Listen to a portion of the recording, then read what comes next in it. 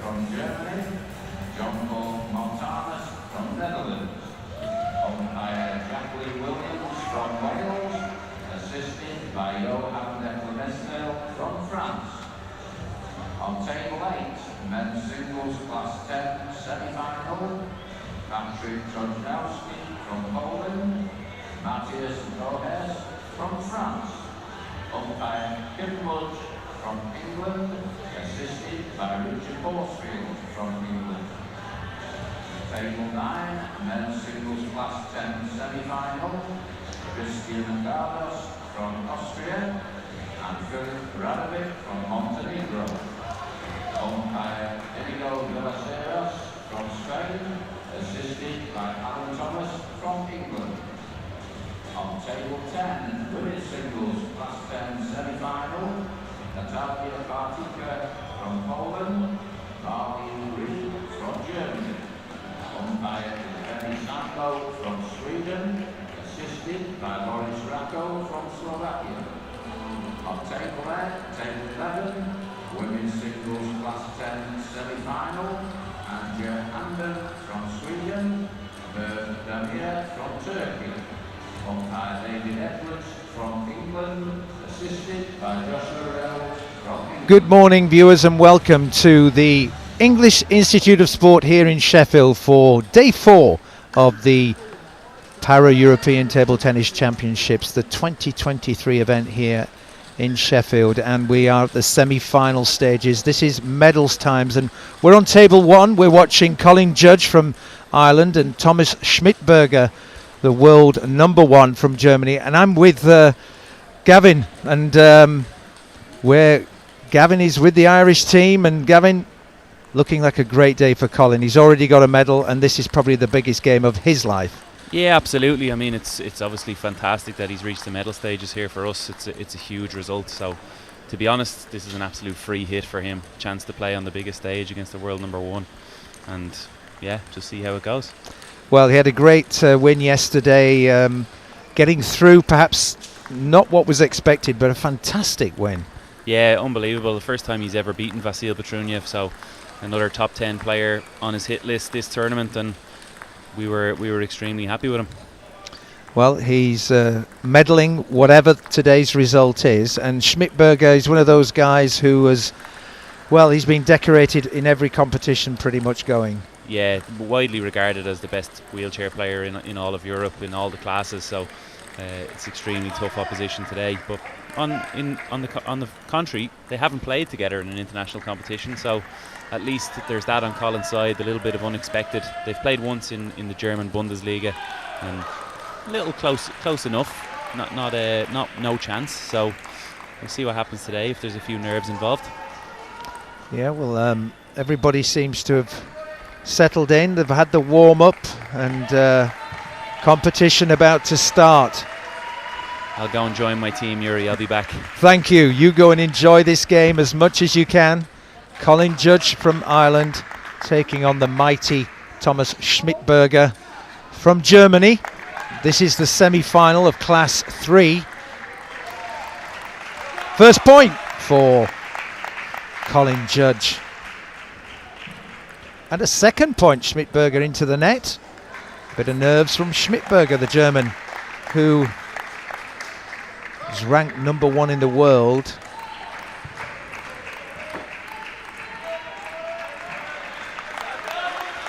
And Colin Judge gets 3-0 to start with, as Schmidberger goes long. Schmidberger, great response there, and a second response from Schmidberger.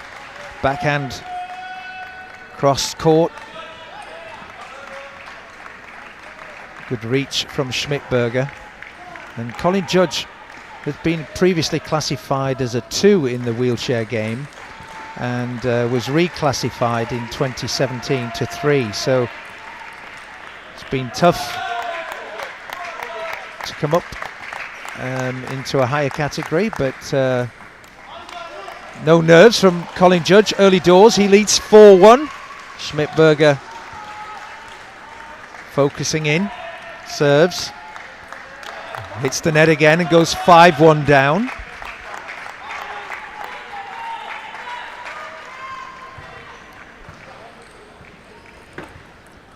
Judge serves, good response, developing rally.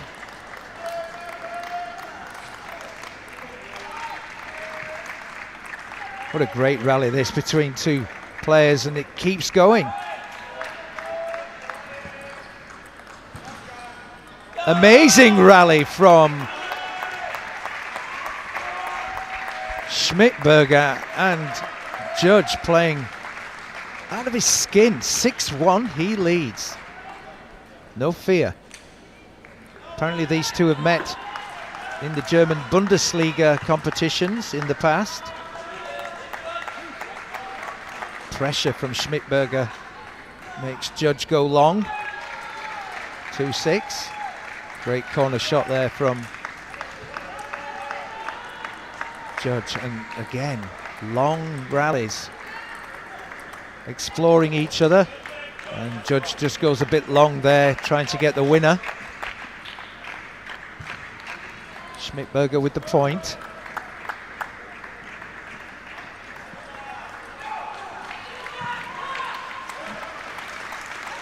And Judge had his hand up saying he wasn't ready.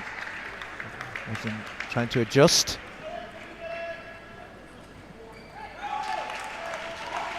Waiting for ball girls to get back to their seats. Schmidberger goes long with that one. Trying to hit the corner. Judge 7-3 up in this semi-final wheelchair 3 classification. Great response from Judge. And again, Schmidberger goes long. Judge 8-3 up. Great resilience from Judge, who has never yet played Schmidberger. Just goes long from side to side, these players testing each other. 4-8.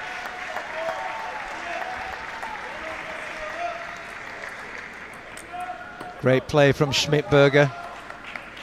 Given the opportunity to use his forehand. The ball sat up nicely for him.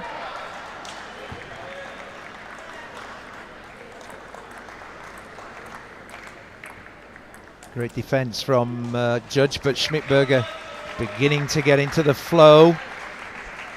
Any opportunity. Schmidberger is being aggressive now. 6-8, he trails.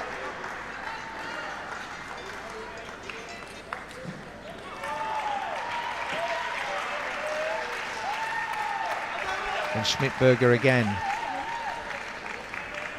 7-8. Certainly brought the points back very rapidly.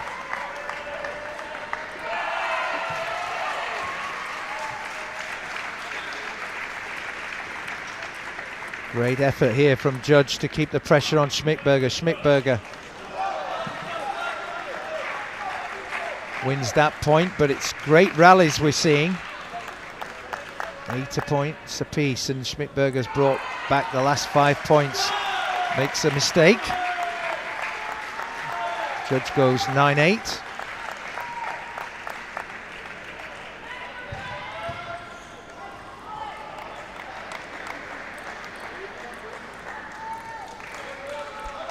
Net call goes the way of the German on that one.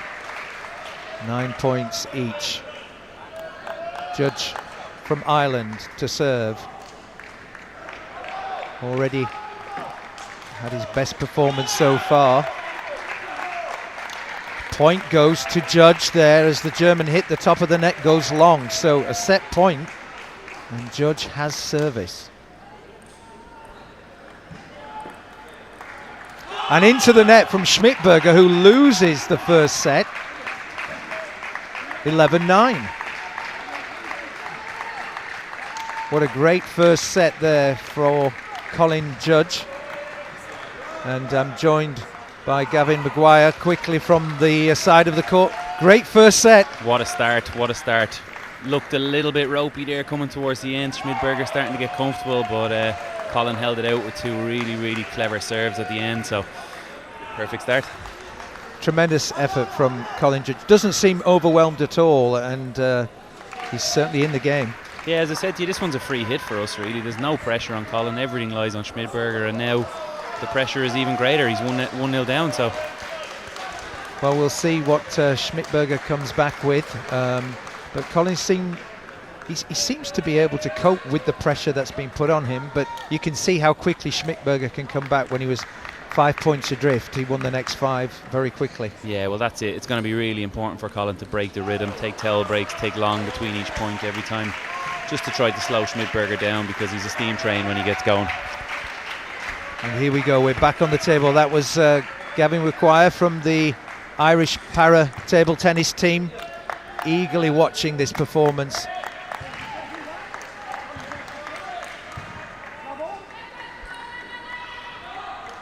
So, set 2, best of 5 sets.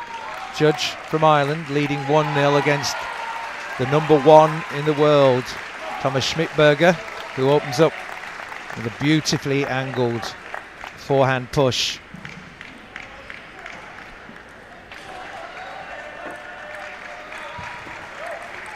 Great shot from Schmidberger. He set that one up beautifully. Schmidberger, #1 in the world. He won his maiden World Championship last year when the Chinese were not present. They weren't travelling, and prior to that he's never been able to get hold of that #1 ranking or World Championship point, as the Chinese have dominated in that Class 3 men's wheelchair category. And this is 2-1 to Schmidberger. Great defense from Colin Judge, who gets the point. 2-2 as Schmidberger hits the net.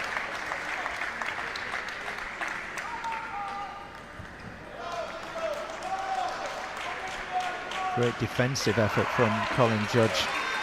Wow, what a shot there from the world champion. Was given scope and loves that forehand.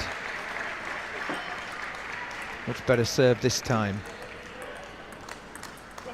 And Schmidberger piling on the pressure. Quick replies, coming back with real speed.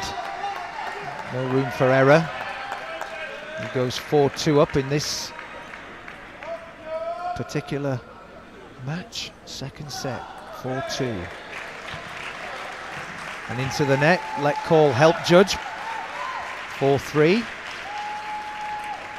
Schmidberger, this time Judge into the net himself. Judge with the serve. What a superb shot. It seems that when he serves to that forehand, it's what Schmidberger's looking for. It needs to be more into his torso than deep. Again, a reversal shot there, right across. Colin Judge unable to respond to that. The speed and pace it came with. 6-3, he trails here.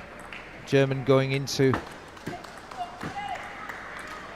overdrive. What a great rally this is. Superb rally from Judge. Schmidberger smiles and shakes his head, but that's a great response. 7-4. And just out of the reach of Judge, who nearly comes flying out of this chair, trying to go across court.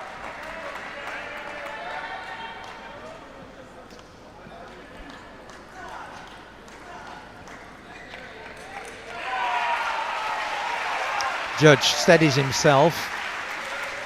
Already put up a great display against the world number one. Oh, long from Schmidberger, annoyed with himself. 5-8. And the Irishman serving. How short was that? Well, recovery again from Schmidberger, but he goes long there. 6-8. And Judge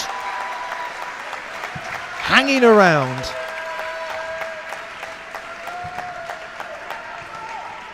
Was a class 2, now class 3.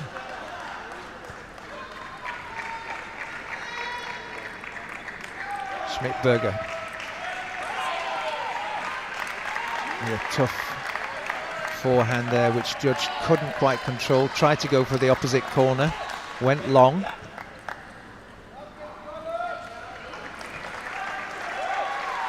Just long there from Schmidberger. And 7-9. Can Judge secure 2 points from his serve?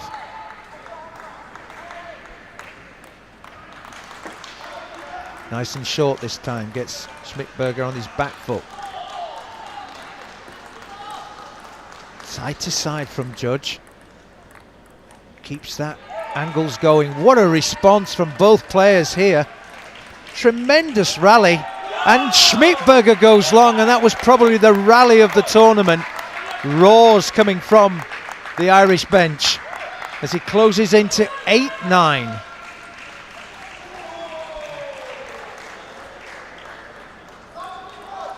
Serve. Schmidberger playing with a bit of confidence, but no, he's hit the net, and suddenly it's 9-all. Judge picking up 2 points from his serve.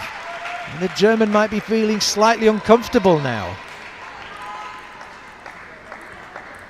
Into the rally deep, and he loses the point to Schmidberger, and suddenly Judge has a first set point, 10-9. He has a set point to go 2 up against the world number one.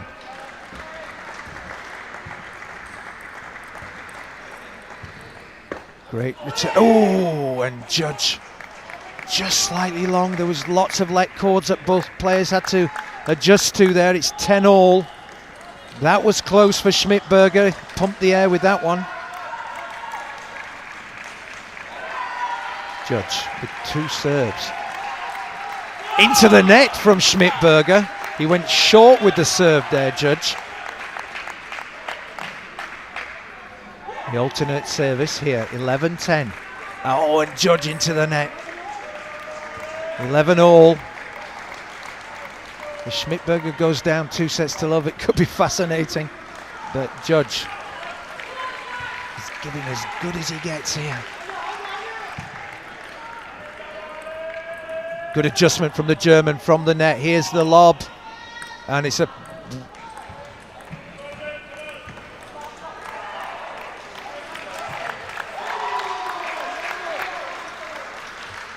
No point given.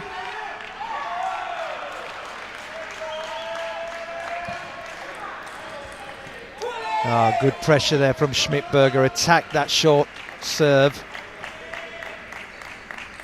11-12. Schmidberger with the serve now. Can Judge recover from this? Great shot then from Schmidberger. And again, and look at what it meant to him. Look what that meant to him. Pulled that one out of the hat there, Schmidberger. Had faced going 2-0 down. And you have to give credit to the Irishman, Colin Judge.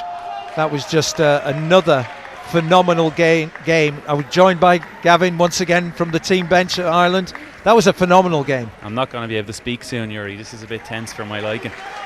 But yeah, look, another unbelievable performance from Colin. Schmidberger starting to get a little bit more comfortable with his style, and Colin matched him there, really. Had 2 set points, and That's all we can ask for. Put himself in these situations and hope for the best. I mean, he is playing neck and neck with the German world ranking #1 and had him on the ropes. You can see the emotion the German is showing you, that how much this is meaning to him now. Yeah, 100%. He's not comfortable here against Colin's style. That's for sure. Obviously, if he starts to win more points, goes on a run, gets some rhythm, that can change. But right now, if Colin can stick at even Steven, then he's uncomfortable for sure. Well, Colin Judge is demonstrating he can play at this level. That's one thing that we're seeing, and it's going to be a super game. 1 set all, 13-11 and 9-11. That's a great performance by the Irishman so far. Back to the table. Thank you to Gavin Maguire, who keeps running up here and giving us that key moment of how the Irish team are feeling. It's a small Paralympic table tennis squad, but it's certainly getting rewarded right now. Schmidberger with the serve. Powerful forehand. Schmidberger opens up with the first point. Worthy of a semi-final. Often semi-finals are the finals. Many people talk about that in matches. The semi-finals are often the most tense of affairs. One apiece. Short from Judge. Yeah, went long there, Judge. Schmidberger gets the point. Judge trying to stay away from that German forehand.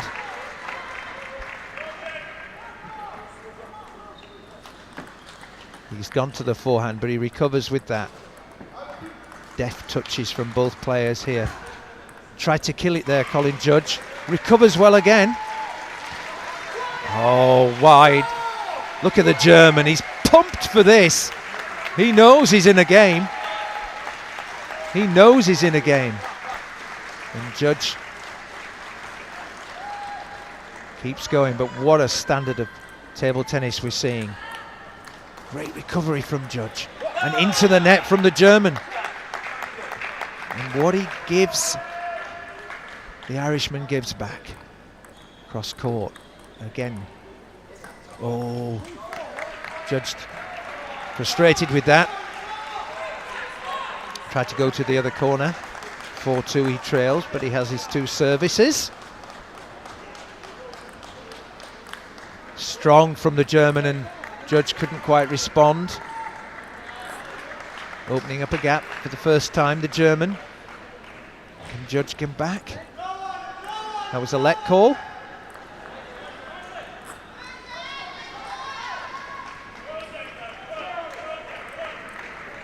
Short there from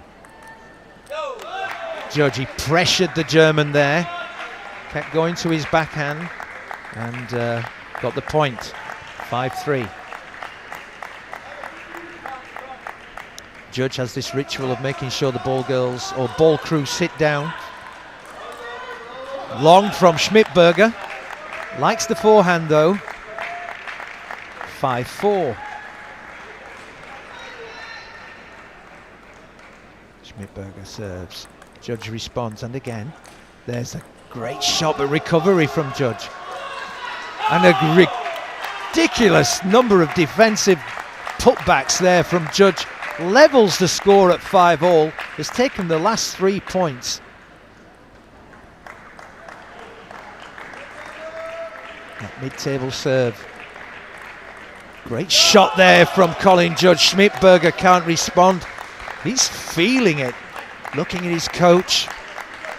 His coach stands up, keeps applauding him, says keeps going, but the last 4 points to the Irishman. This is a very different style that Schmidberger's being faced with. And there's a short one. The look goes to the Irishman. The look of the Irish there. 4-leaf clover and all that. Schmidberger finds himself trailing 7-5.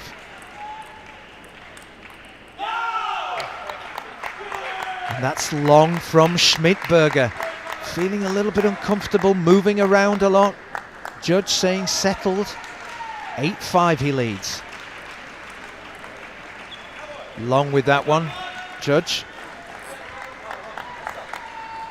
6-8, but 2 serves to come.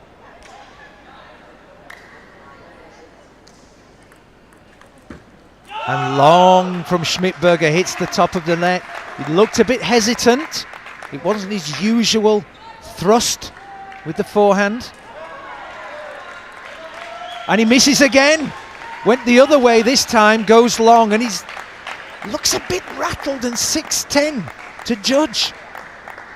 Has 4 set points to go 2-1 up. Good serve from the German. Good shot from the German there to the baseline. It was an impossible shot for Judge to respond to. Still 3 opportunities. Gets the look of the net again. Goes long. And the German has a timeout, or timeout called by the Irish, I feel. And it's a good timeout. 10-8. And an opportunity for Judge just to calm down. He's got another 2 opportunities to try and take the second set, or third set, 1-1. Already a great match between these two. Judge very much the underdog. Schmidberger, the world #1, and seen as the best wheelchair player in Europe across all classes. Schmidberger's responses, you can see that this is a real tough match for him. He sits tall in his wheelchair. He's got tremendous span, reach, and his forehand is phenomenal. But waiting for Colin Judge to come back. It's quite a long time out, this one. It's really mind games here from the Irish as they try and unsettle Schmidberger, make him think.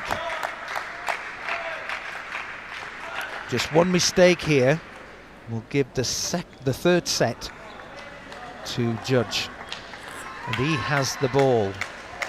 His decision is to go with that short or long serve, try hit the body of the German, aim for that torso.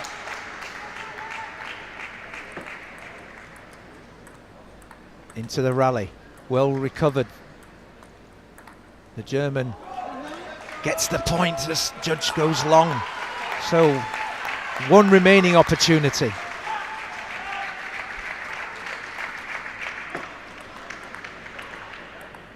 Great shot there and a great recovery, and the German goes long. And the second set, 2-1, the lead to the Irishman. 11-9, and it's an incredible performance so far. Schmidberger is genuinely under pressure, and I'm joined by Gavin again from the Irish team, and words are beginning to defy me as this guy, the Irishman, is coming back. I don't know what I'm witnessing here, Yuri. I've never seen him play at this level before. It's incredible. He's obviously puts in a huge amount of work, but this is just different gravy we're talking about here. And Schmidberger visibly concerned and stressed. Yeah, he's he's showing rapid emotions. 9-11, 13-11, 9-11. The Irishman is in the game all the way, and that's what Schmidberger is not comfortable about. He's absolutely on his tail. Yeah, Colin just needs to hold his nerve now. Continue to vary it up with the service, receive, and to be honest, Schmidberger's making the mistakes here, so it's most important, Colin, just keep your cool and keep that ball on the table. I think Schmidberger's finding himself in this position where he's trying to play percentages, so he's not being as aggressive as he normally would. So he's trying to just keep in the rally, and Colin is just staying with that. Yeah, I'd be surprised if we don't see a little bit more angle play from Schmidberger in this set, trying to play short in Colin's forehand and backhand side, stretch him on the table and follow up with attacks more so than sustained attacks. Well, we're back in it. This is the fourth set, 2-1 to the Irishman. I may not be able to speak if he wins this, Yuri, so. Thank you, Gavin. And there's the pump fist from Schmidberger, who knows he's in a game. He has to win the 2 remaining sets. Judge goes short. explosive from the German, but back into a rally. Oh, Judge just goes a bit long there. But the Irishman is able to defend these explosive forehands and backhands from the German that he's famous for. Varying it up, the German. There's the speed, gets the net on that one. 3-0, the German, starting very well. Good angle there from the German. And dominating this early period. No timeouts from the Irish. Bit long there from Judge. Rolling with this particular set.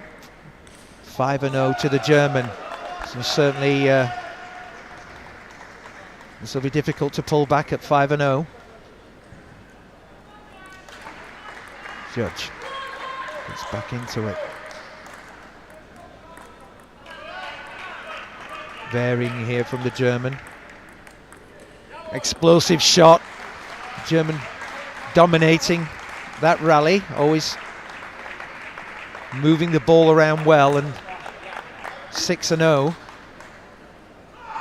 doesn't reflect the rest of the last 3 games that we've just had. Great shot there from the German, and Judge couldn't bring that one back in, and suddenly it's 7-0. And give credit to Schmidberger, come back significantly. And Colin Judge struggling in this set to find his rhythm.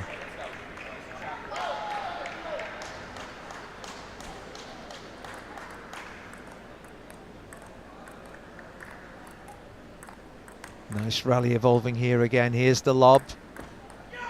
Judge recovers. First point for Judge, 8-1. He won't have the donut, the dreaded donut, which is the 0. Short from Colin Judge with the serve, but into the net, and this set is probably going to have to forego. It'll all come down to a 5th and final set. 10-1 to the German. Perhaps Judge is just conserving his energies. Schmidberger will feel as if he's in more control. He certainly has been rattled. And that's clinical from the German. Judge will have to concede that. 11-1, pretty comprehensive. Schmidberger back there, but 2 sets all, and now to a 5th and final set. And Schmidberger dominating completely. Gavin's back here, and that was a little bit of German domination there, and Colin just sort of couldn't stay with that one. Yeah, a little bit of a reality check for Colin there. It's very difficult to sustain the level he was playing at there for the first 3 sets. So, yeah, to be expected that can happen, and now we've just got to hope that it's a tense affair. It's 2-2, that Schmidberger is feeling that pressure still. Well, you know, it's sometimes you just have to refocus. Maybe it was the opportunity to do that. Now he knows it's just one game, winner takes all. If you offered me this at the start of the tournament, Yuri, I would have bitten your hand off. So an unbelievable privileged position to be in here, and 1-set shootout to get to that final. Well, this is how it goes. It is a 1-set shootout, and Colin Judge using every second he's got. Yeah, and I'm just looking at him on the screen here now. He looks extremely calm. You know, he's in the position here that he's never been in his life, and it looks like a duck to water, you know. So let's see. Absolutely. Here we go. The 5th and final set. Will it be the upset? Will it be the Irishman? Or will it be Schmidberger, the world #1? You'd think in this situation, in a 5th set, he's probably been here a few times before. He's won 40+ medals, many of them silver at the World, and then sometimes gold at European and Worlds. Here we go. Great shot from Schmidberger.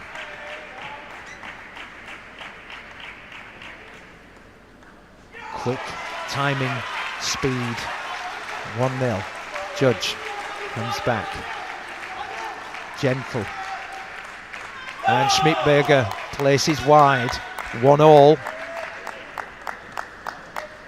Moving the ball around.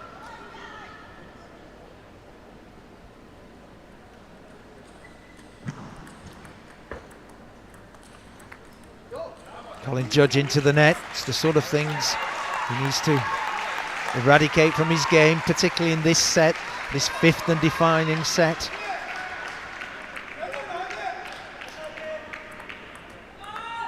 Great variation.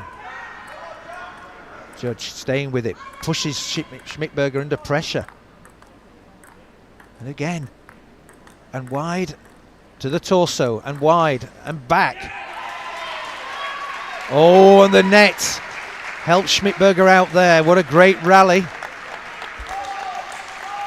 These rallies well into double figures each and every time. 3-1 Schmidberger with the fortunate net let call. Long from Judge. Schmidberger 4-1 up. Could be a timeout anytime. Fortune favouring Schmidberger, but that goes long from him. 4-2. Can Judge take these 2 points on his serve? Schmidberger knows he's in a game here. Powerful forehand, and he served to the forehand. And Judge knew that was a mistake. They're going to change ends, as you do in the fifth and final set. Remonstrates with himself there, Judge, because he went to the German strong side and gave him plenty of width to do the damage. 5-2. And the pendulum swings in favour of the German. But only just this point. What a cracking shot from Schmidberger. 6-2. Can Judge respond? Needs to get a couple of points here. Prevent the German train. Good response. Gets that one. But there's that powerful forehand coming down from the German. 6-3. He leads. What a super shot there from the German. Gave it everything. There's no way Judge could reach that. Never mind control it. 7-3. Short. And he goes long, and Schmidberger pumped. He knows he's been tested here. 8-3. Judge trying to hang in this fifth and final set.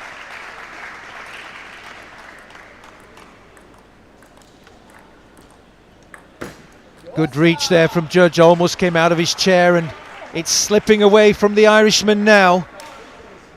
But it has been a most royal battle.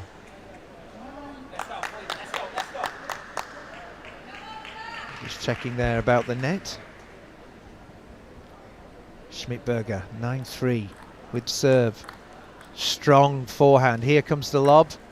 The wrong side. Point to Judge. Judge responds. Keeping it going, keeping it on the table. Powerful, and a great recovery. And the let helps Schmidberger out, but he'll take that. And now he has 6 match points in the fifth set. Schmidberger.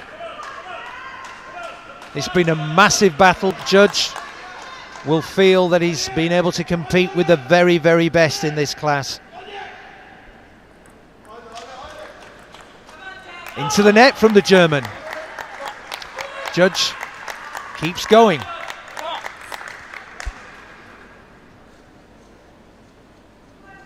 Here he comes. Short.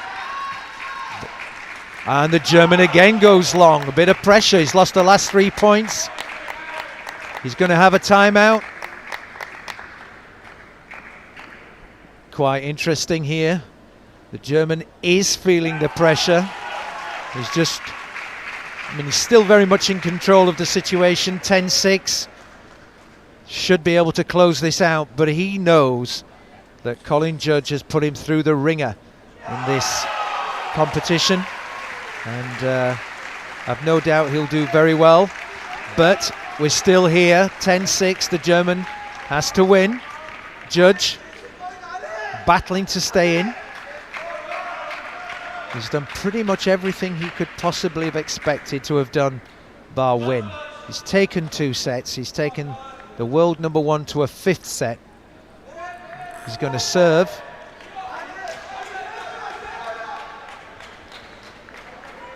And here he goes. Goes short. Schmidberger. Playing percentages and long again. 10-7. A wipe of the brow from Schmidberger. Nods and nods. But he's made 3 mistakes. The nerves are there. He knows he's in a battle.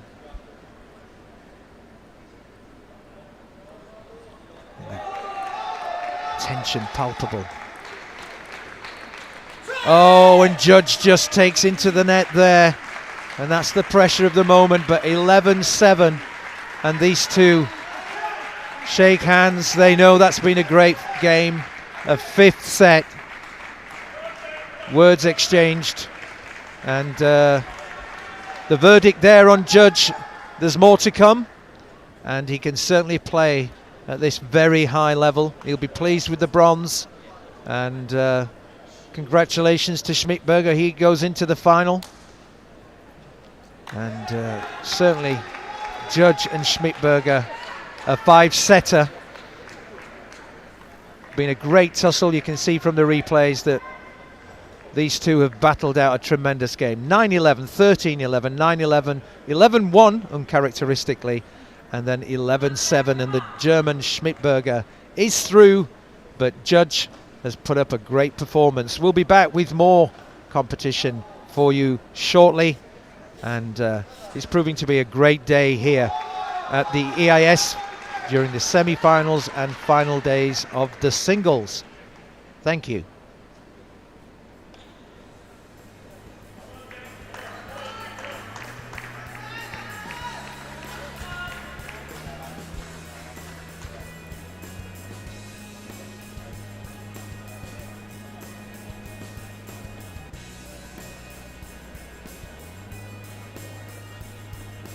And there we have Schmidberger talking that one through. And he knew he was in a game. So, ladies and gentlemen, we'll see you back shortly here at the EIS for more table tennis action.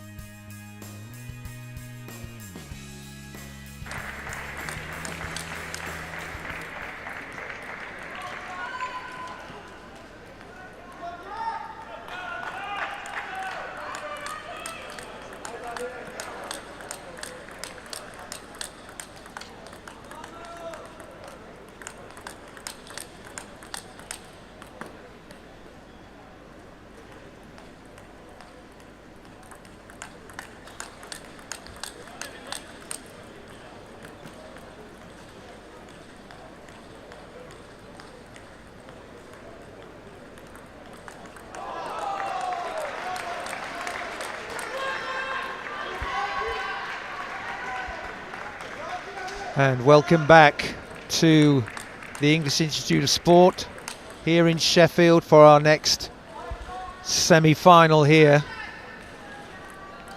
Abdullah Ozturk and Boris Travnichek, and the Slovakian and the Turk.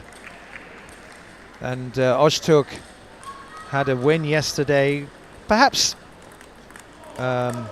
slightly surprising, and but played really well.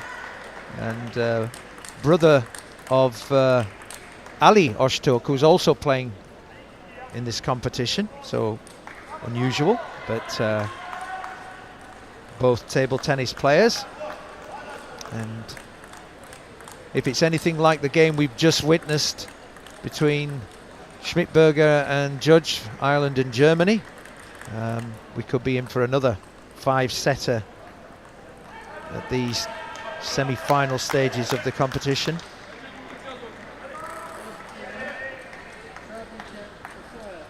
And we're all set to go here. Travnichek, the Slovakian, to serve.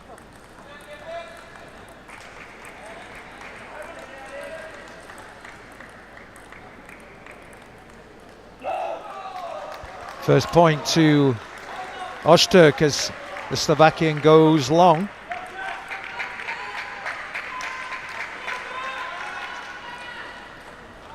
Tense moments in these early stages. Just Slovakian into the net. Ozturk gets an early good start. Very tense. Just sounding each other out to begin with.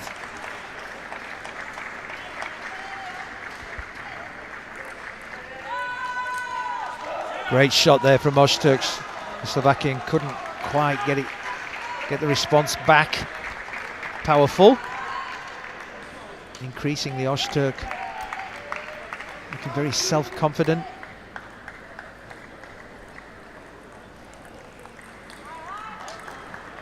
Long again from Travnichek. Hasn't quite got his distance yet.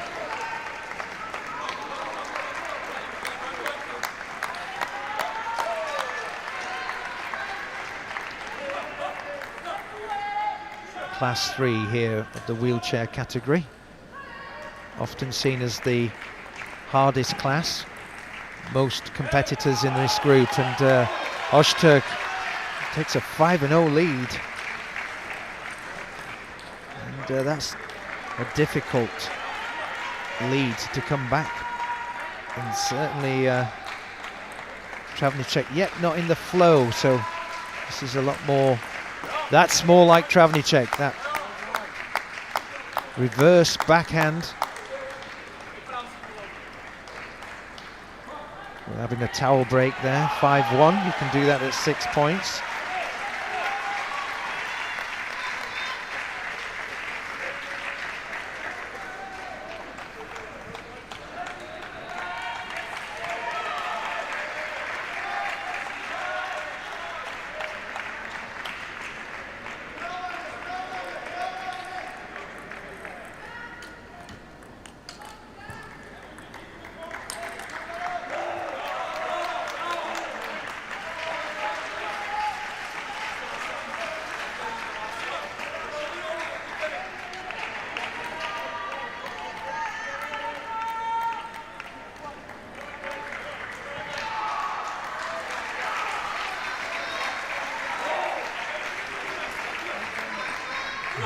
And Ozturk clearly dominating here.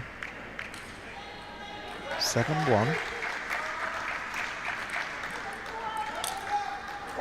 Off the net, and Boris Travnichek is not finding his range at all.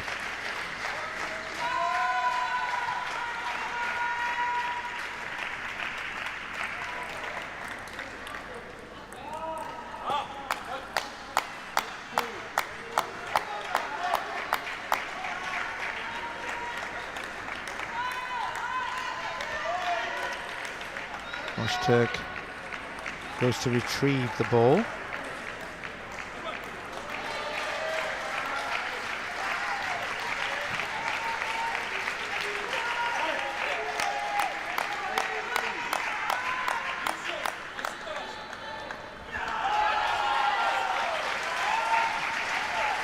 I'll have to correct myself there. This is Class 4 semi-finals. I gave you Class 3 earlier. Do apologise. I was just carried away by that last Class 3 game. So Travnichek picking up a few points here to put the pressure back on the Turk. 8-4. And the Turk is a very animated coach.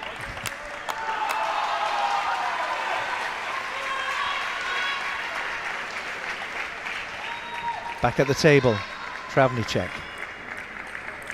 Great shot there from Ozturk, but good recovery from the Slovak. And then the response is long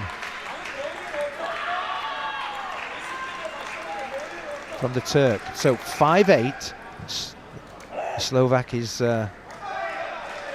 recovering.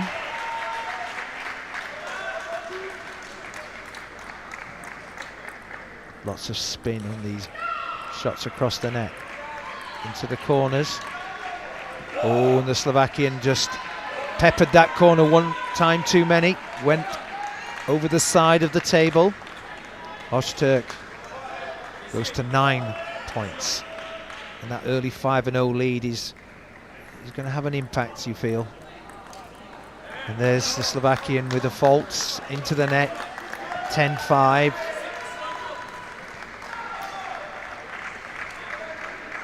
Ozturk just needs to play the percentages now to get this first set. Oh, fortunate shot there from the Slovak.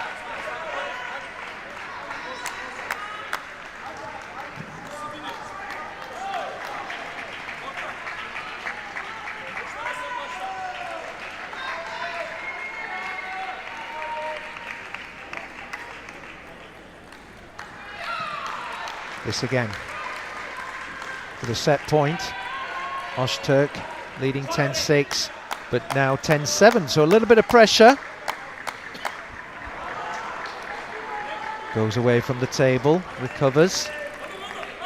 10-7, still Ozturk in the driving seat.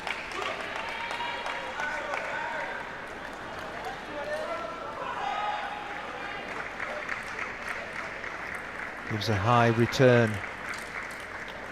And the Slovakian picking up the pace with his quick backhand returns. Timeout called.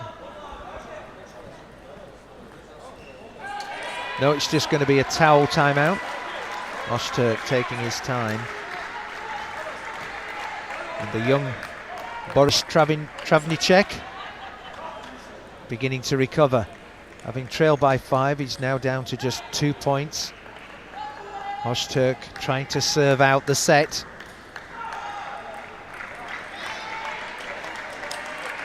And Travnichek goes into the net, and 11-8. Ozturk gets that first crucial set.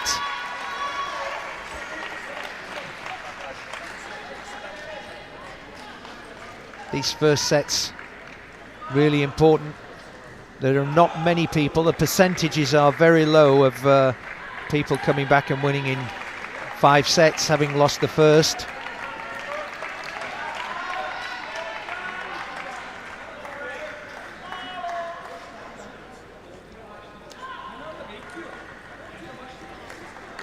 And we have the replays on screen. A lot of Slovakian influence in the British para table tennis camp, where the head of performance is Slovakian and one of the leading coaches is also Slovakian. So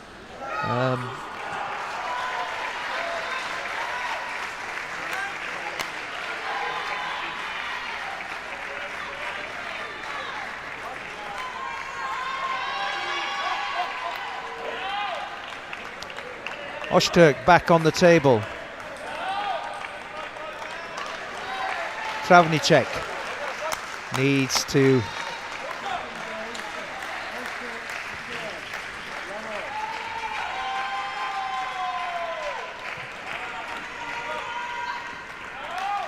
Ozturk with serve.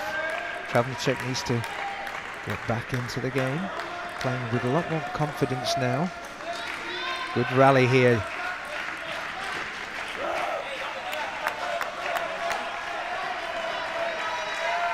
Travnichek loses the first point.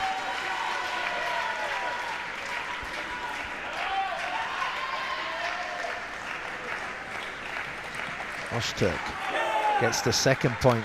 Tough serve.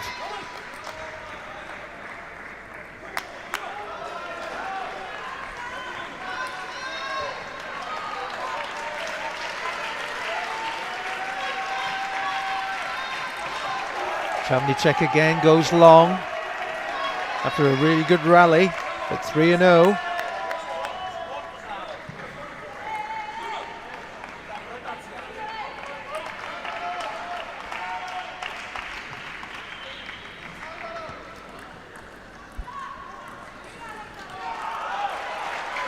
And again, Travnichek just doesn't seem to be able to execute at those crucial stages, and Ozturk defending everything that's coming his way. Much more a defensive player compared to Travnichek, who's playing many more high-risk shots. And he's trailing 4-0. Good reach from the Slovakian, and Ozturk completely misfires on that one.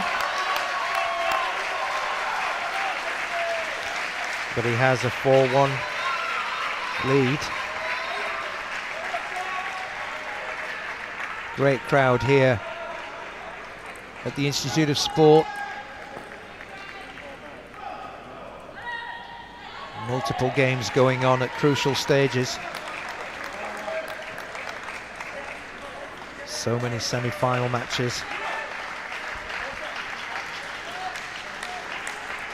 Ozturk serves. Travnichek has just not got his distance in this particular game, and suddenly 5-1 down again.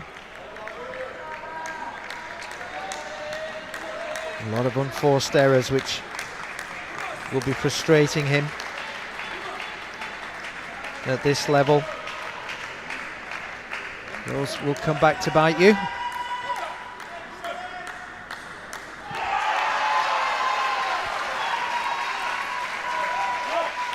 Again, Ozturk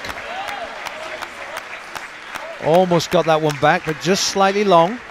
But point to the Slovakian.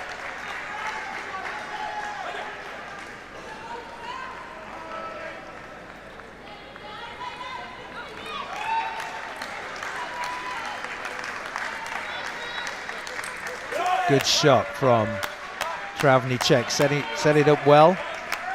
5-3, fighting back.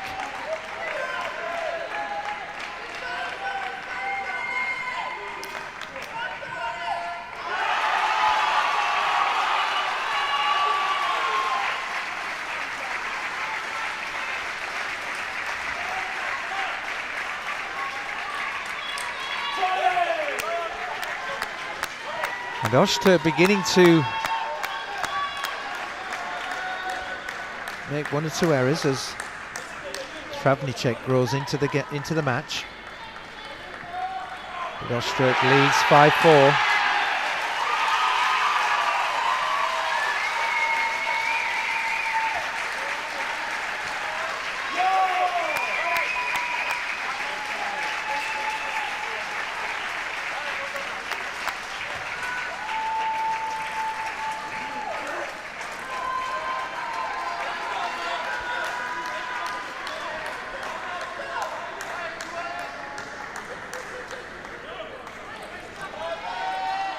All square in this game. Ozturk gets the benefit of that let. Into the net goes Travnichek, who's certainly finding his range. The more aggressive player, but Ozturk leads 6-5.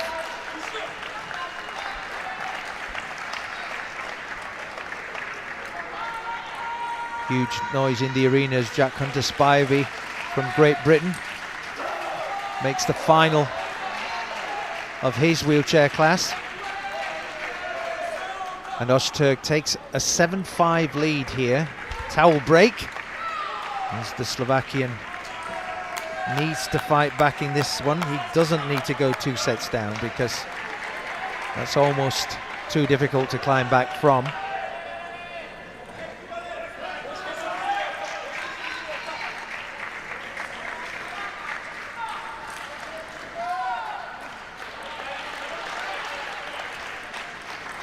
Cagey stuff. Ozturk more aggressively, but great defense and a great offensive shot from Ozturk.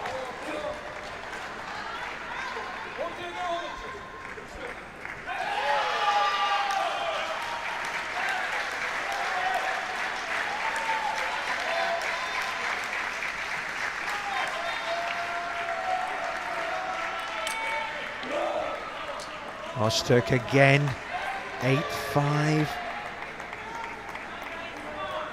Slovakia not calling a timeout as he struggling to get back into this game. He has served, but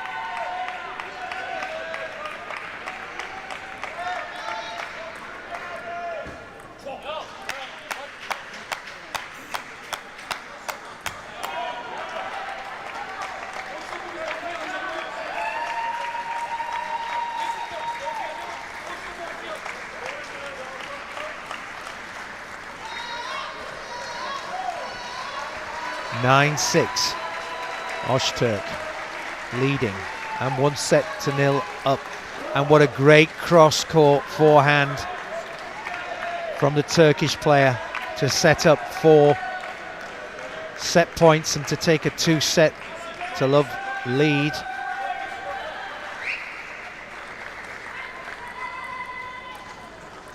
Cagey from both players at the moment. Great cross-court sliced forehand there. Ozturk gesticulates,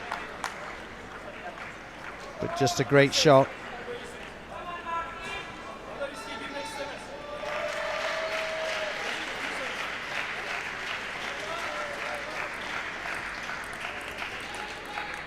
Great rally evolving here. What a winner from Ozturk. That was a super sweeping forehand. And he takes the second set 11-7 and leads 2-0.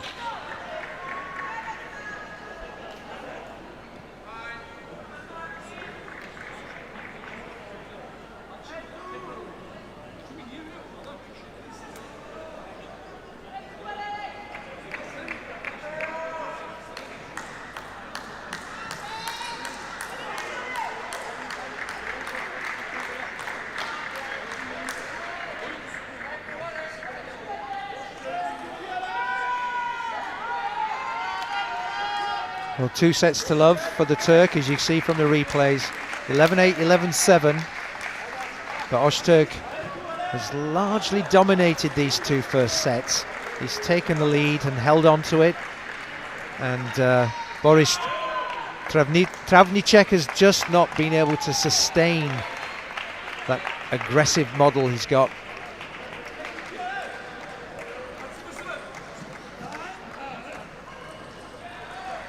And Ozturk certainly more defensive, but certainly has certain shots that have shown he can win these points as well, rather than just stay in the game. So 2-0. Travnichek will face a tough battle now to win his way through.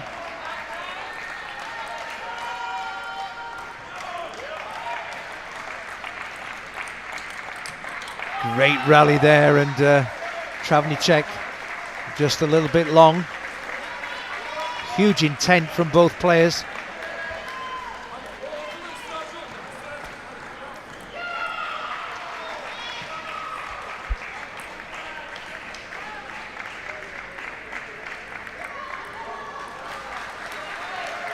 Short there from Ozturk. He just tried to play that gentle loop over the net.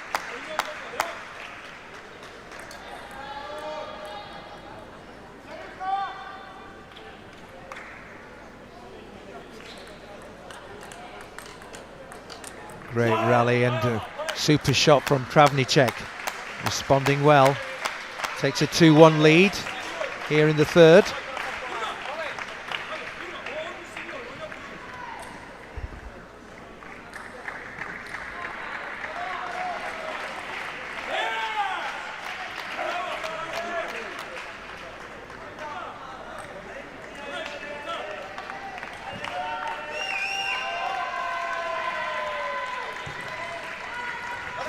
Into the net from Ozturk. A little bit of pressure now building. It's not all going the Turkish player's way. And Travnichek improving his consistency.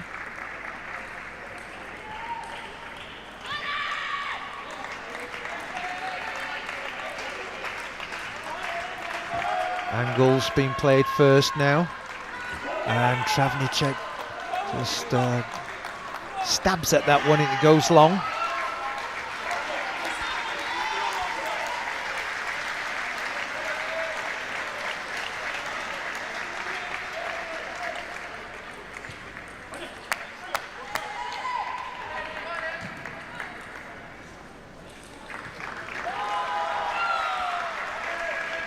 All square here, 3-all. Great Ozturk forehand. Travnichek tried to respond with his own. It just went long, but Travnichek is just playing aggressively.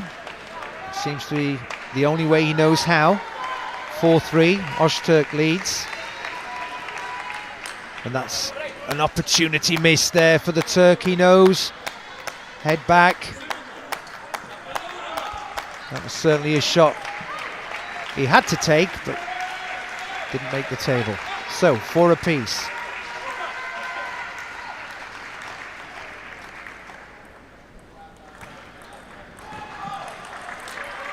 Great shot from Ozturk. Right into the corner of the table. Great skill.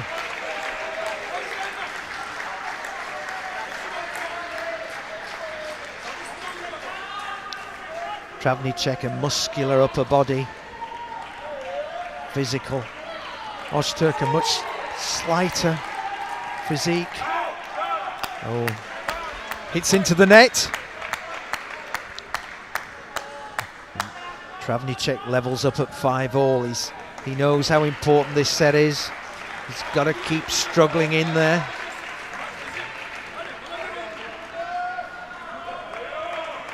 Very much a tense battle, this third set.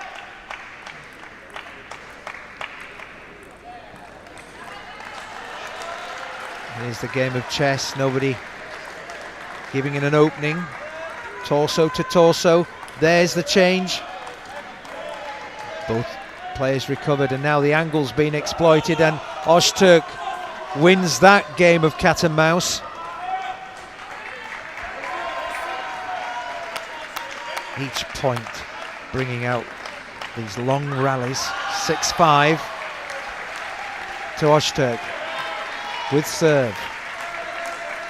Great response from Travnichek, and he just doesn't. He calls for a timeout. And just doesn't hold back. His natural instinct is to try and hit the winner. And low percentage shots of accuracy if you're just not quite in the flow, and in this particular set he just needs to stay in the game.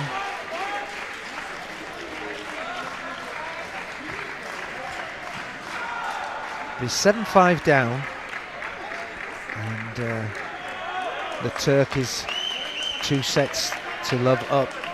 It's either he's going to decide to go all or nothing, or try and stay in the game and hope that Ozturk lets him in, make some mistakes to try and pull back these points.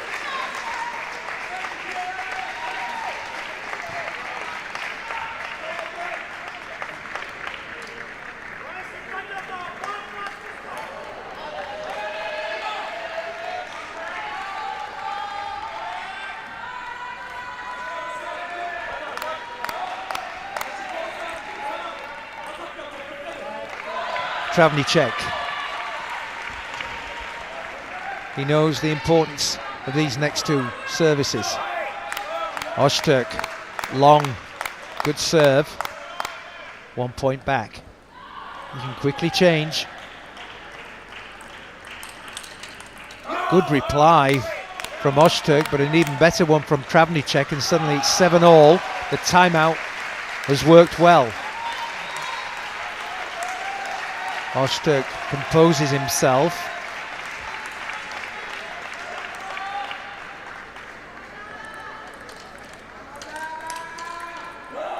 Wow.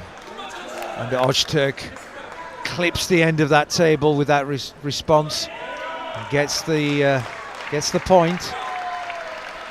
But Travnichek taking no prisoners, playing very aggressively. Oh, and that's an enforced error, a spin, just too much.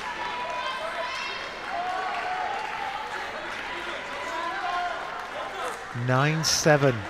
Ozturk edging towards that final in this Class 4 wheelchair category. Went for the win. Went for the win. Went for the kill. Long. 9-8.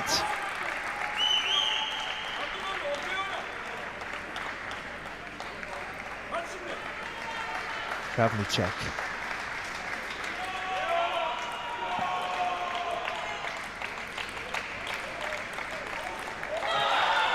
Travnichek and Ozturk. What a rally.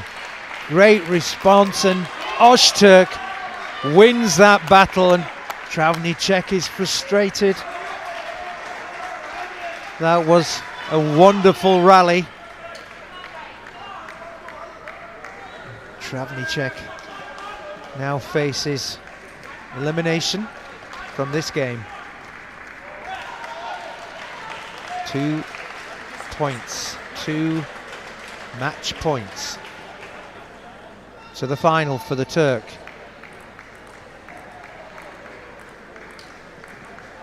Cagey stuff. Ozturk can keep playing the percentages. Oh, went for the short game. Went for the short.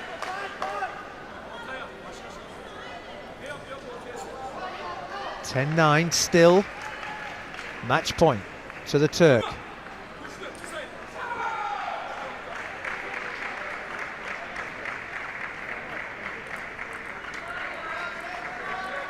Body to body, torso to torso. Nobody varying anything here. Just the spins.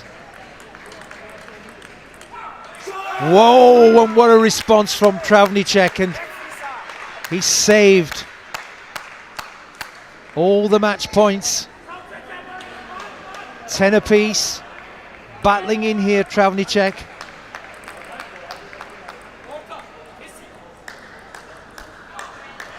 Can he get an advantage? Takes a breather. Oh, and what an error. What an error for the Slovakian. That's pressure, and Ozturk has the advantage back with serve.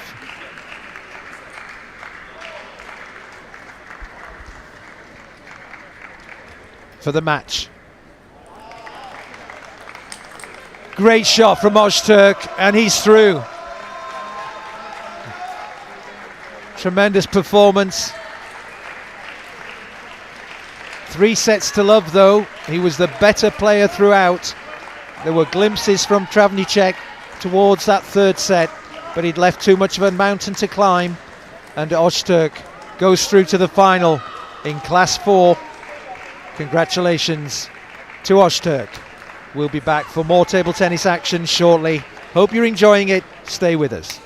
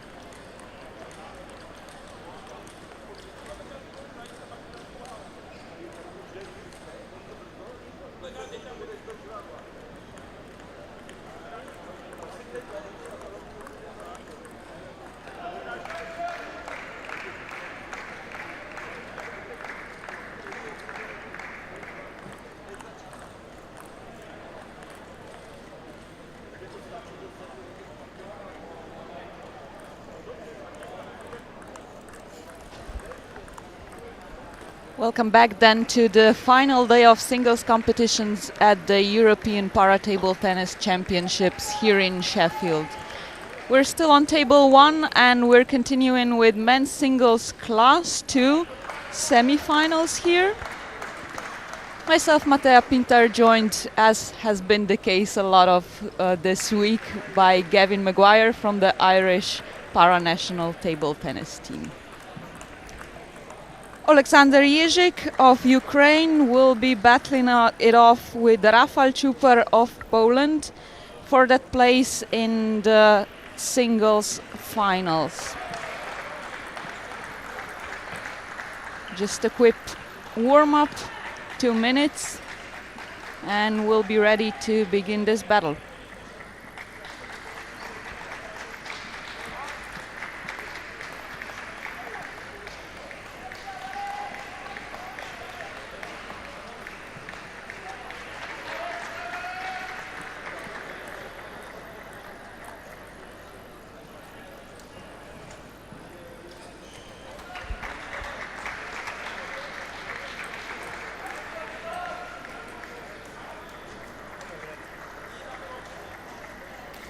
We saw some of those two players on this table already earlier in the competition. Any special predictions, Gavin? Special predictions, I'm not sure, but I know Rafał Czupar will certainly be the favourite here. Jezik, wealth of experience, some titles and medals to his name, but Rafał Czupar is one of the most decorated Class 2 athletes out there, himself and Fabien Lamoureux, so I'd be surprised if we didn't see a Polish victory. Yeah, he's world number 1 on the ranking list right now as well, and having won the Polish Open in singles earlier this year, as well as the Slovenian Para Open and Greek Para Open. Their track record speaks in his favor. Yeah, they're just having a small argument about the height that Jezik threw the ball up on the first service, saying that it's not quite high enough. So more than enough height on this tetra loop right from the start.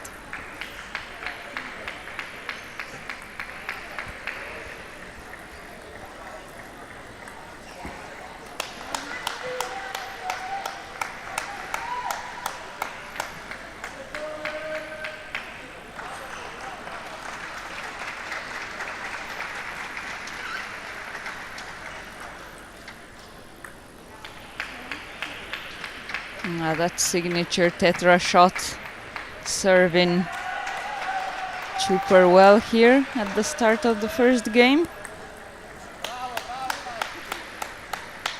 I'll have to be careful because Jezik seems to be getting used to it.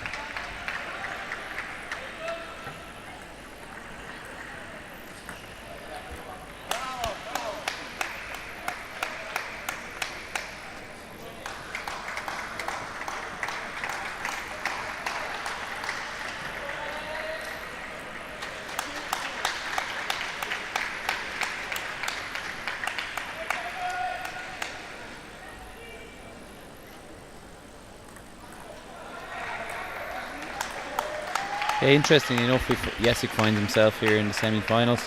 Commentated on him in the group stages earlier in the tournament and watched him be defeated by Crosara, the Italian, but obviously picked himself back up after that defeat and came through on the other side.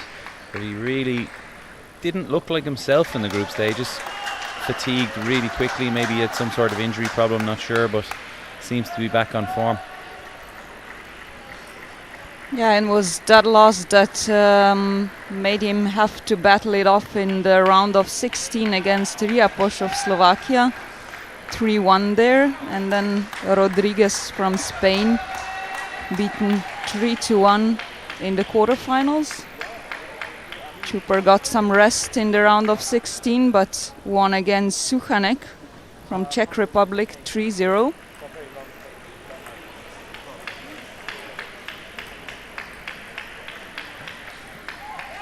Pretty casual Mr. Czupar. Nice high ball there.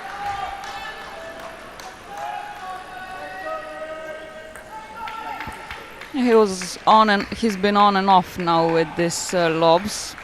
Couple of misses, couple of Good counters by Jezik. Couple of clear points.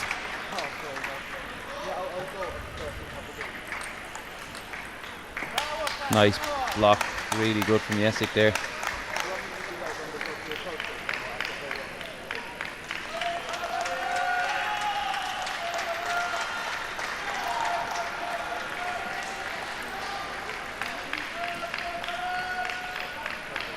No defense against that one. No, untouchable really.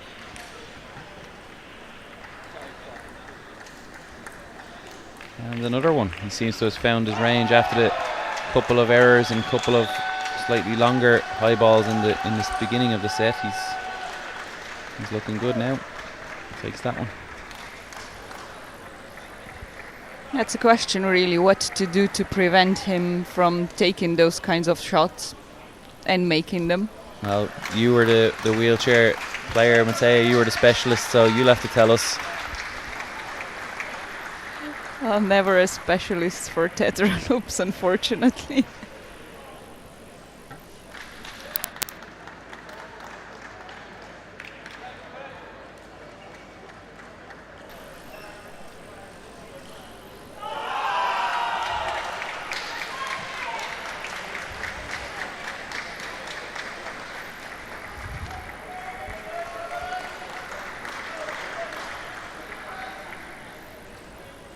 Awaiting the winner of this match in the final. No doubt Chuper would like another chance to finally beat his nemesis Lamiru. I don't think he'd complain if it was a Ludrovsky in the final either, though. As long as he makes it here first.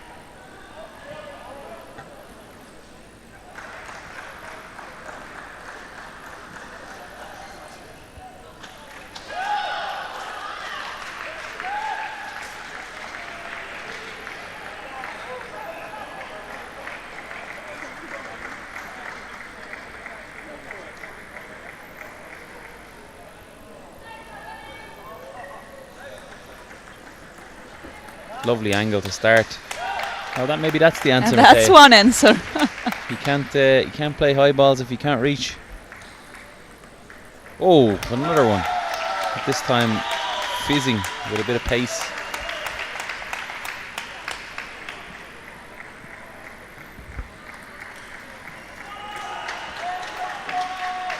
Yeah, almost there on the ball here, Jezik. It's difficult to control that kind of bounce.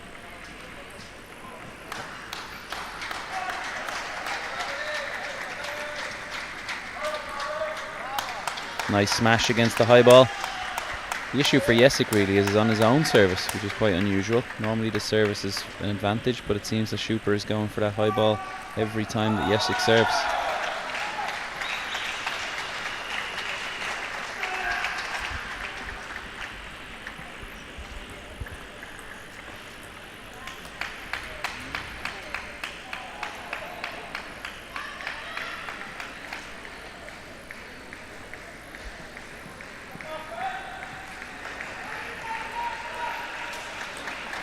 There really can't be any opportunity given to Chuper here. No, they're just untouchable. Right on point with every single shot.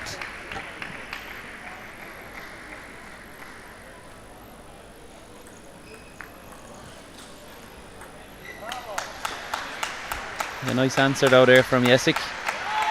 He's got a few tricks up his own sleeve.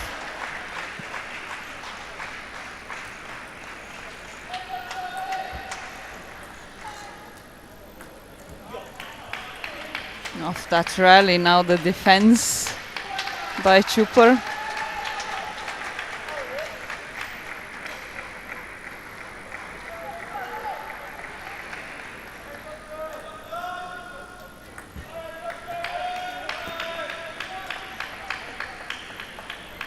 Is there a different kind of serve, do you think Jezik could even try here?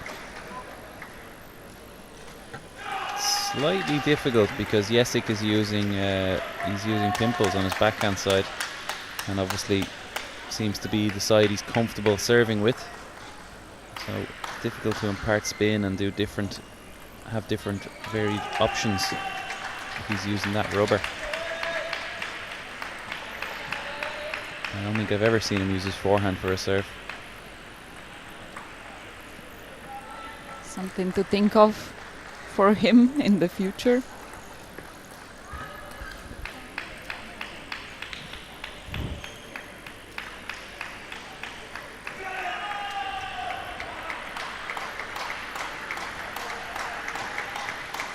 Oh, of course. You think he heard me? Little forehand serve, but it did nothing. So what do I know? You know the commentator's curse.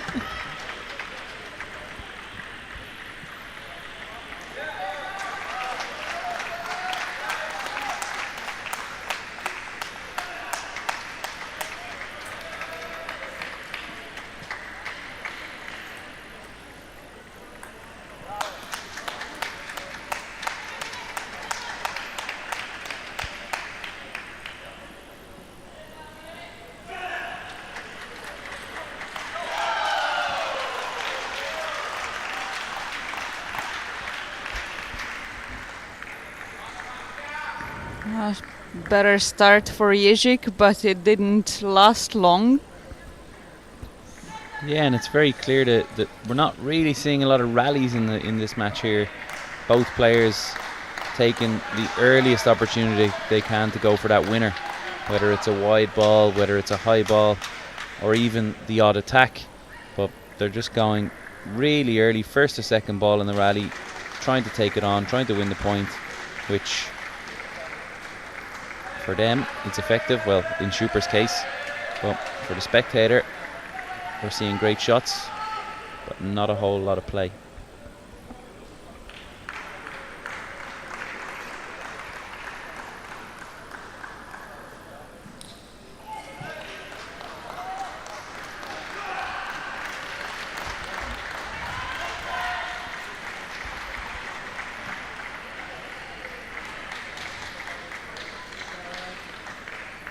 It's definitely a thing with class 1 and 2 players to try and win the point as early as possible, not to bring yourself too much out of balance with long rallies, constrain strength. And if you can do it with a good tetra lob, why not?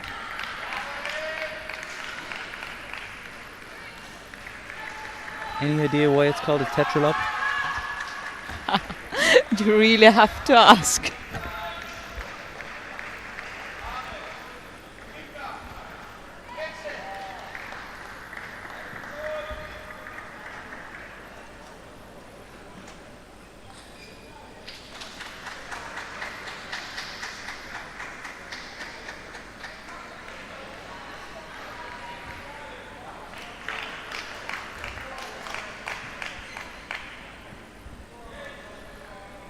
Jacek just getting his racket strapped up here.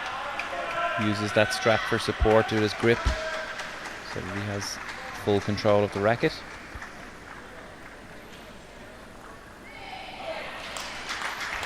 Fully in control of this match so far. His opponent, though, could be the last game we're seeing if he wins this one as well, the pole.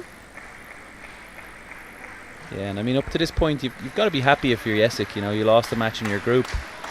You've come through another 2 battles then to win and secure a medal for yourself, when in the early stages you probably thought you weren't going anywhere in this tournament. So I don't think he'd be too disappointed when he looks back.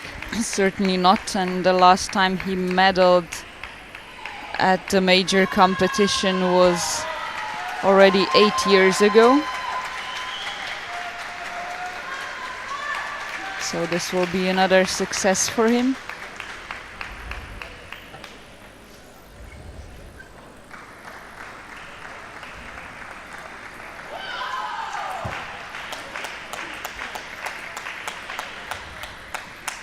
Not that he's ready to call it quits just yet. No, on we're this not match. done yet.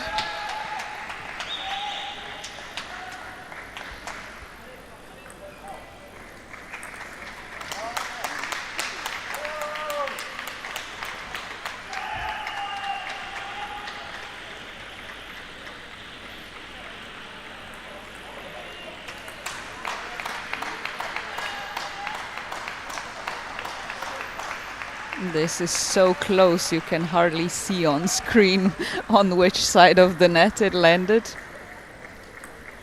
Yeah, it's true. There's times I want to say, oh, what a shot, but I have to double check if it's actually gone over the net or not. It's just so precise. Sometimes you just wait for the player's reaction to know who got the point. Yeah, or even the umpire to put the scoreboard over.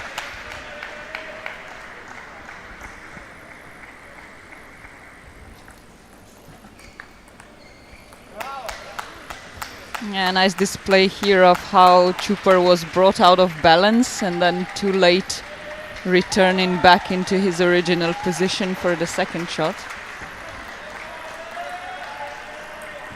Yeah, no wonder he prefers to finish it off like this. Exactly, and any time that Jesik has actually been able to play those kind of attacking shots longer on the table, he's won the point, but Chuper is just not allowing it to get to that point.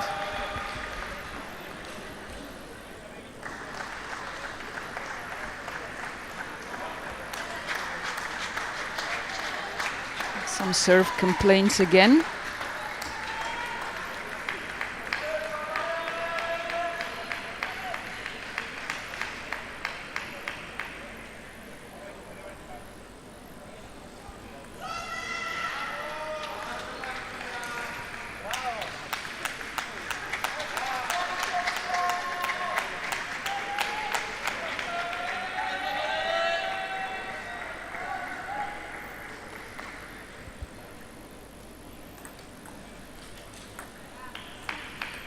So good.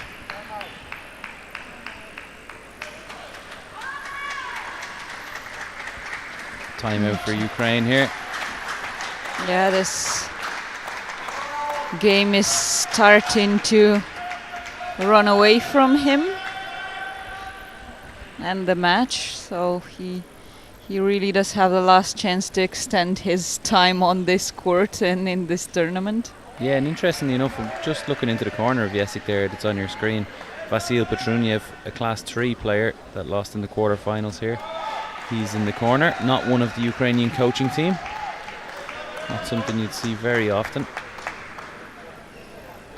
But obviously they've been team partners and training partners for a long, long time, so who knows his game better than Vasil Petruniev.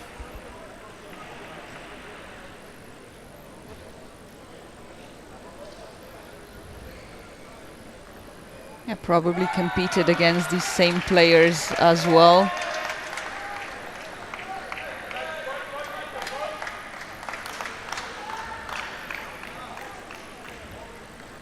Just coming back out now. Chuper looking to book his place in the final.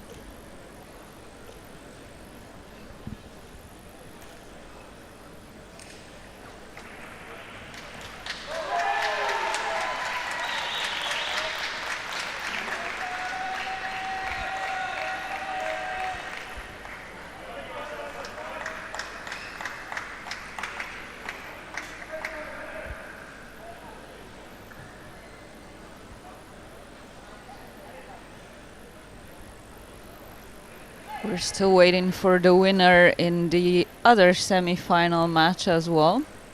So nothing's been decided here in men's singles class 2. And just as you say it, it's been decided. So we see there Fabien Lamoureux is the one that comes through. Oh, maybe I'm wrong, am I? It looks like I'm wrong. I thought that was a 3-0 win for Fabien Lamoureux.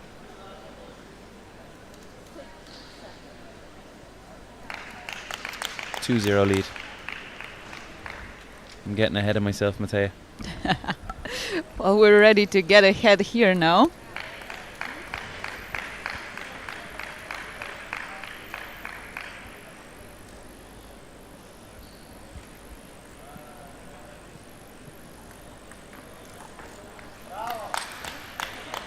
Chuper can't be thinking about his opponent in the final just yet, but he's getting close. Surprised the referees have let him away with that there. He just smashed the ball away into the far side of the court with a little bit of frustration. Referee's not taking any action.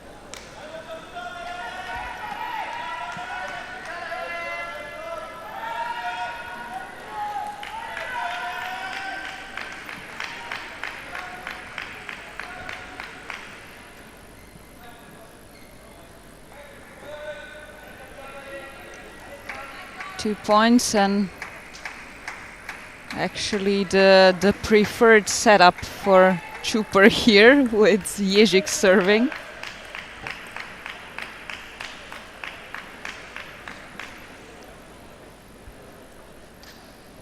Three match balls now to finish this with 3-0, another clear win, as he's been doing this entire tournament. Finished off with a missed serve from Jezik there. You can see a big smile on Rafael Schuper's face. He's delighted he's going to the final to try and book his place in Paris. We'll be back with more action on this table 1 with men's singles class 1 next. So short break and join us again.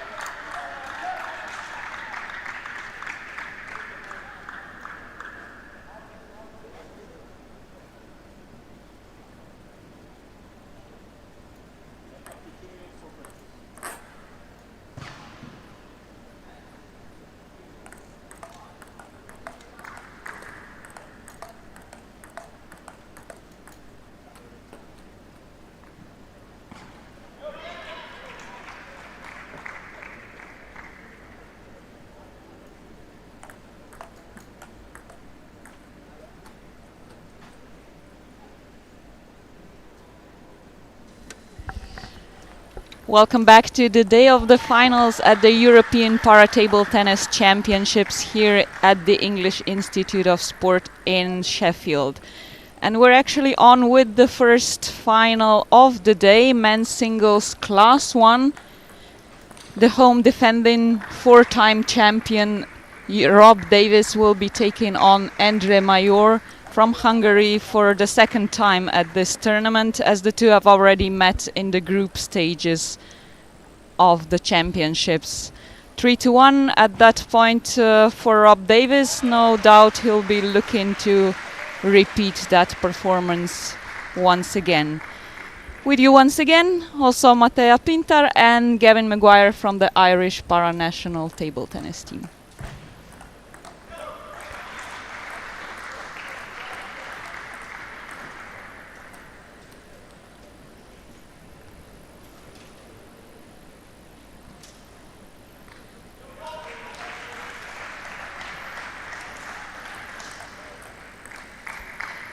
A quick warm-up before we're ready to start. We've also followed Rob Davis in his semi-final against Falco from Italy. A difficult win there for him. We've mentioned he didn't look quite himself, so what's the expectation now, Gavin? Yeah, well, it's difficult for me to stay impartial on this one. Rob Davis is a friend of mine, and he's one of the biggest gents on the tour, so I'm going to have to do my best to keep it 50-50 in terms of the commentary here. But in all honesty, I would find it hard to back against him in this situation. Obviously, the win against Major already in the group, and yeah, he's got a track record. Yeah, Major knocked out Rob Davis's team partner Matthews from Great Britain 3-1 in the semi-finals, so a chance for Great Britain to revenge here as well.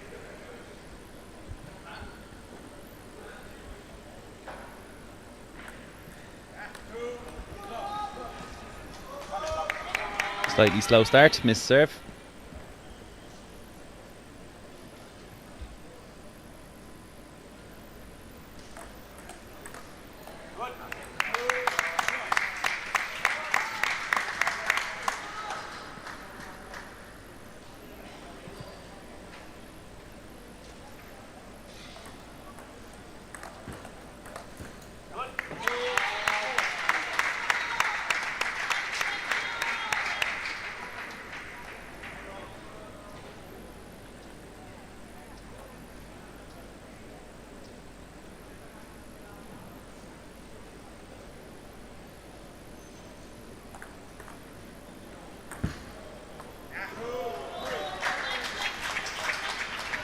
I was just going to say this too, like to make longer rallies, some more action on the table, but that serve receive from Major for the second time here. Yeah, obviously we're very accustomed to seeing the high balls in class 1. Major receiving with one there, and Rob Davis playing a strong backhand. Good rally.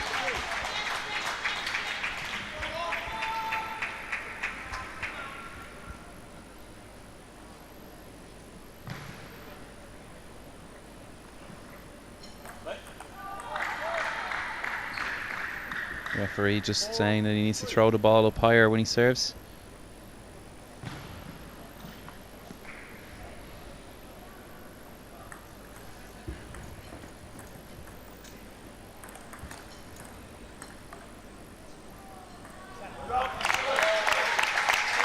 Just over the table, but once again a good rally. Great recovery from both of them.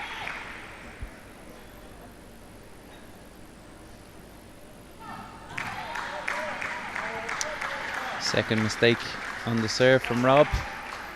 Yeah, the serve game is something that Rob has mentioned he wants to do well with here at the tournament.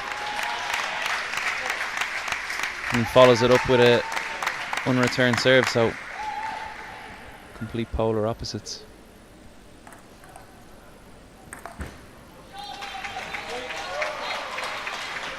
Too long on that lob.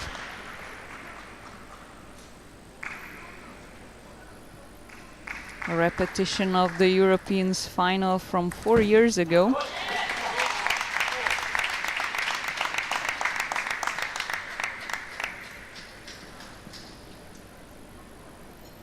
And the first fight of the day for that golden Paralympic ticket.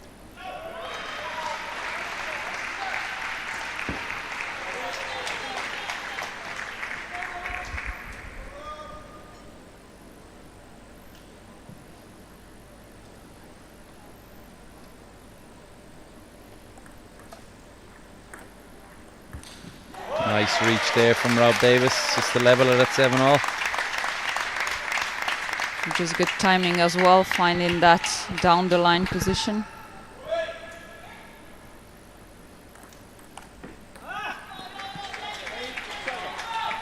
Caught by surprise a little bit with that serve.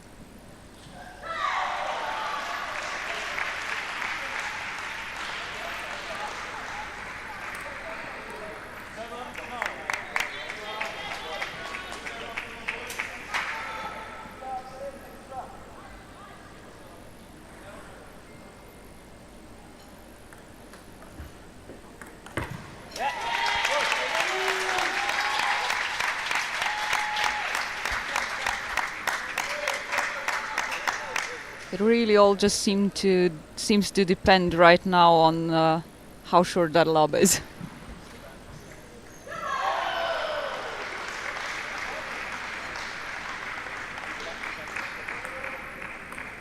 And another miss serve from Rob Davis, not really in full flow just yet. 3 in a game is a bit much. Yeah, and we're still at 10-8, so it does tell a story.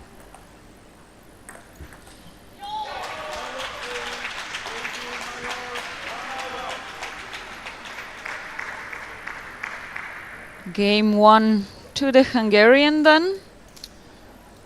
By 3 points as well, Matej, after missing 3 serves. He'll be disappointed with that, Rob Davis. Yeah, I can just see how important it is to not make mistakes when you're not exactly perfect with the rest of your game either.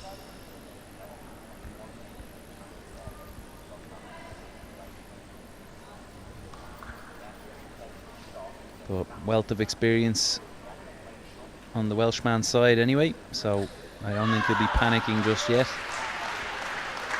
No, he's coming back from a long injury, but has been confident in how he's been coming back to the game, to the wins. And clearly having already won 4 gold medals at the European Championships and against this same player earlier in the competition, he won't be happy with anything but another win here. Yeah, I think that's the most important piece here. Rob Davis knows how to win.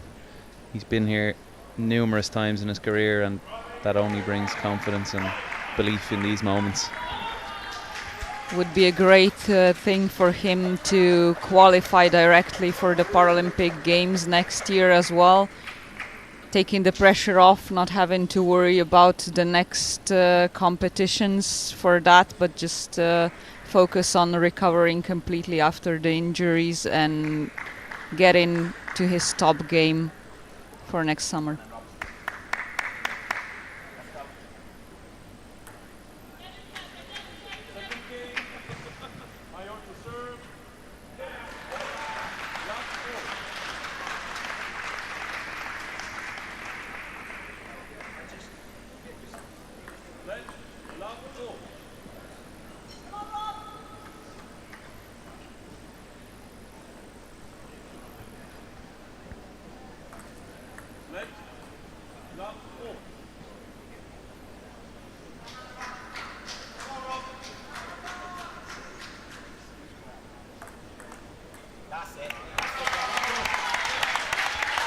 Nice start, fast backhand to kick us off. 1-0 Davis.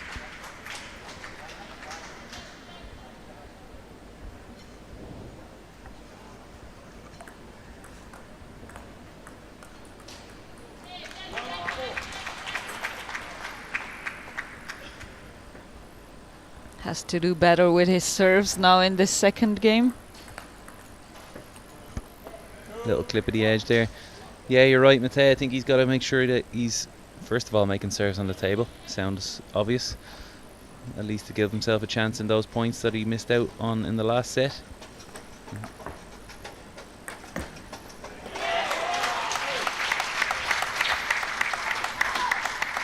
Yeah, the problem, of course, being if the serve isn't high quality enough, you get that infamous lob back really quickly in classes 1 and 2. So that's why Rob taking more risks with the serve.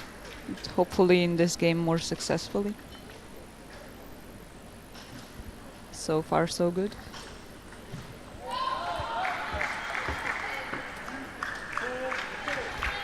Yeah, just brought him really close to the table, the Hungarian now, with that short serve, and then played long into his body. One of the mean wheelchair tactics we like to use.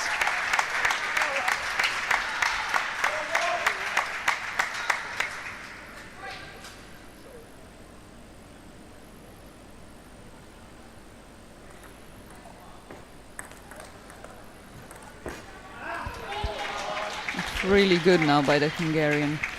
Yeah, that's a high level.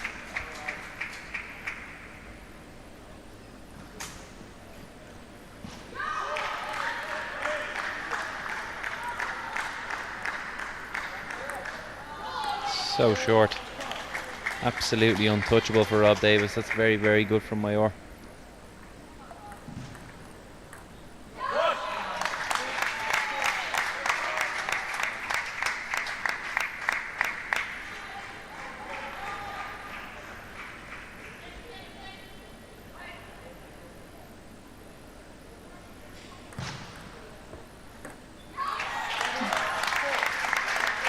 This one just a bit too short for the Hungarian. Davis will take it.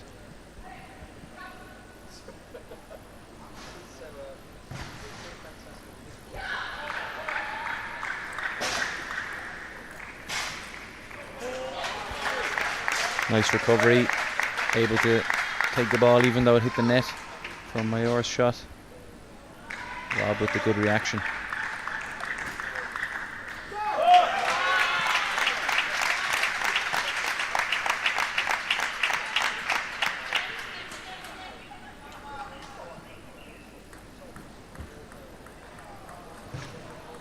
Is it going to come to the end line?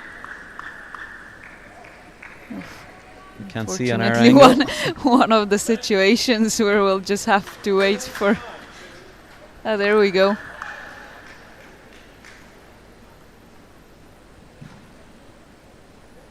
Just too much backspin on that serve. And now... Mayor's turn to make a mistake with the serve.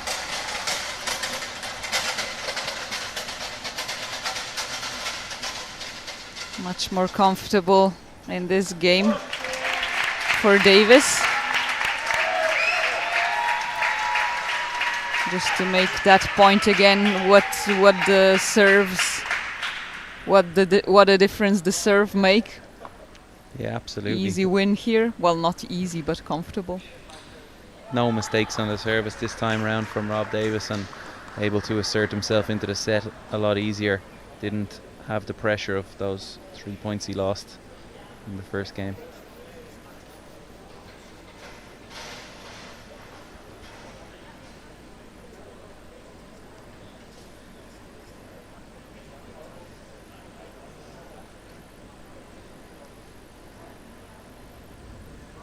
Yeah, Rob didn't really get the chance to develop his game in the first set, I felt. Much better now. And more variation on display by both of them, actually. Yeah, absolutely.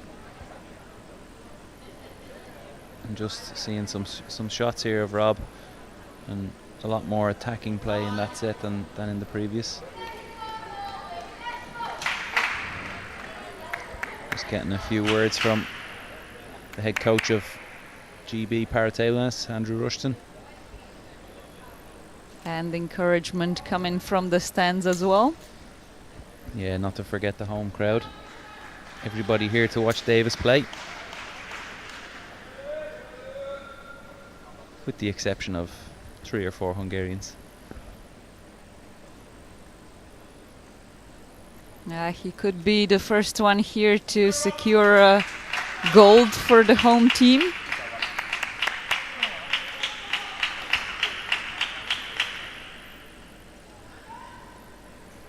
Always a nice prize for the organizers if the home team does well, and the GB team is one of the best in Europe overall.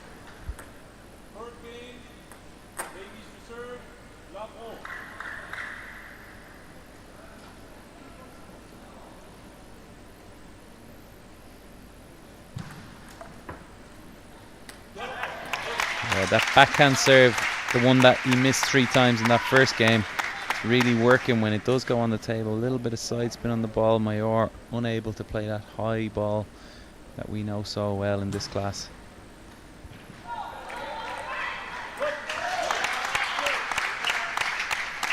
And great work now. One on the backhand side, one on the forehand side.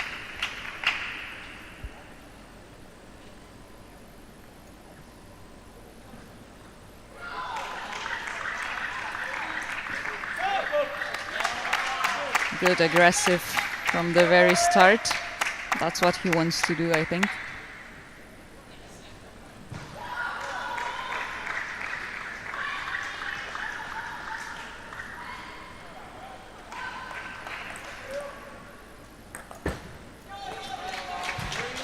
Nice response from Mayor, just not long enough from Rob there.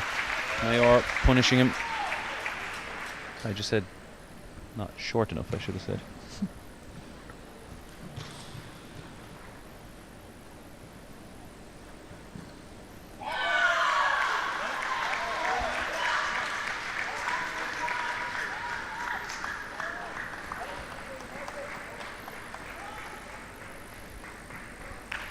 Just clipped the net, but otherwise a brilliant serve.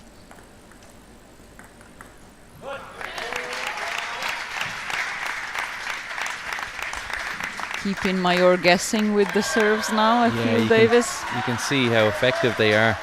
Obviously, maybe slightly high risk at times, but when they go on the table, really, really effective.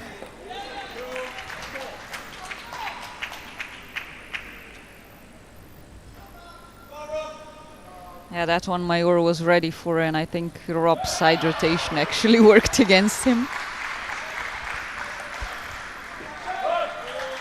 Returns in kind right away.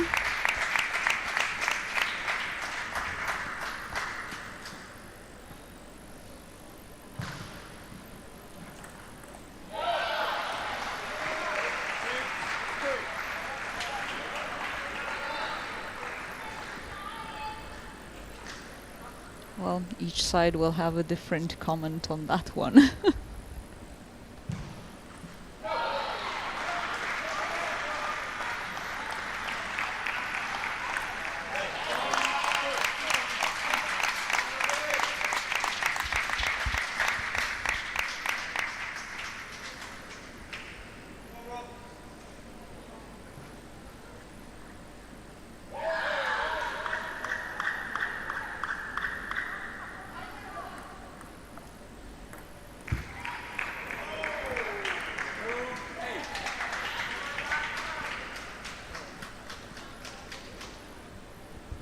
Look on the side of Davis here. But skill as well in this third game. Not a bad combination to have.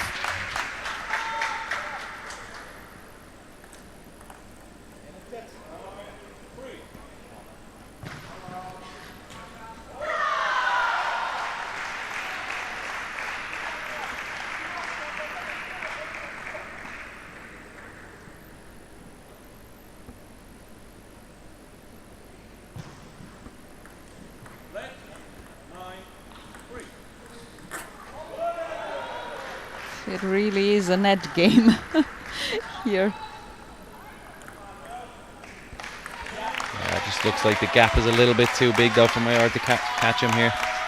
10-3 and 7 set balls.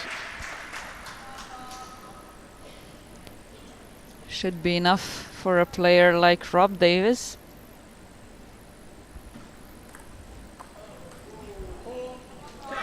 Unless we see a few more of those.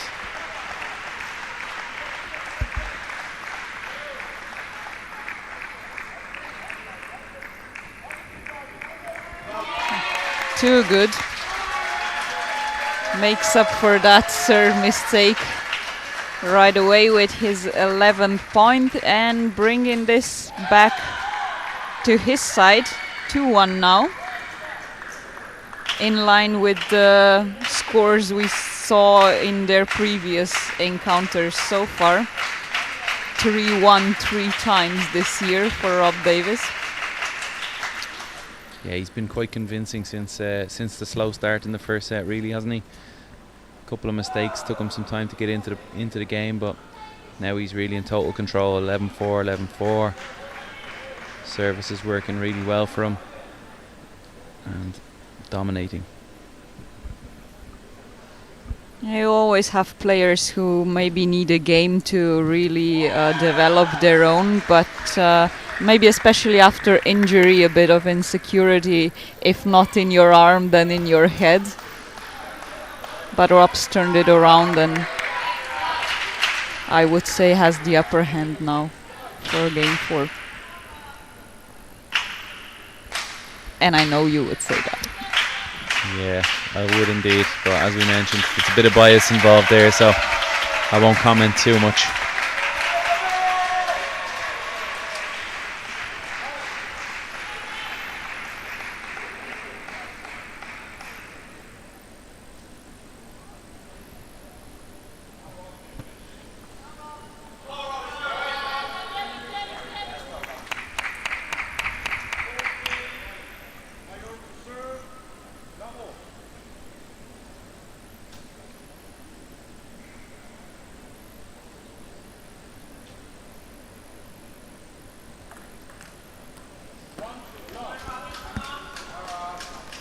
A bit too aggressive here, Yeah, but trying to take the initiative early, but didn't really work out.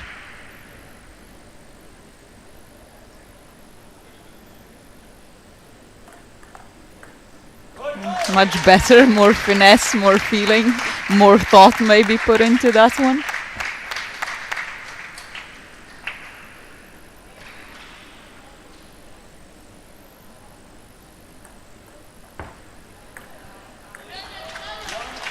Brilliant this as well.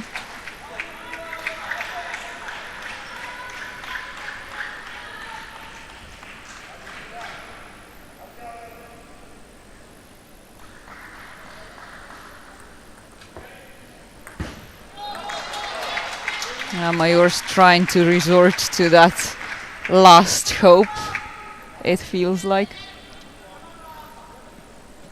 Is it pure frustration when that happens, Matej, and you just can't reach, or are you thinking just very good from your opponent? Or clearly you want to do everything you can, but when it's too good, it's too good. I'd say more frustration when you make the mistakes than when your opponent's doing well.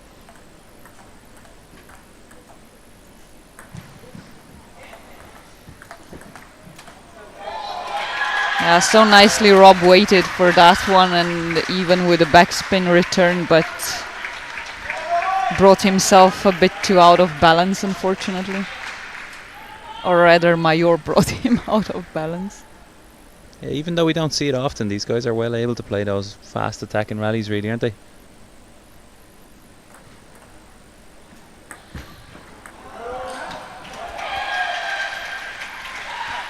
Yeah, Major's really upped his game with the loops. The lobs, they were maybe a couple of times too long in the previous games, but not so here.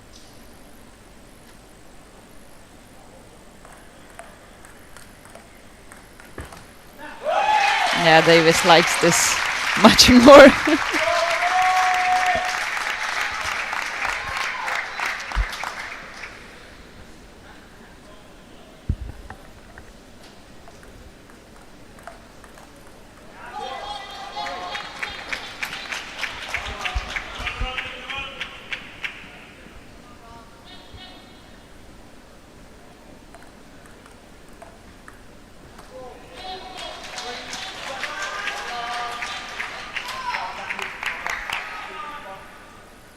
Interestingly, 2 points now went to Mayor, even though Davis was trying to take the initiative, stay active, not wait for those lobs.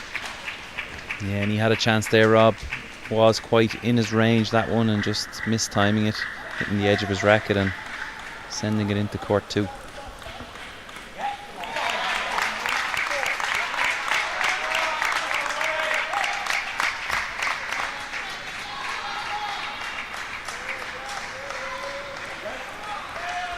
Oof. A let.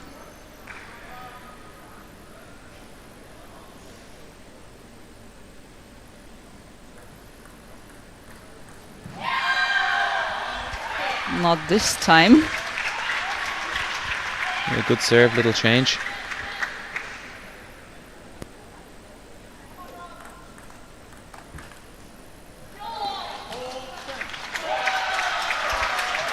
Well, it does look like we're going to a decider. Mayor taking the advantage here, 6 set points. We are in the final of the European Championships, so why not enjoy this for a little bit longer? We have the best of the best in Europe's men's singles class 1 on display.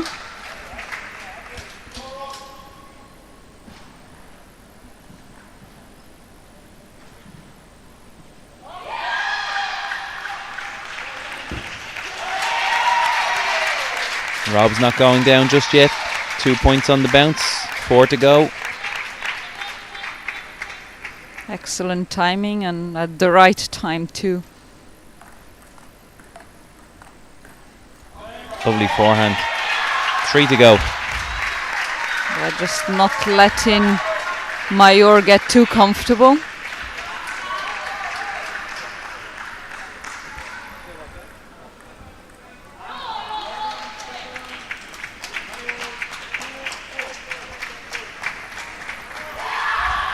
There we go, then we will need 5 games to decide this men's singles class 1 final. Rob Davis, the 4-time defending champion, looking for another win against Endre Mayor of Hungary. So far the best Mayor has ever done against Davis. Yeah, he's playing well, isn't he? It looked like Rob Davis was in control when he went 2-1 up, and all of a sudden Mayor is up the ante. His level is matching Davis, and if not better, going into the 5th set. Momentum lies with him. Yeah, speaks to a lot of mental strength, if nothing else. What do you do against a player you lost against so many times before too?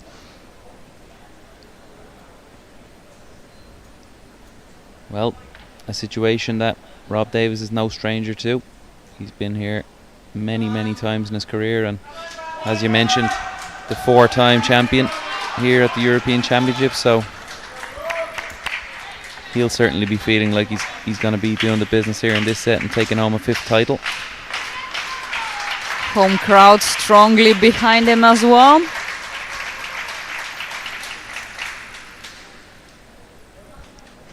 You had a few good records, Mattea. Did you ever have 4 European Championships on the bounce like Rob? No, unfortunately not. My career ended way too early for something like that.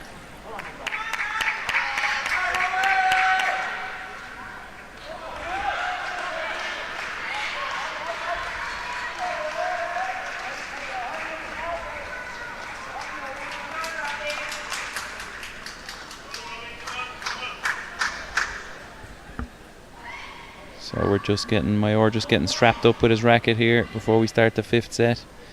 And high stakes, 1 set to become European champion and gain a golden ticket for qualification to Paris Paralympic Games next summer.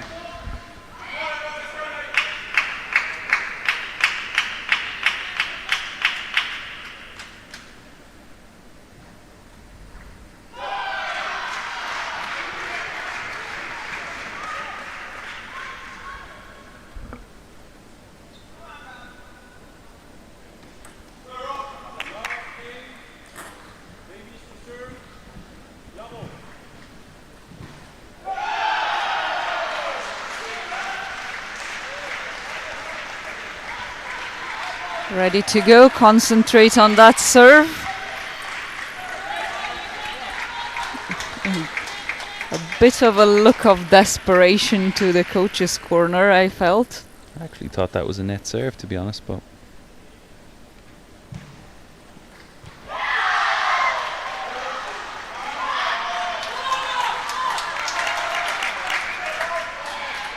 the last thing he wanted there was a service mistake early in the fifth.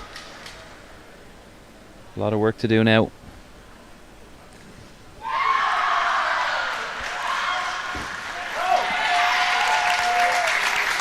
Ready to do it, Rob? Yeah, the crowd is going to have to get behind their man here. It's starting to get a little bit noisier.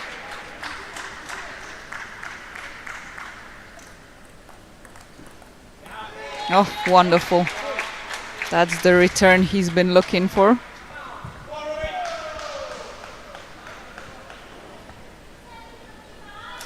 And a quick comeback too. It's a great serve. Especially under this pressure, having missed the last one of those serves, to put a serve in with that speed and spin is just...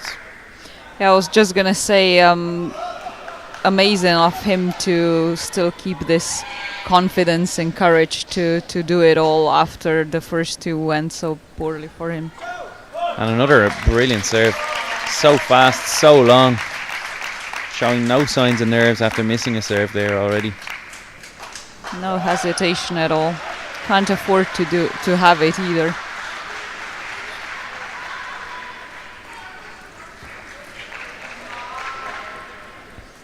The anticipation. Oh. Yeah, just over the end line. So that's a point major. For anyone who's unsure, if the ball on a serve doesn't cross the end line, it's retaken. And that's specific to wheelchair table tennis.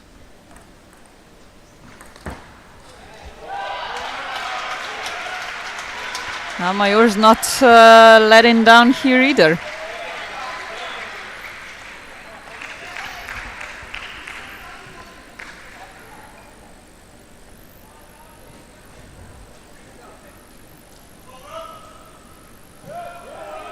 We're having a timeout. Yeah, he's calling a timeout. So we have change of ends, but he is also calling a timeout here, Rob Davis.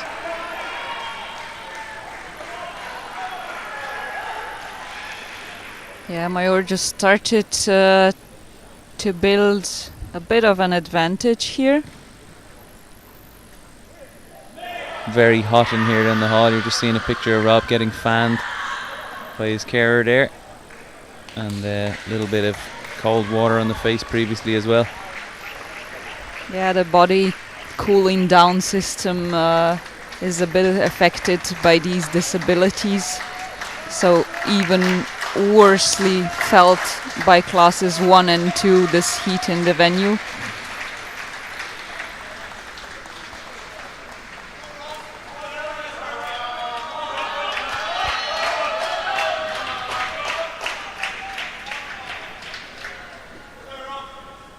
You haven't given me any predictions this week, Matea.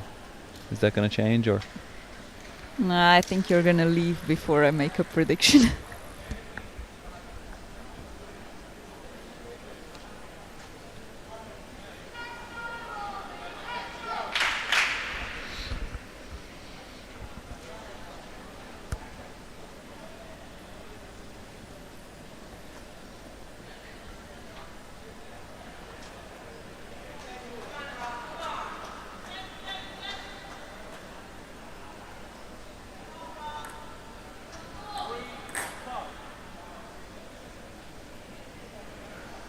He'll need those excellent serves back now. Rob Davis to catch up on Major.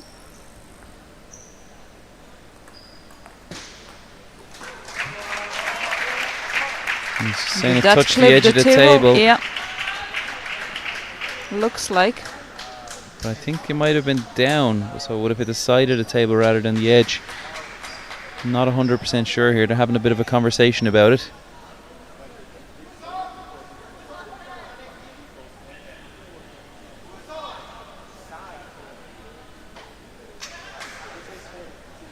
Some of the fans in the crowd are shouting side, side. I saw it touch the table, but I couldn't tell now if it was a side or not. Even more difficult for the umpires now to tell. Hungarian coach in the corner just saying it's the umpire's decision. Come on, let's play on. 6-3. So point for Hungary there. And some boos from the crowd.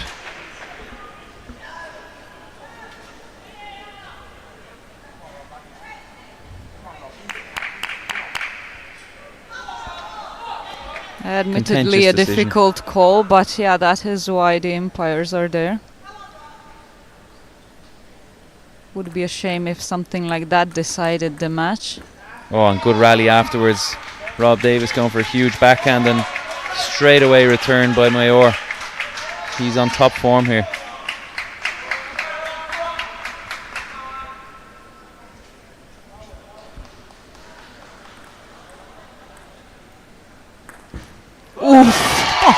Under pressure. Big ball from the reigning champion. Rob Davis so decisive. He went for the shot before the ball even touched the table. And again. Well done. What a player.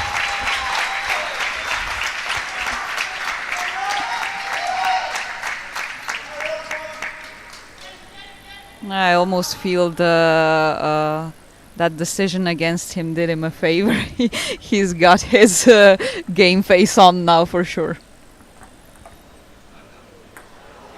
But that's untouchable. And Mayor just not being discouraged by those two excellent returns. Yeah, momentum was just starting to shift in the way of Davis, and Mayor with the perfect response.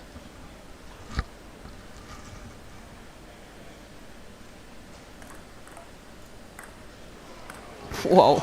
Double perfect response. Yeah.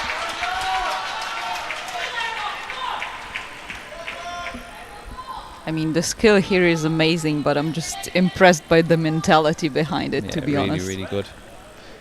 But if I was in this situation and I wanted to put a player in it, I'd probably put Rob Davis in it to try and make this comeback.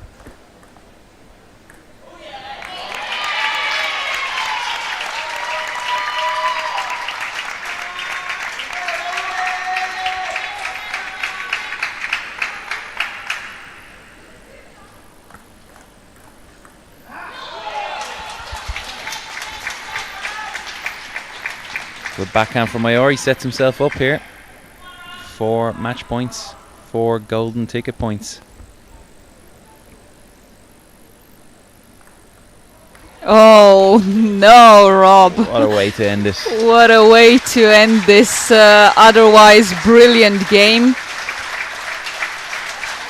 Yeah, such a shame to see him go down like that, and a fist to the crowd straight away in a show of appreciation from Rob Davis. But our European champion is Mayor from Hungary.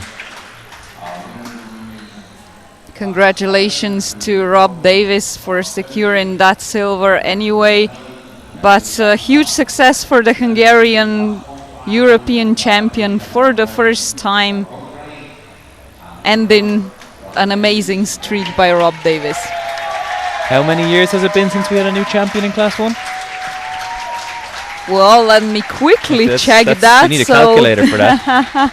Yeah, 2013, so 2011 was the last time that Rob Davis was not a European champion. Yeah, well, certainly a great record, and all things must come to an end, but he'll always be a champion. And we'll be watching another finals, women's singles class 3 shortly on this table. Come back again.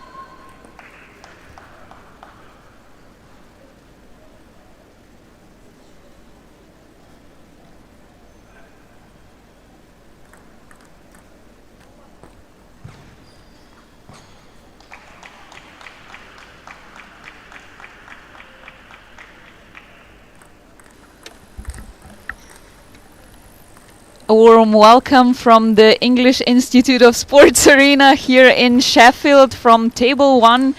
We're in the finals day of the singles competition at the European Para Table Tennis Championships, and next up are women's singles class 3.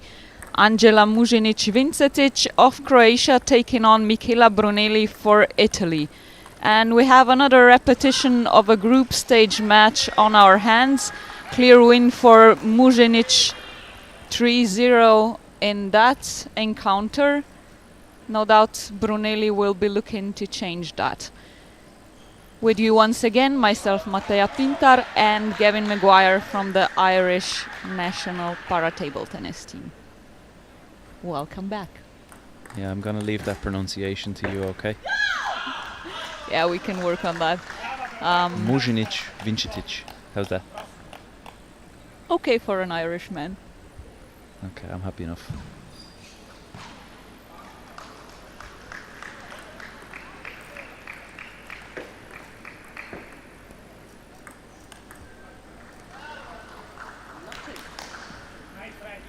Yeah, we like to call that the tetralob, but Michela Brunelli actually one of those class 3 players in women's game who has really taken to it in the last couple of years.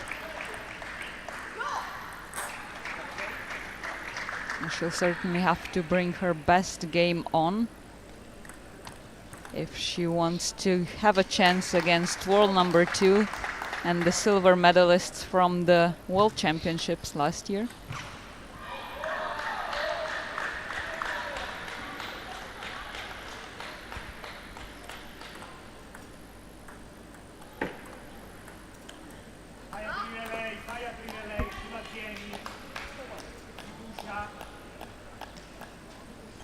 Very different players, the two. Mužinić liking the action, the top spins. Brunelli with the inverted rubbers. Clearly prefers the pushing game.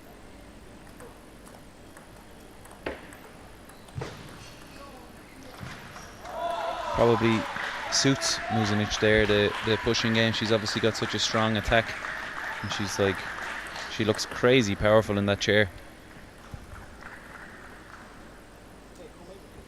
Yeah, she's very agile. I've seen her fitness routines a couple of times on social media, so she pays a lot of attention to that. Of course, it's the basis for everything you want to do at the table later.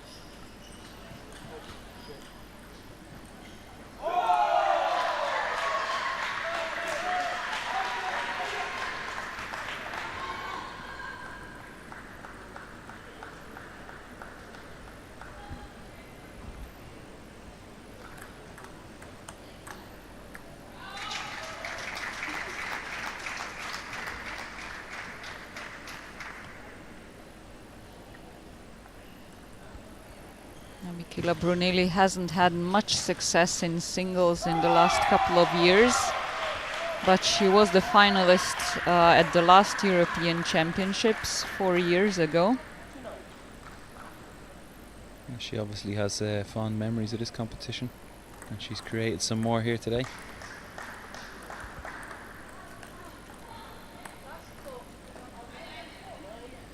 Yeah, herself, I think, very happy with this result. She beat her compatriot Ragazzini 3-2 in the semifinals.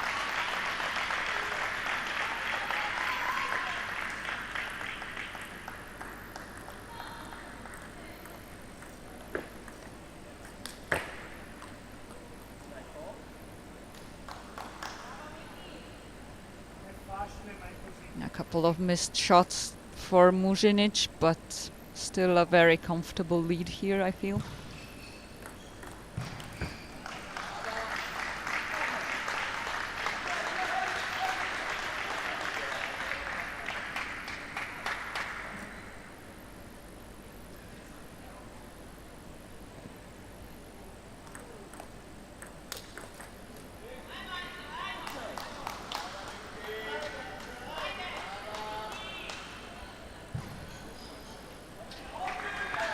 She shouldn't get too comfortable here, though. I mean, it's Brunelli now who has nothing to lose.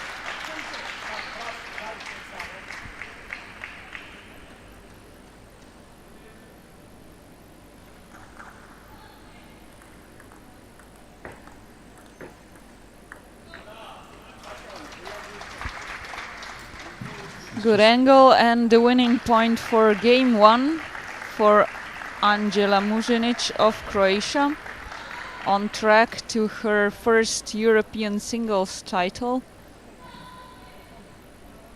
and a ticket to Paris, possibly. Yeah, just looking at the replays here, there's such a speed to everything she does, isn't there?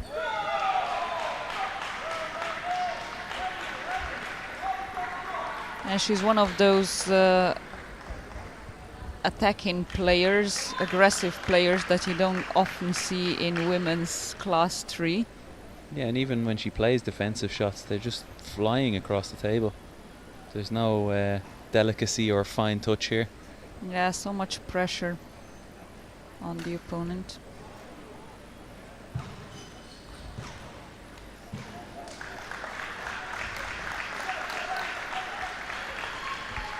Making their way back to the table now.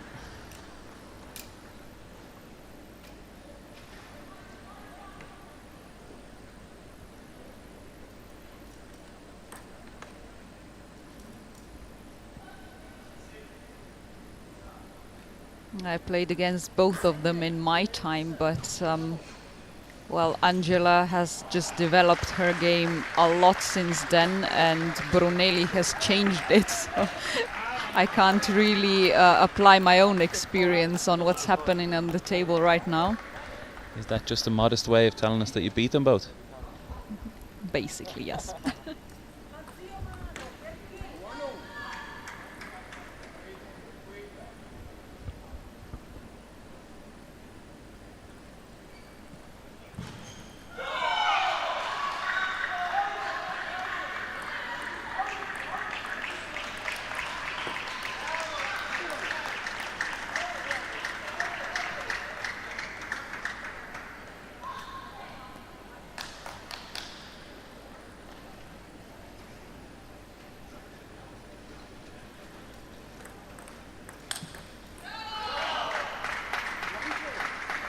I was wondering what would happen when Mužinić starts to hit in all those shots, right? And we see it now.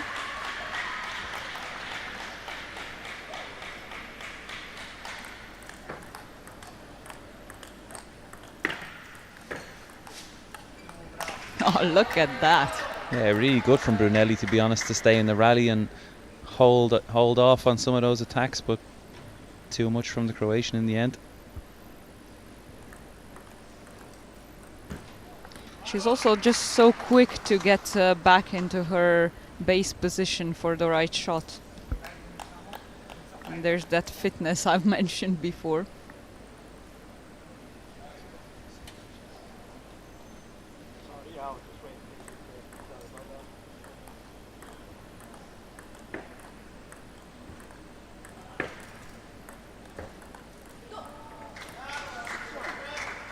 Didn't get tempted to do a top spin on her forehand. Rather placed the ball long into the crossover area of Brunelli.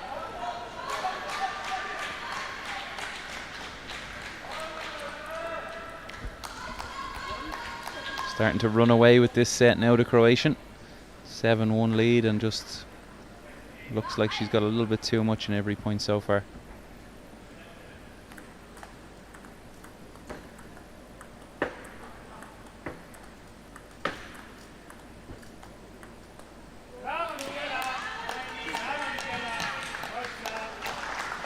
Bit unfortunate, but otherwise excellent reach all across the table.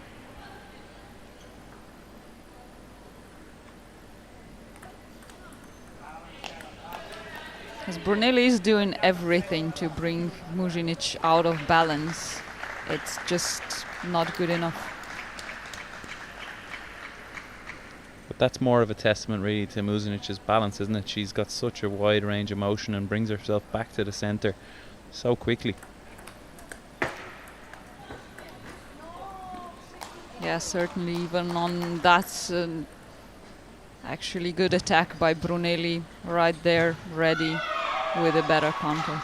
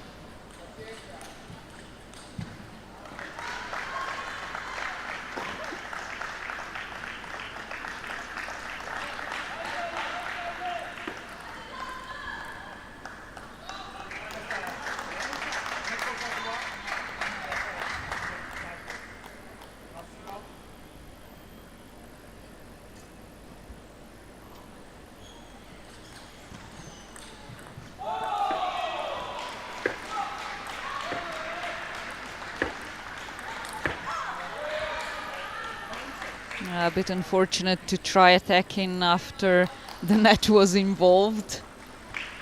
You never know how it will change the rotation velocity on the ball.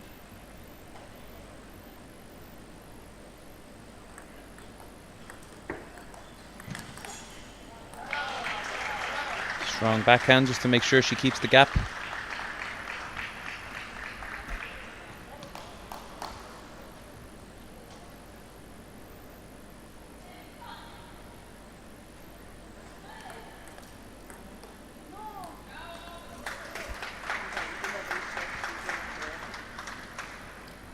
Another comfortable game for Mužinić. Couple of points lost there in the middle, but no harm done. Yeah, she's kind of in cruise control really here. Brunelli's result was obviously getting this far. She's done amazingly well to be here in this final. But Angela Mužinić just looking a step too far at the moment.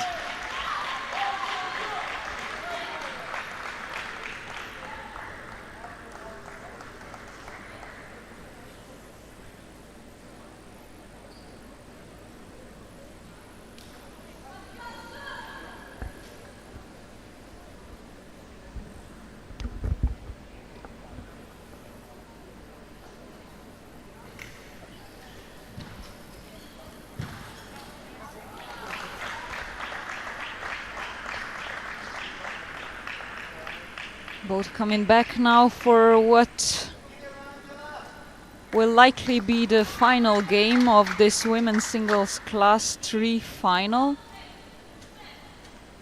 The fight for the gold and the direct ticket to the Paralympic Games next year is very much running away from Michela Brunelli.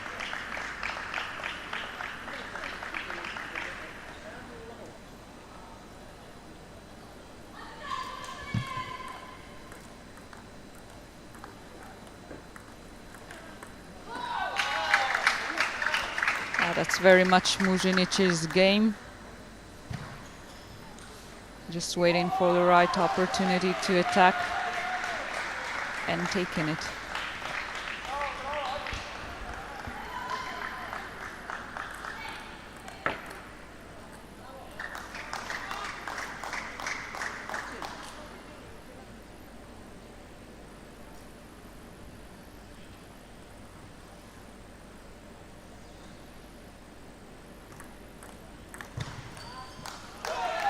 Big difference in the speed of the two serves, really. Just looking there, Angela Mužinić, absolute rocket of a serve. And Brunelli's is kind of, let's say, a little bit floatier and slower. Taking the time out now. Last chance to stay in this game, stay in this match. Honestly, not sure if there's something she can do differently enough here. Yeah, you never know. A couple of lucky balls off the net. Maybe Angela, because she hasn't won this title before, Might see the finish line a little bit early, or even get slightly nervous. Things can always turn around. Definitely, and despite being one of the best overall players in women's class 3 in the world, Mužinić, for the last couple of years, she still does not have that singles major title. Yeah, so that's got to be in the back of her mind.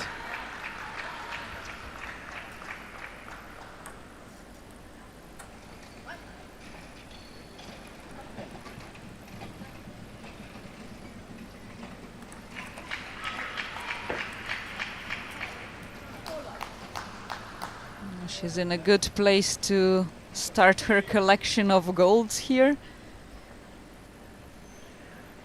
We're already at 4 love.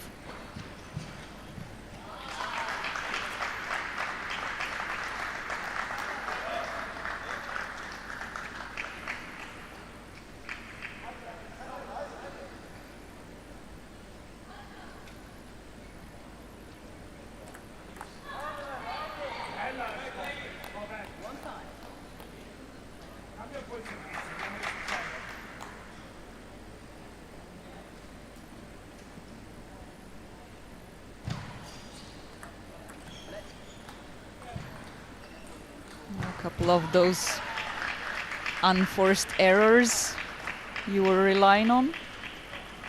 Yeah, ref just having a little word there about the service again, not in your picture, but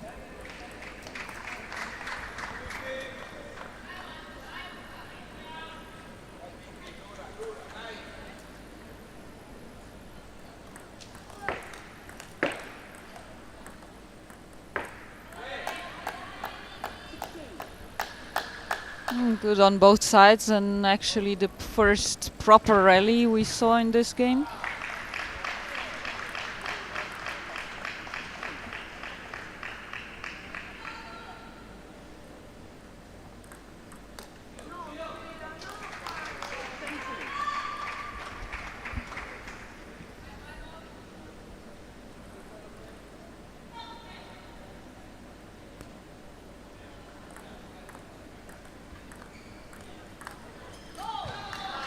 So much spin, either back spin or top spin in those balls. yeah, Brunelli just not able to contain her whatsoever.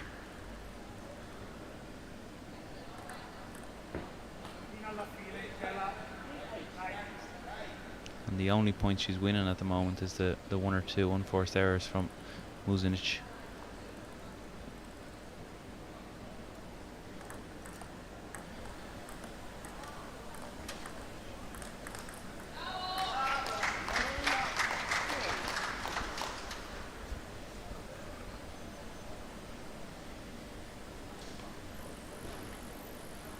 Just 2 more points away from the win here.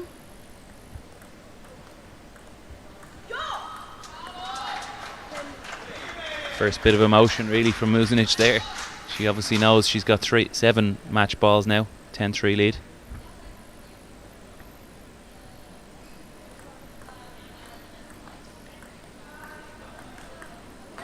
There it is, the emotion and joy over that so long anticipated majors title for Angela Mužinić-Vincetic of Croatia. Qualified for the Paralympic Games next year over Michela Brunelli from Italy, but the Italian will be, I feel, more than happy with a silver from the European champions this year.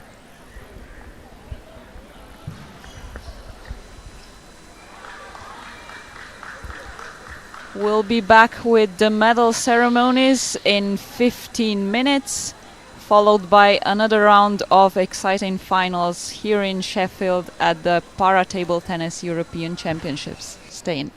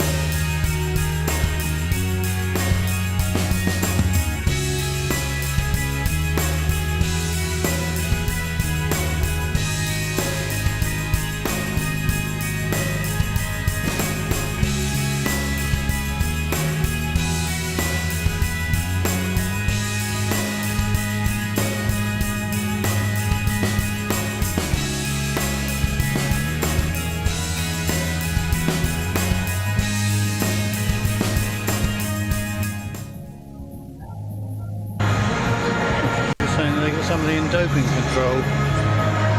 Sorry. You're one of the players in doping control. Well, welcome back then to the 2023 European Para Championships here in Sheffield. It's time now for our medal presentations, and I'm delighted to be joined by Matea Pintar, who's been taking us through over on table 1 some of the wheelchair action, and she'll be taking you through the first few medals for the wheelchair athletes.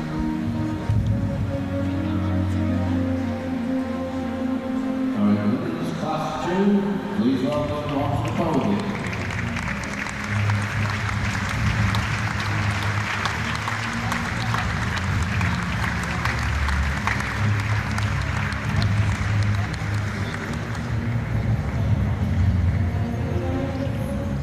First up are the medalists for women's class 2.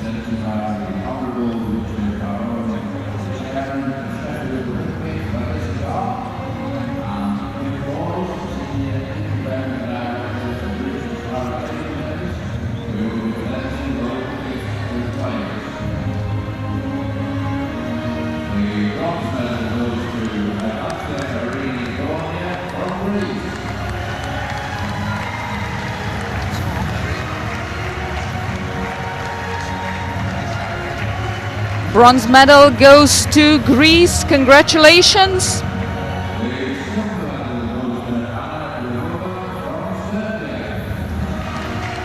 Silver to Serbia.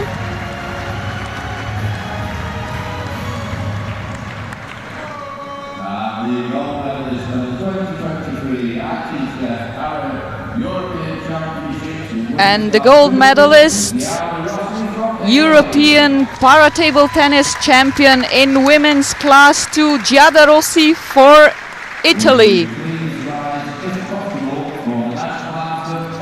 In her honor, we'll listen to the national anthem of Italy.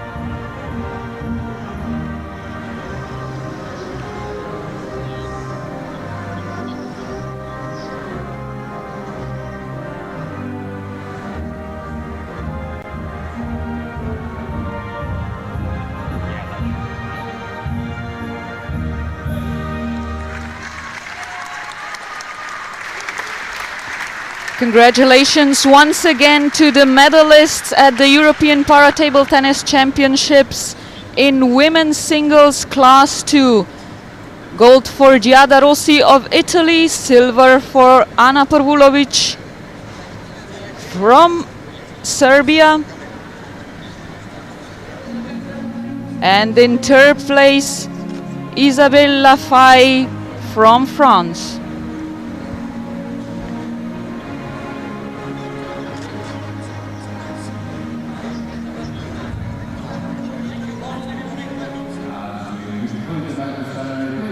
A picture with the presenters, the CEO of British Paralympic Association, David Clark. One last goodbye.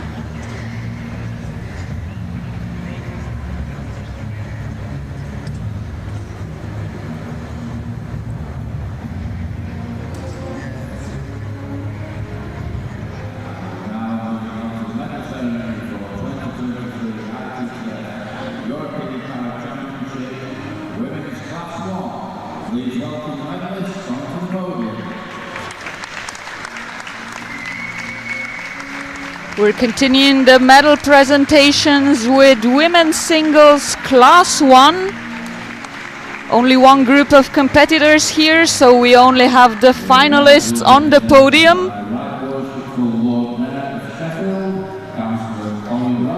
The medals will be presented by Councillor Colin Ross, Right Worshipful Lord Mayor of Sheffield, and Mayoress Miss Susan Ross.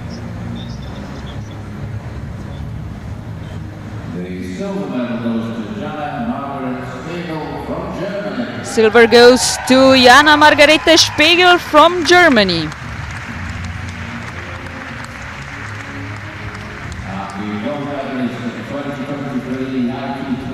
And the gold medalist, European champion Dorota Buclaw for Poland.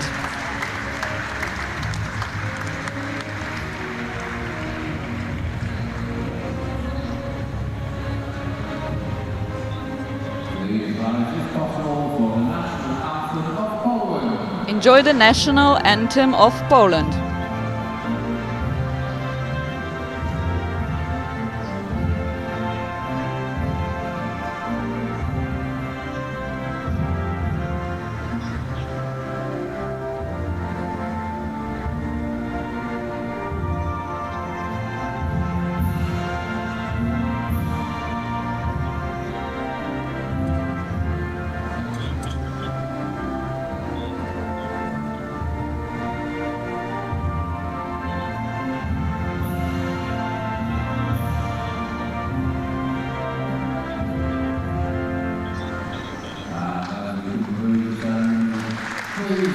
One more applause and one more time congratulations to the best in Europe in women's singles class 1, Dorota Buclaw from Poland and Jana Margarete Spiegel from Germany.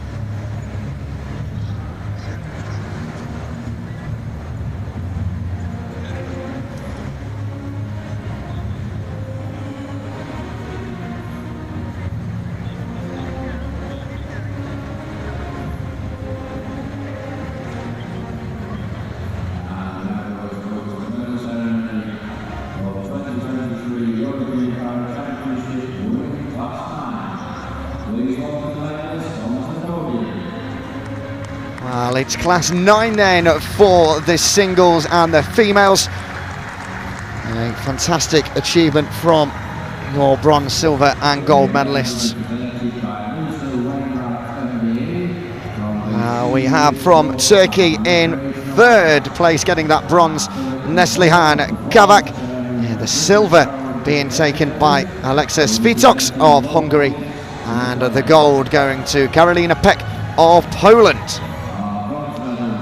Your medals will be presented by the CEO of Sports and Recreation Alliance, Lisa Wainwright, MBE, and the performance chairman for British Para Table Tennis, Philip McCallum. The medals that are being presented are of such great wealth for these competitors. Of course, the winners of each of these classes have their ticket to Paris 2024 confirmed, but they're not just going home with their medals, they're also going home with a bit of something special, a bit of Yorkshire tea. It is the most British gift you could possibly receive, but we do hope that our friends down there do enjoy it, and we will now have the national anthem of Poland and your gold medalist, Karolina Peck.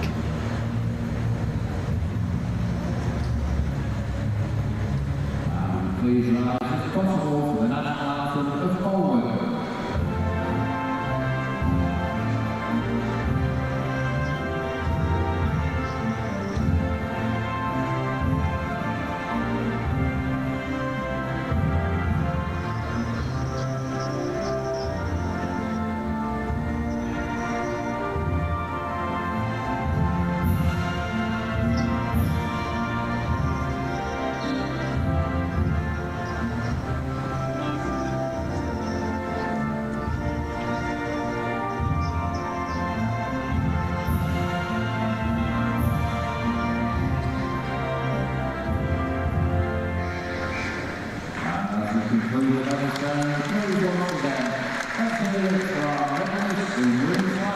Well, once again, congratulations to Karolina Peck of Poland for picking up that gold medal. And of course, the Yorkshire team, as well as our competitors just line up to take their pictures. I was speaking to Alexa Svitox yesterday. She was correcting me on the way to say her name, but either way, she was in good spirits and all smiles there with her silver medal.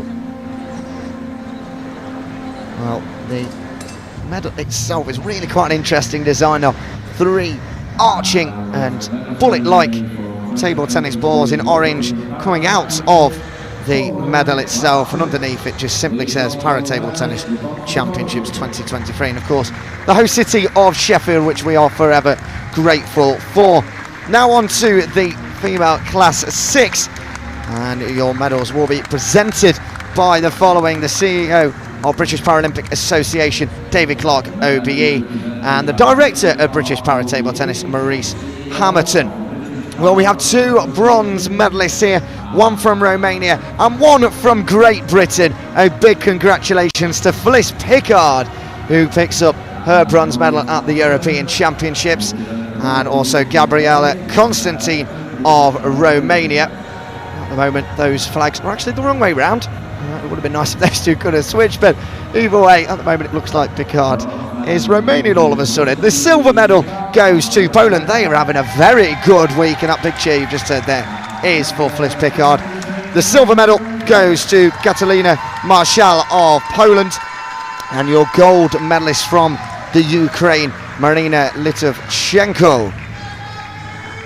Now, we saw her in action earlier on table 6. We had the fortune of having that final, and she won by 3-0 against Marshall, who was a frustrated figure, but she'll be delighted to have got herself a silver medal. As for Litovchenko, she will be heading, as all of our winners are, to Paris 2024, and she'll be hoping, as the world number 1, she'll be coming back still as the world number 1 with a Paralympic gold.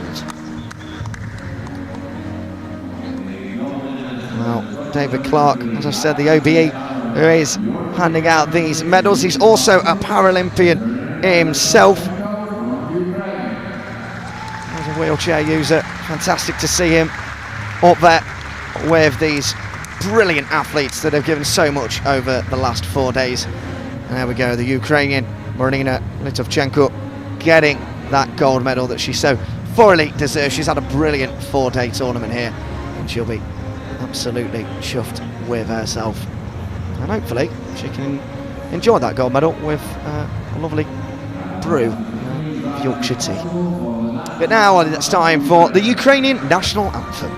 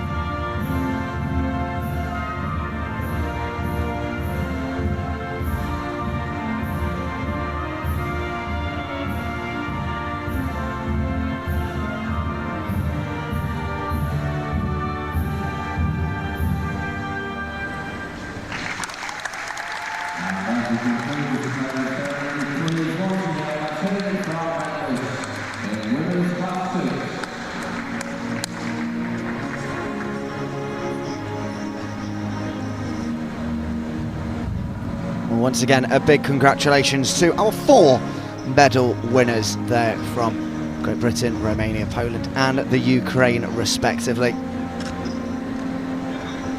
Just a reminder that later on today we do have some more finals coming your way. Grace Williams number 19 in the world, will be in action on table 6 in around 10 or 15 minutes time.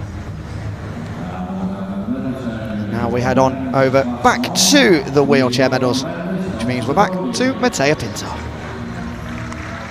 There's some more action here on the podium, presenting the medals to the best of the best in Europe for men's singles class 1. The two bronze medalists on your screen, Thomas Matthews and Federico Falco, the two semi-finalists. In second place, another home hero, Robert Davis, and the new winner, the new European champion in men's singles class 1, Endre Major for Hungary. They'll be receiving their wonderful medals designed by the British Para-Table Tennis Association with the emblem of the championships, along with some Yorkshire tea, presented by Right Worshipful Lord Mayor of Sheffield, Councillor Colin Ross, and Mayoress Miss Susan Ross. Once again, the first bronze medal for Thomas Matthews, and another one to the second semi-finalists, Federico Falco for Italy. One more medal in this men's singles class 1, the silver for Rob Davis, ending his streak of 4 consecutive golds at the European Para-Table Tennis Championships. Nevertheless, certainly happy to be on the podium here in front of his home crowd.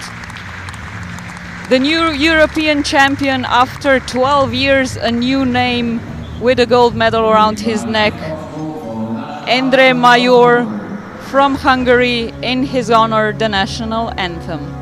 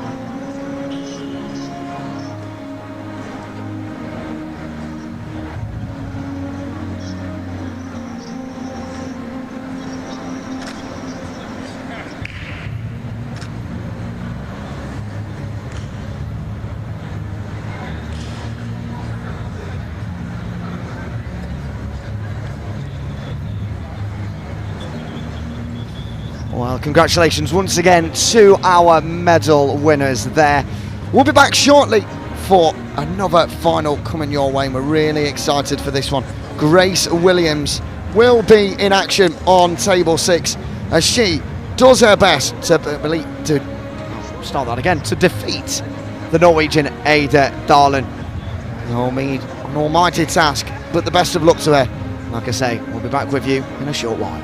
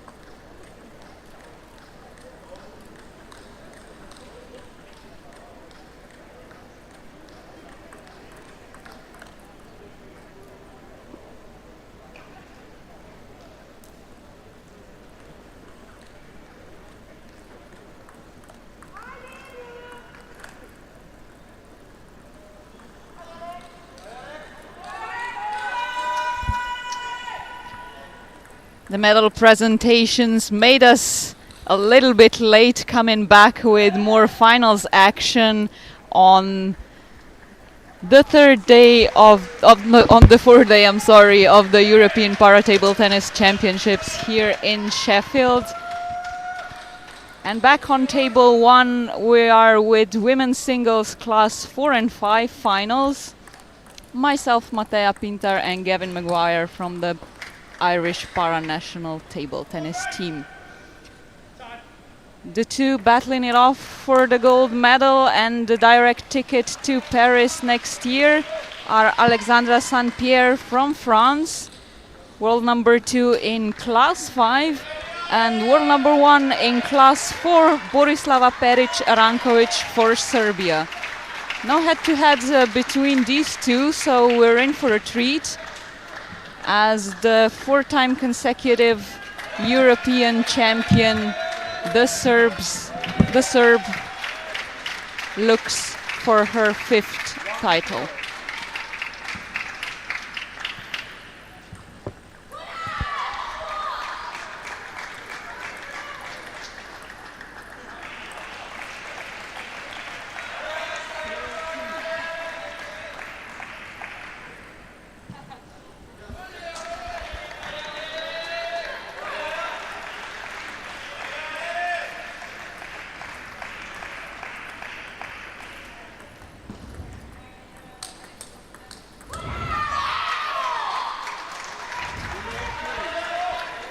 I haven't seen too much of Peric-Rankovic at this tournament, but I have commentated on St-Pierre, and she was unbelievable yesterday.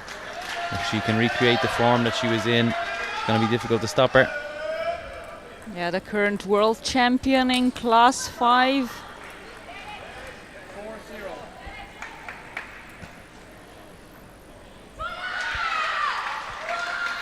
But the Serbian used to compete in one class higher at major competitions as well. And she's off to a much better start. Always very energetic. One of the most spirited women in para table tennis.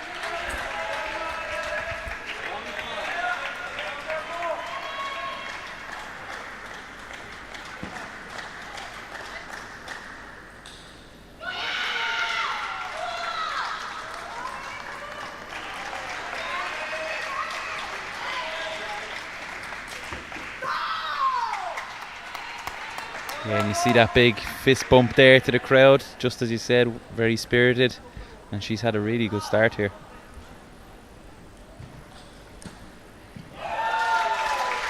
It's interesting that the two haven't met before in an international competition, but St-Pierre is relatively new to the international circuit, making it to the top quickly.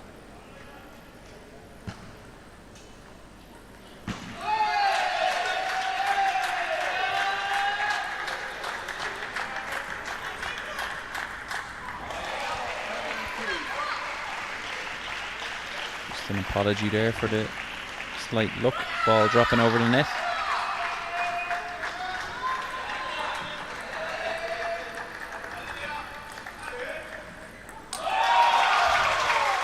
Yeah, this is the kind of shots that Rankovic is sure to take.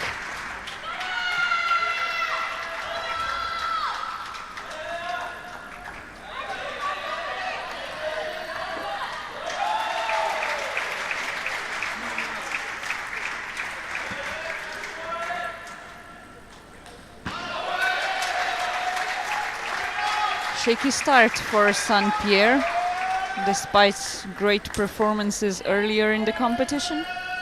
Yeah, and even there, high ball up in her forehand, just directly into the net. There's obviously a little bit of stress here.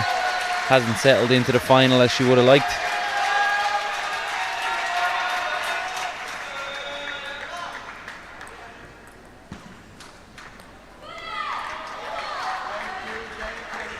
Super quick finish for Rankovic in this first game.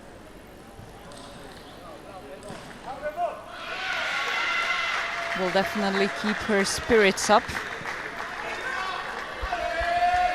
But I do believe we haven't seen most of what St. Pierre still has to offer.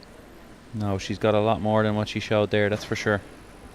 And she'll need to impose herself quite quickly though if she wants to stay in this final. She can't afford to have another set like she just did.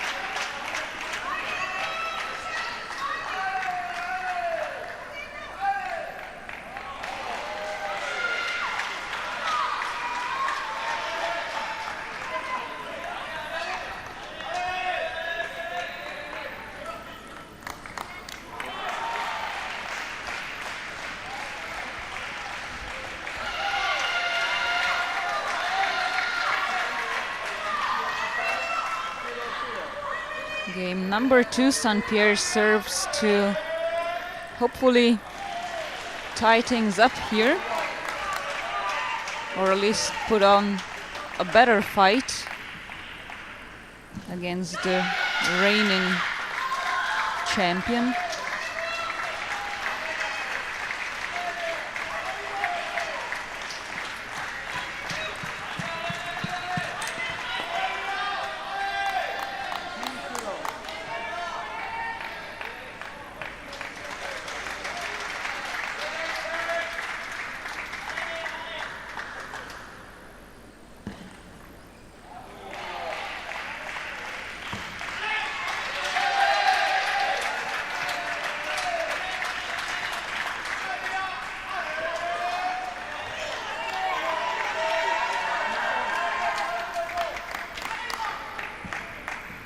Probably the first routine error there for the Serb.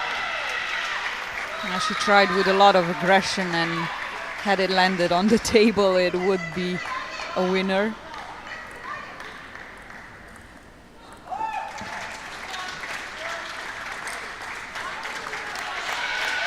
Yeah, and just noticing there, she changes very quickly between defence and attack, doesn't she? Not so much backswing, just a little short flick of the wrist, and hard to anticipate that.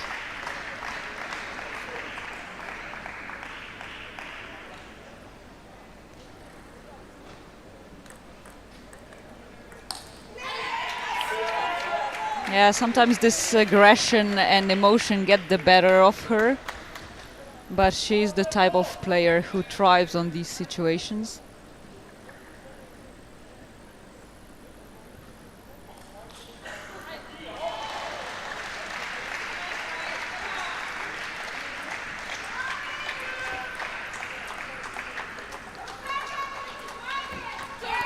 You may have noticed how Rankovic also flips the racket around routinely, just to keep St. Pierre guessing.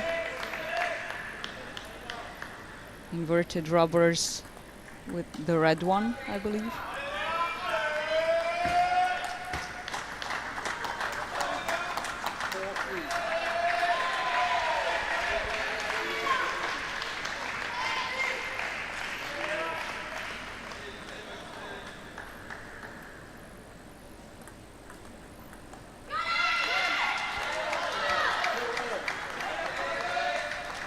A little bit closer this time round. A closer round. start, Yeah. but I was just gonna say it's Rankovic's unforced errors that are allowing this to happen.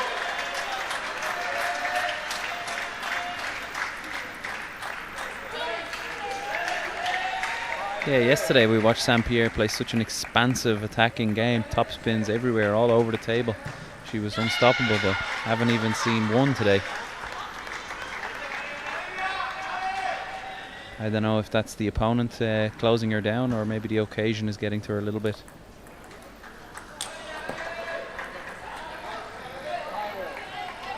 I could hardly believe that she'd have so much trouble reading the spin on the ball. I'm usually very familiar with Rankovic's game, and I haven't seen her flip her racket as much as in this match, so it might be that that's one of her tactics.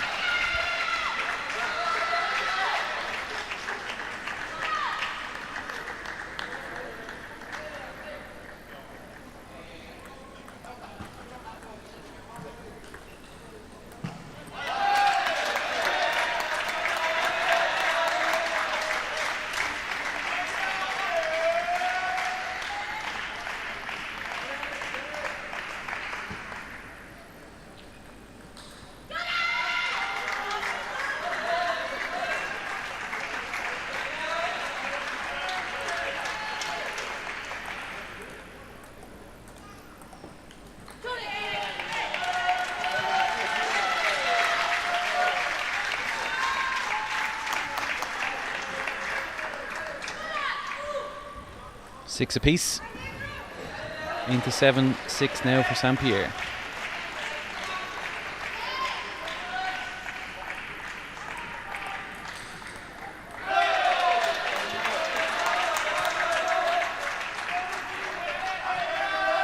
Just that inverted rubber shot, no spin on the ball.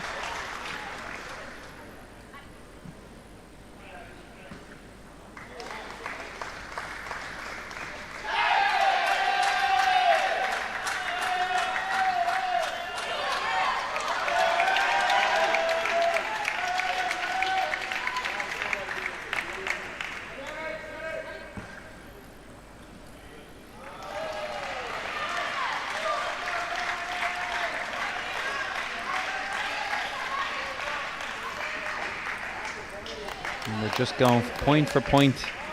Stalemate so far in this set. Just this middle to middle pushing, as if both of them were afraid of the other one opening things up.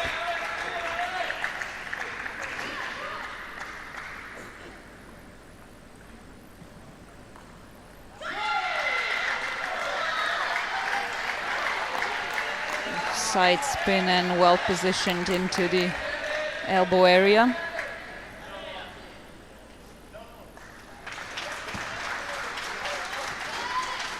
Oh, edge ball. At an extremely unfortunate time for the French woman now. Yeah, that's gotta hurt because she made such a good serve as well. Really aggressive, really fast, and just clipped the edge on the receive.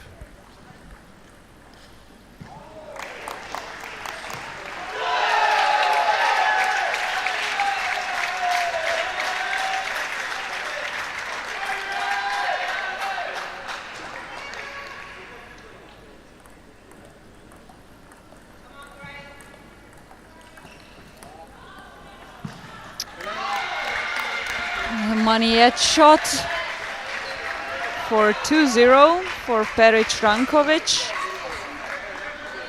Like I've said, I'm well aware of what Rankovic can do, and she's the 4-time reigning champion from the Europeans, but I was not expecting this, to be honest. No, and funny how class 4 is really the one that's making the domination here. You know, on paper one would think class 5 is maybe physically more able, more possibilities, but it's the class 4 Serb that's dominating at the moment.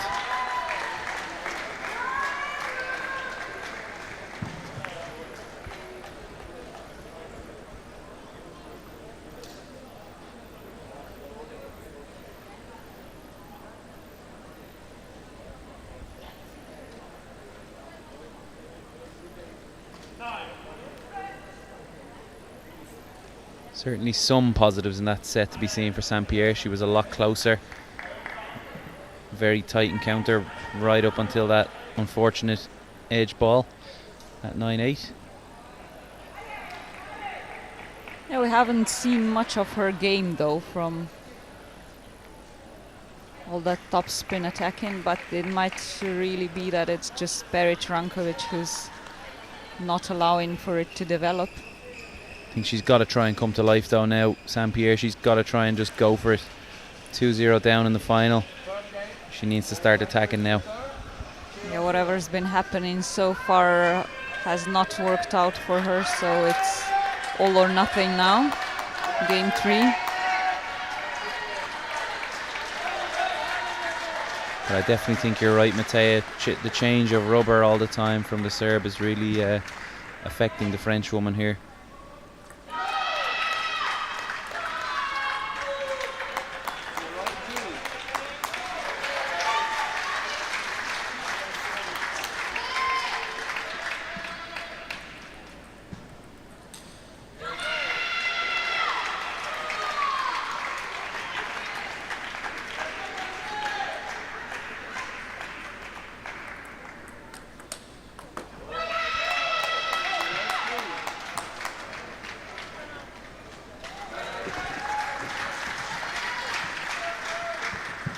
Timeout.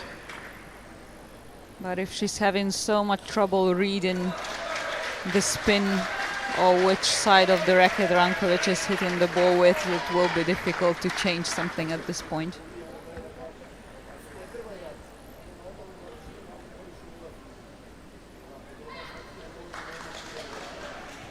Yeah, it'd be interesting to hear what the coach has to say to her now, but wouldn't really matter even if I was there. I don't understand French, but yeah, it would be good to know what she has to say.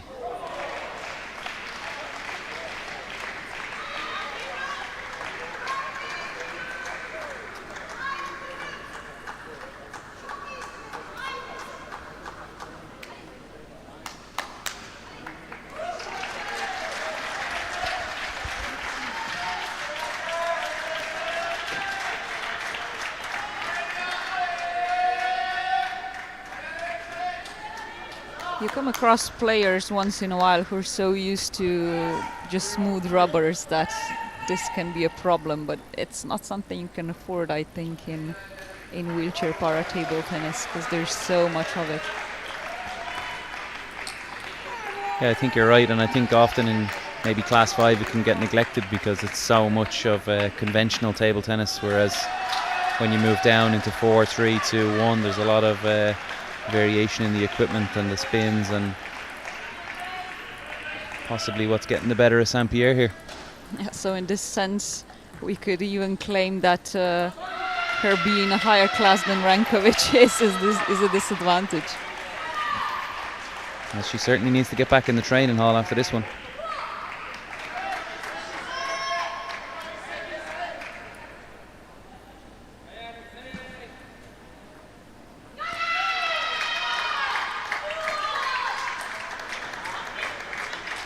Just not coming together for it at all.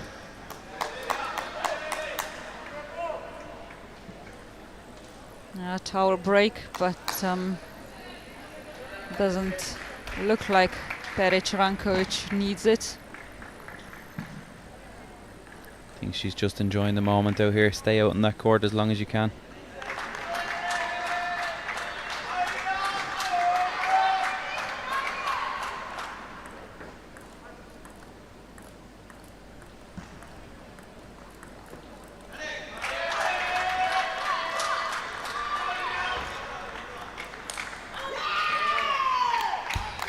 Yeah, that was something that you just shouldn't must see. miss. Yeah. Very unusual at this level to see so many unforced errors. She's clearly super uncomfortable. Yeah, when that doesn't work, it's difficult to win a Europeans final. Here we are, one attack on the table.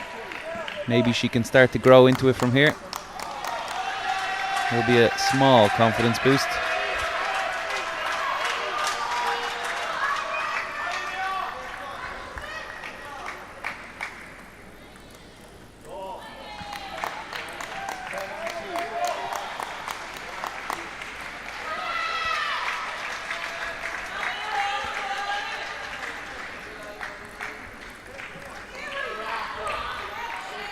Not happy too with late herself. to turn things around, but it does seem a little bit late here.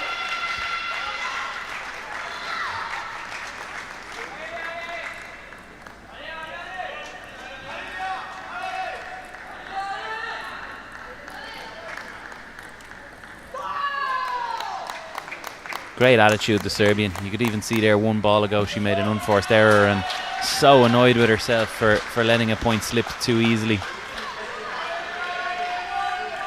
Yeah, she does take no prisoners, that one.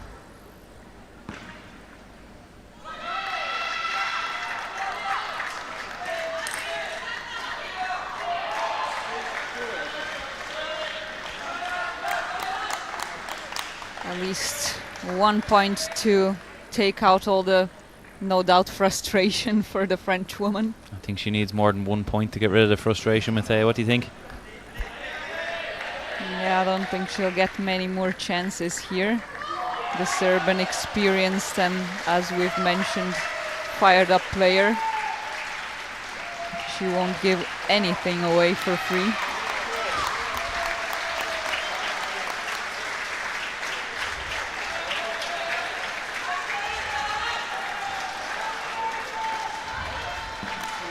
Fists in the air there from the Serb, setting up 6 match balls. 6 golden ticket points. Just one more needed for the 5th consecutive European Championships single title. And a mistake. She gets it without an effort. A very disappointing final, no doubt, for Alexandra St-Pierre. Yeah, slightly anticlimactic really. I was expecting a huge battle between the two, but very one-sided in the end, and the Serbian doing what Rob Davis couldn't, starting that five European titles in a row. We're continuing our finals day at the European Para Table Tennis Championships in Sheffield shortly. This is it for women's singles class 4 and 5. We'll be back soon.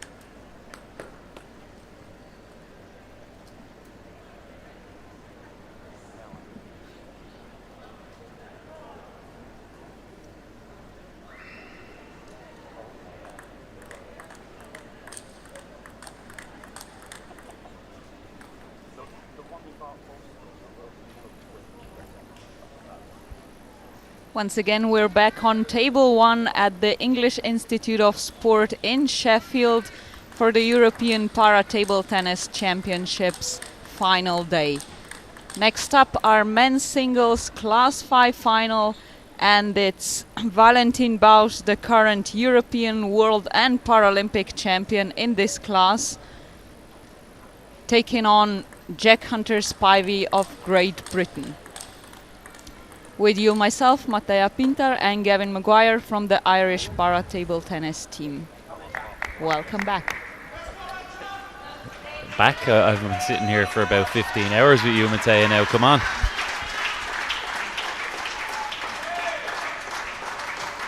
I'm still yet to get a prediction on a match, by the way. Yeah, I think this one will be much more to your tastes and up your alley, so I'll let you do that. Well, again, hard to make a prediction when you know the people involved. Jack is a man I'm very fond of, so the heart is going one way and the mind maybe would veer towards Valentin Bausch in terms of who's favourite anyway. Yeah, their head-to-head speaks very much in his favour. Also, their last encounter in Slovenia ended with 3-1 for the German.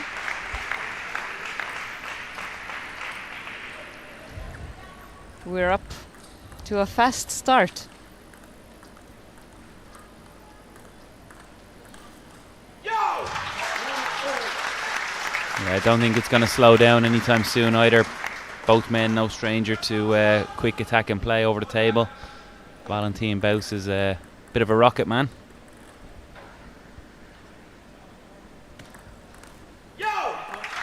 Jack, no doubt, very fired up to win his first gold in singles at a major competition in front of the home crowd.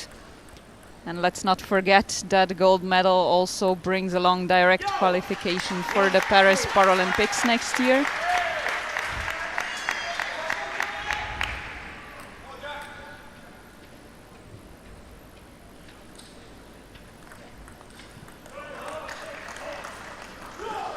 World number 1 from Germany hasn't dropped a game though in this tournament. So Jack must have worked much harder to get into this final.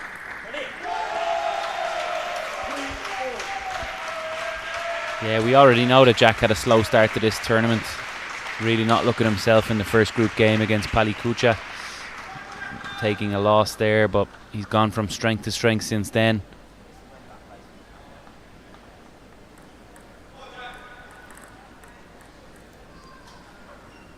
A great win against Tommy Urhaug of Norway in the quarterfinals, securing him a medal.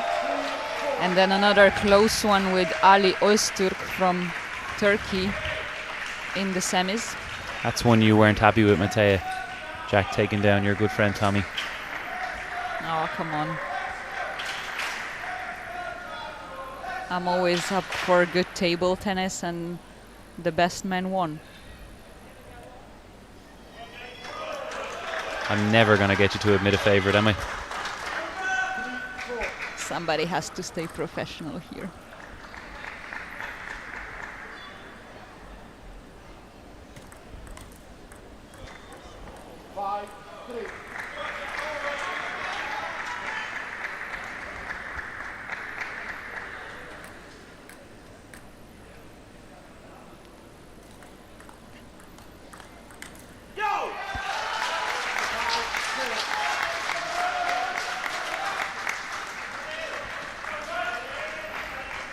That's more in line what we were perhaps expecting in the previous women's Class 5 final.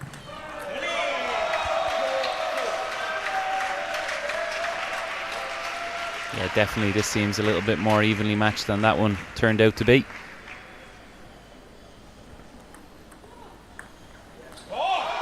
Great little angle there. Unexpected. I think that was the point here. Took Jack really by surprise, and the ball was almost on the ground before he started to react.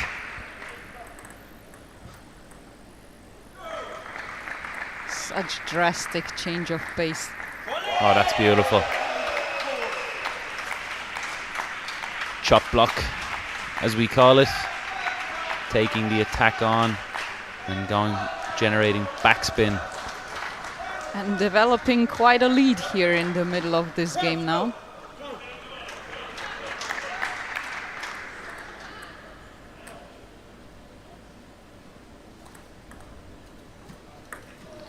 Jack trying his own unexpected shot. A high lob with backspin, trying to trick Valentin Baus, but just didn't come off.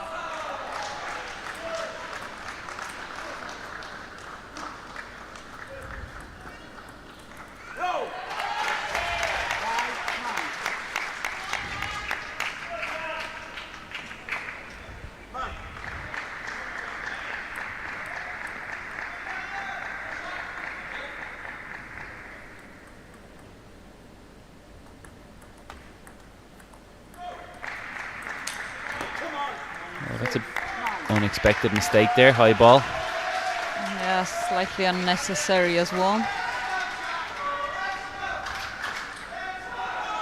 Home crowd just trying to G-jack up a little bit after a slow start. First set not quite away from him just yet, but he has a bit of work to do.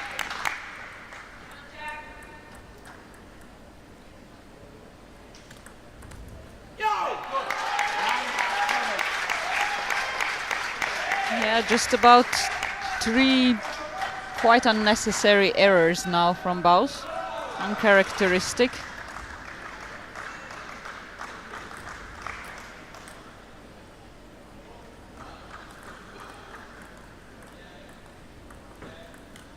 Oh, but followed up with a huge backhand down the line. Yeah, that's what you expect of him. 3 set points now.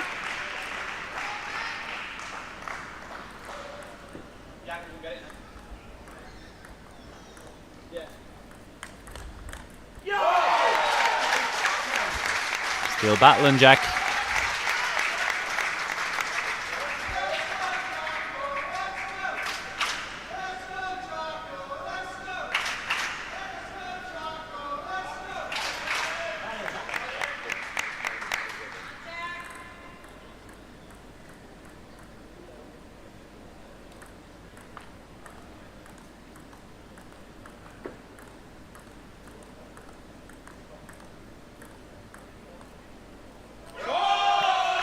Lovely from Valentin Baus.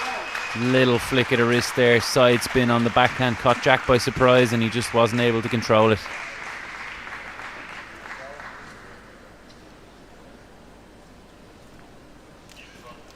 Exciting first game though. Sure we have more of that to look forward to.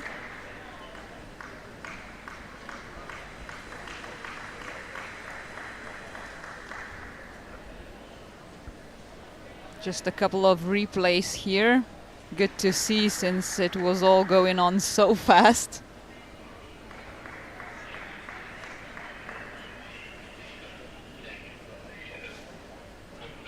Little replay of that angled shot that took Jack by surprise. That was lovely.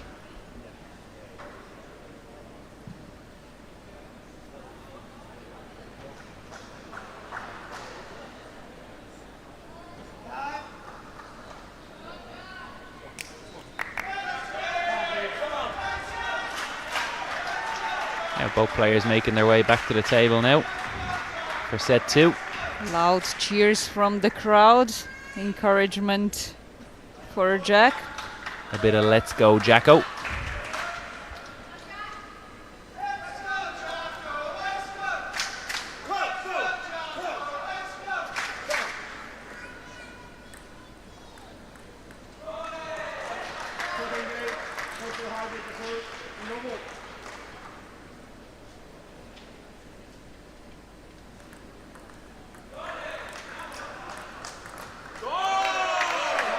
That was just brilliantly positioned and so much topspin on that shot. Yeah, he's a lot to handle. First blood bout.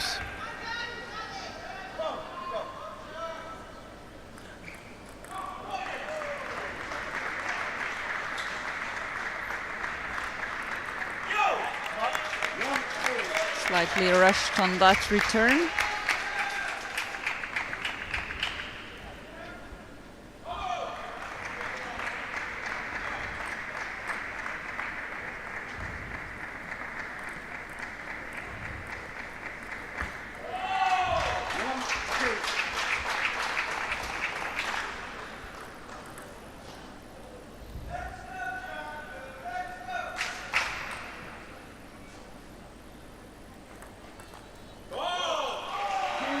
Nice idea, I felt, by Jack. Yeah, definitely a good idea. He's got to try a few different things if he wants to get past Valentin Baus.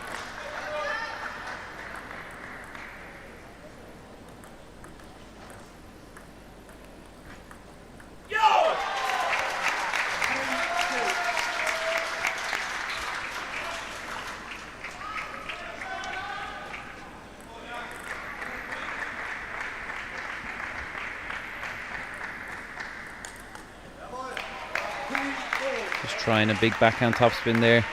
Unforced error. That's something he's going to need to get right.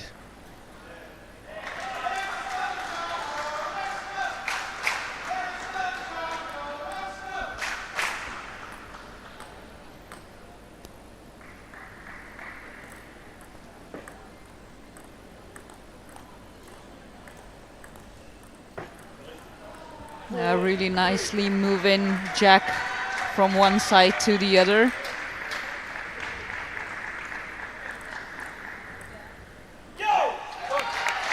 Tried that once again, really looking for those corners. Yeah, I feel like there's a little bit of apprehension, a little bit of fear on the Spivey side. He's finding Valentin Baus a lot to deal with and just playing slightly tentative at times. Oof, that side spin in the serve. Brilliantly counter-used. And he's obviously got such a wide range of shots in his locker, Valentin Baus. That's why you would have a bit of fear playing against him.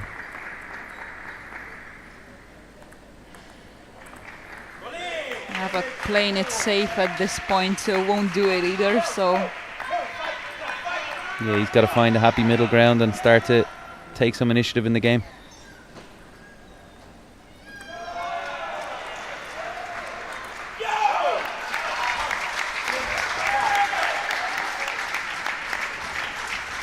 Just enough out of reach for Valentin Baus to take that perfect shot.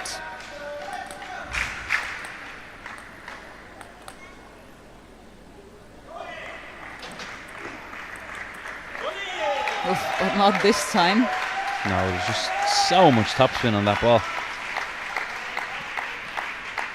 You can see the moment it touched Jack's racket, it jumped off the table. Just goes to show you that you can't get comfortable for even a second against a player like this.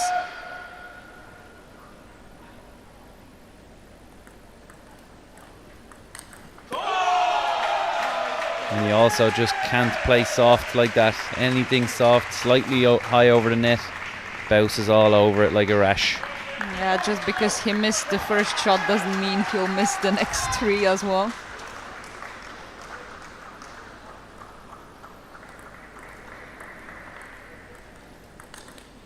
Oh, great shot again. Jack did get in with a topspin ball there, but just too short over the net. Bouse able to take advantage and drive it home.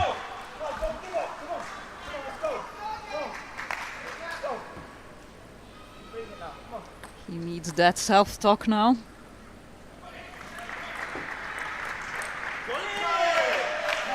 Just so much spin.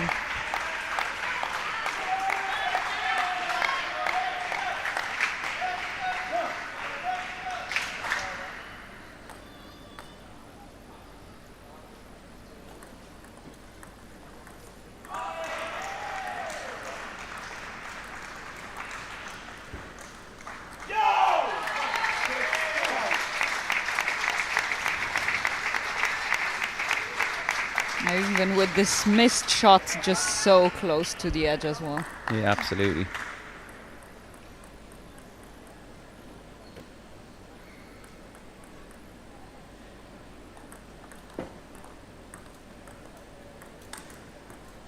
Oh, and a bit of luck to finish it. Jack Hunter-Spivey smashes the ball away in frustration. Unfortunate, but Jack can't now let those emotions rule him. Time for a break. We might have seen a yellow card if we weren't at a home championships, potentially.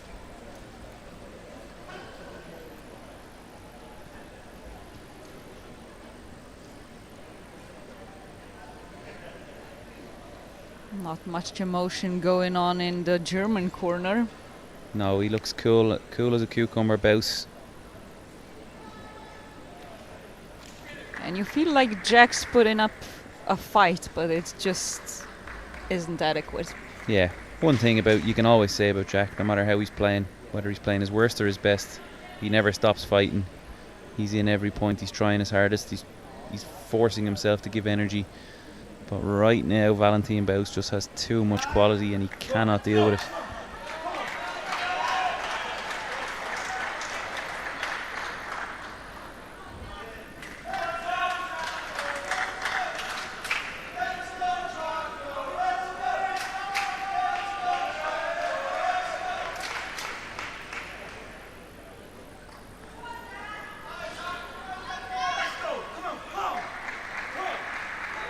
One last chance for Jack Hunter-Spivey to stay in this match and in a fight for the Europeans' gold.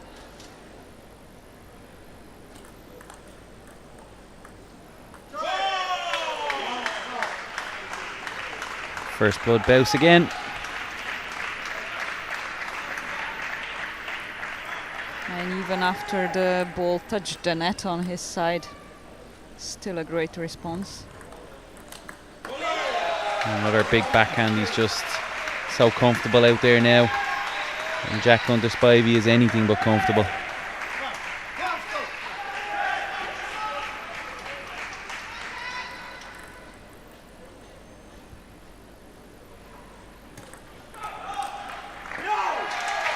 That's nice though. A few more of those. Let's see what we can do.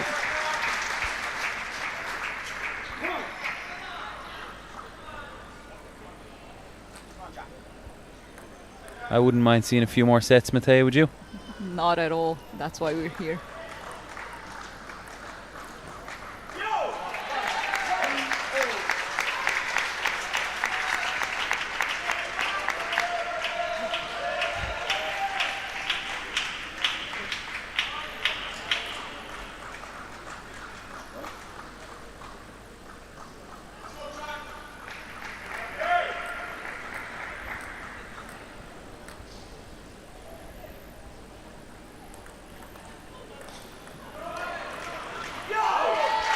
He was just setting himself up for that backhand shot and I think decided to take it before he saw how long the ball really was about. Jack in the lead now. Oh, big rocket. And a big That's fist what he towards the crowd. wants. He's not going anywhere, Jack. He's not going to give this up easy, that's for sure.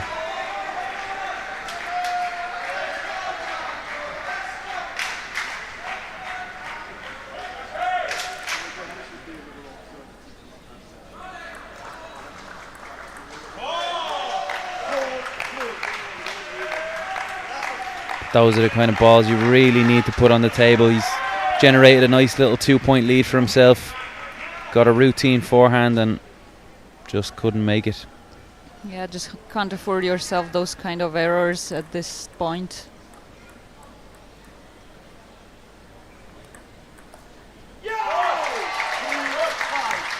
Nice serve, misread by Bouse. Both a little bit nervous now. Interestingly enough.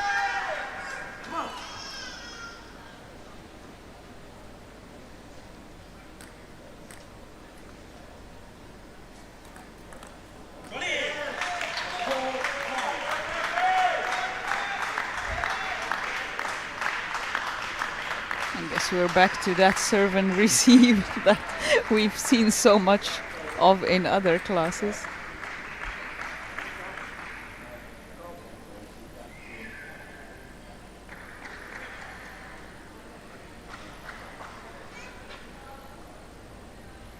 Let's go! 4-5.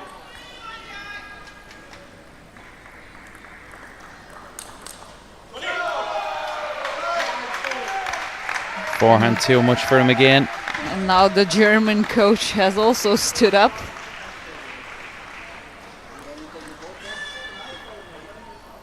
Just a little bit of contention here. Someone outside the court that maybe shouldn't be, and Jack was giving out. Yeah, there shouldn't be any distractions.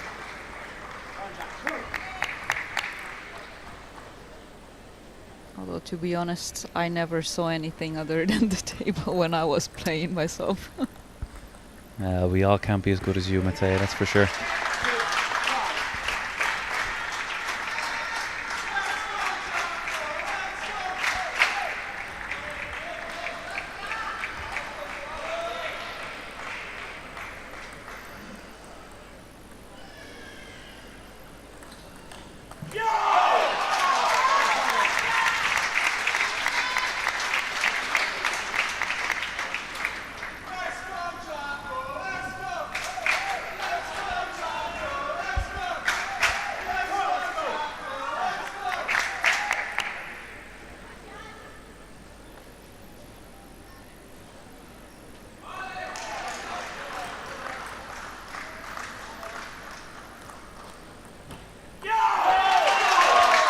Those backhand money shots.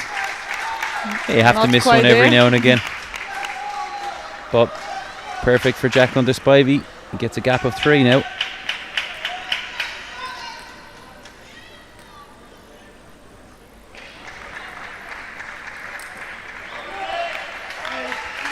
He's just determined to get that right, Bouse.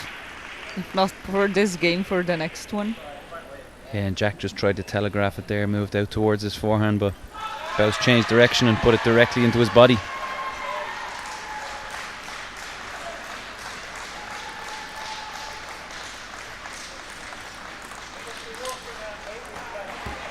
What a reaction. Oh, wow. I mean, that was incredible that the rally kept going. How did Valentin Bouse get that after it hit the net? He would have earned that point fair and square if it was on. Just so fast in his wheelchair as well, not just the body. Unbelievable. We'll have to see a replay of that.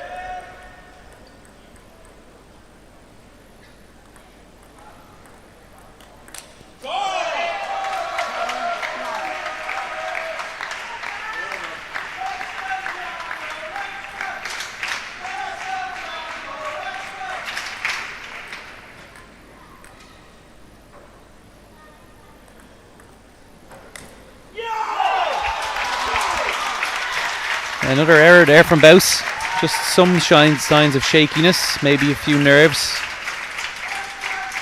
At least one little sore spot that Jack's managed to find. And he takes it.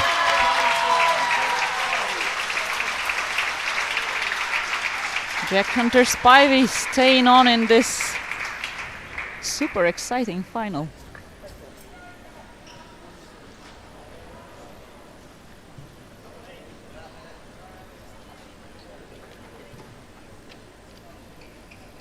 Just feel there might be something in Valentine Bouse's mind there. There was that little point of contention about a German team member close to the court taking pictures, trying to maybe capture the winning moment, and that didn't come, and I feel it might have played on his mind slightly.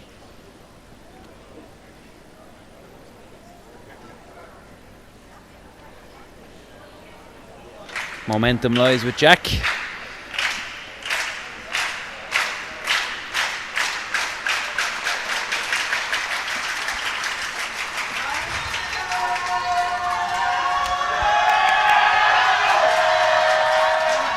Crowd at its noisiest we've heard in a while now. They want their man to bring this level. Yeah, a lot of compliments from the entire GB team about the crowd supporting them throughout the tournament, but especially today, of course.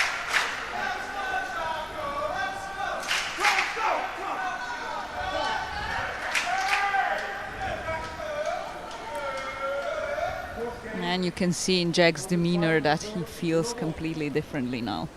Definitely.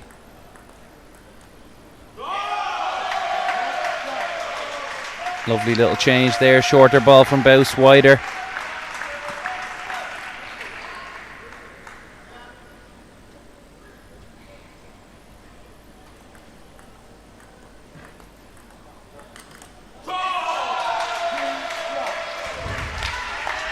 One thing we've learned over the 3 sets, that if Jack doesn't contain that Bouse backhand, he's going to be in trouble.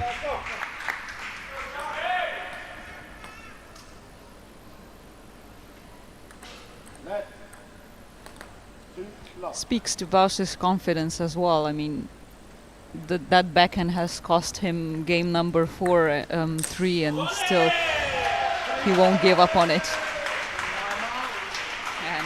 And look at that now. Yeah, he's just sent the ball into court 2 there with a big smash, and there's a timeout for Jack Hunter-Spivey as well. Trailing 2-1 in sets and 3-0 on points now. He's got a job on his hands.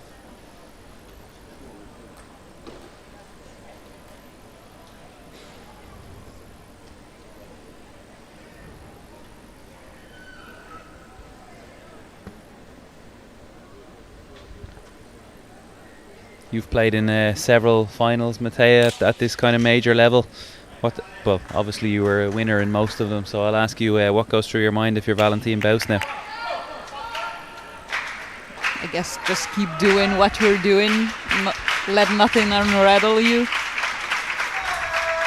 Like I said, he feels confident enough, so I don't honestly think that previous game threw him off too much.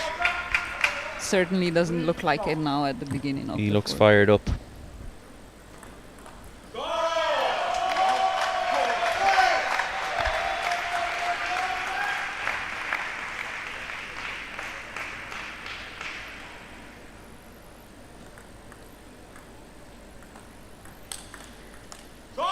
Oh. 2 good reaches and good returns from Jack, but still not good enough. No, timeout hasn't helped so far.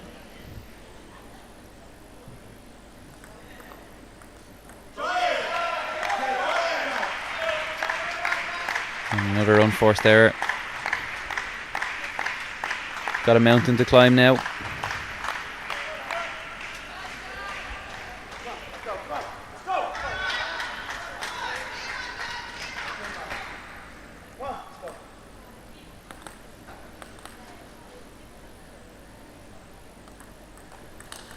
Whoa, that's so quick. Look at that. What do you do? Jack would really like to know.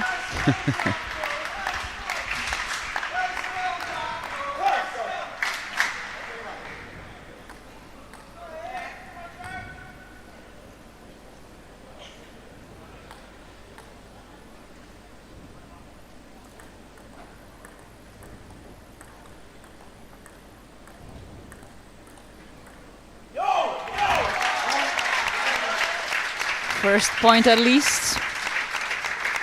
Yeah, and I've mentioned it before, he's not going to give up anyway, that's for sure. He's a big fighter and he'll stay out there till the last moment.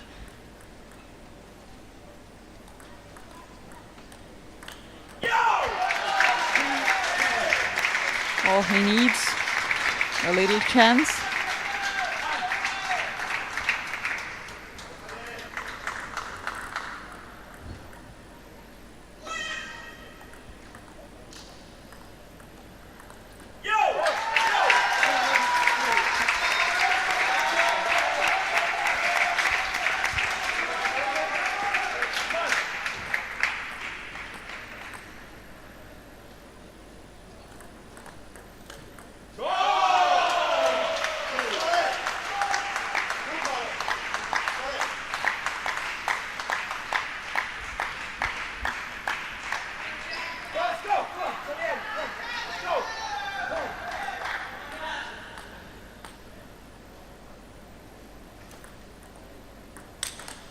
Oh, what a reaction. Wonderful, brilliant.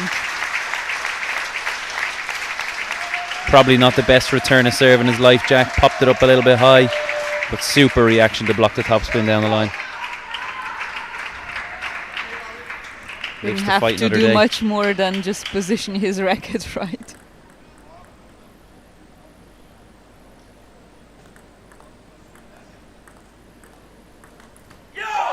Heavy backspin, Bouse makes a mistake.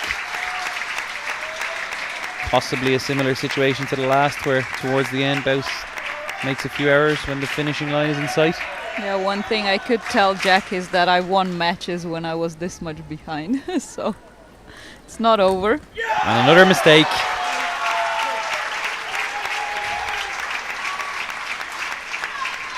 Showing signs of tension, Mr. Bouse.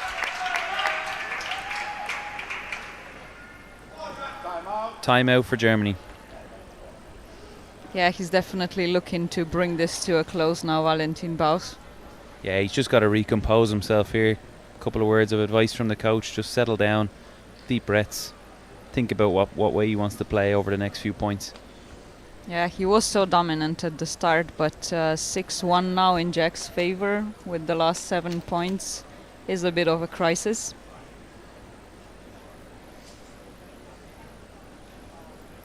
As we said, Jack Hunter's be fighting till the end. He hasn't gone anywhere. Making Valentin Baus work for this if he wants to win the title. We're coming back now. Crucial stage of the game.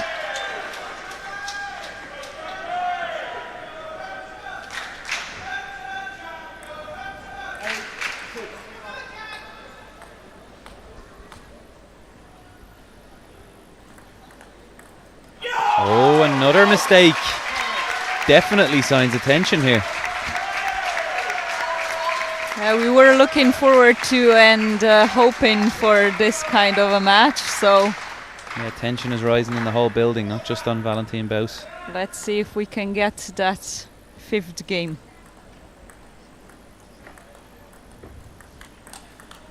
Oh, very good. Finally able to turn one of those into something positive. Backhand on the table, followed up by another.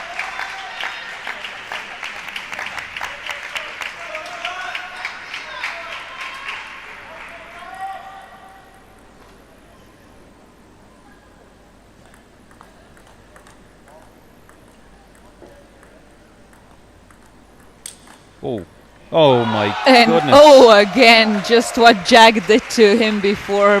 Valentin Baus returns at the most unfortunate moment for Jack. Both sides getting a couple of nets there as well, unbelievable.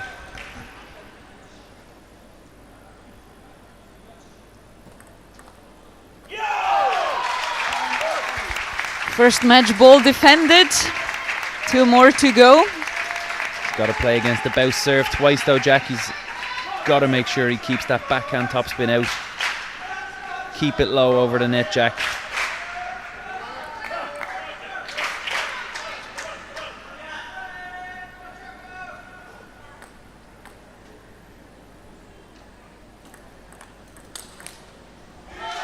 Too much.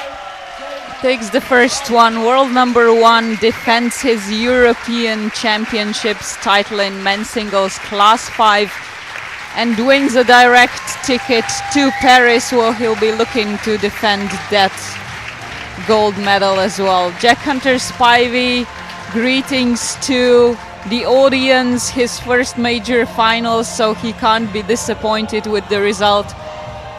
Not wanting to lose here, of course, but what a fight he put on. Absolutely, a great game. And you can see Jack Hunter Spivey is going from strength to strength in major championships, from bronze to silver. Who knows, maybe the next one is gold. Well, the next round of medalists will be coming up for the medal presentation, so stay with us and followed up with another round of finals.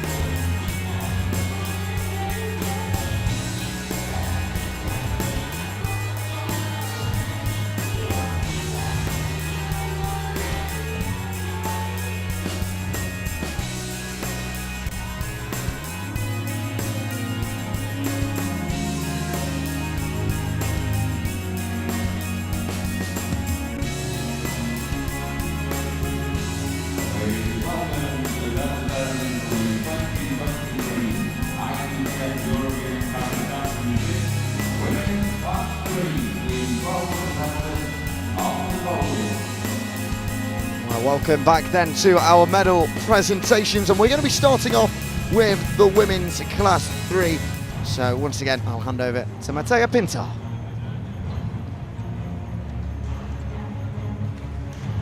Coming up on stage are the 2 bronze medalists, Carlotta Ragazzini of Italy and Alena Kanova for Slovakia, as well as the 2 finalists. Silver goes to Michela Brunelli, another Italian, and gold for Angela Mužinić-Vincetic, Croatia.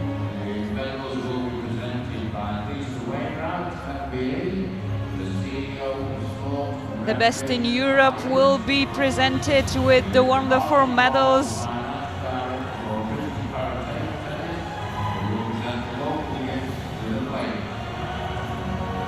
Featuring the emblem of the championships, as well as some Yorkshire tea,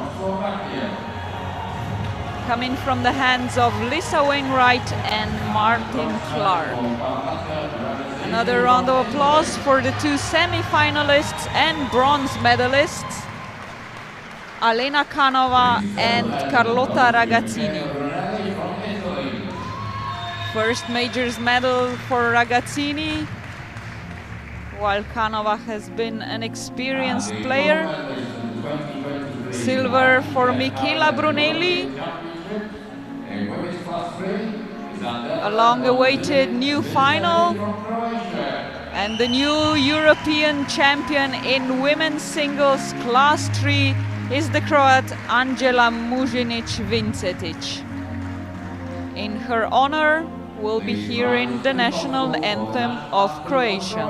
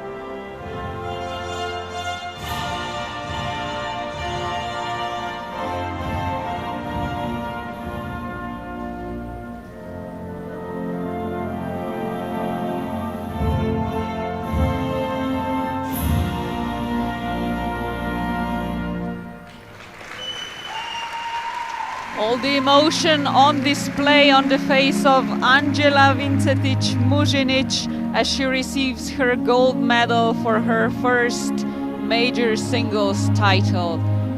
Another additional award, a direct qualification to the Paralympic Games in Paris next year.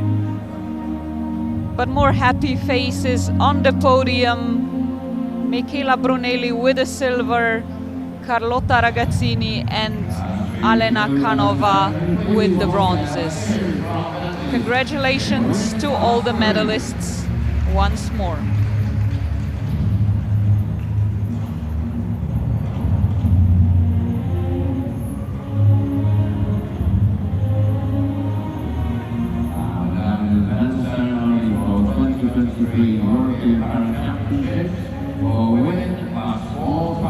Next coming to the podium are the medal winners in women's singles combined class 4 and 5.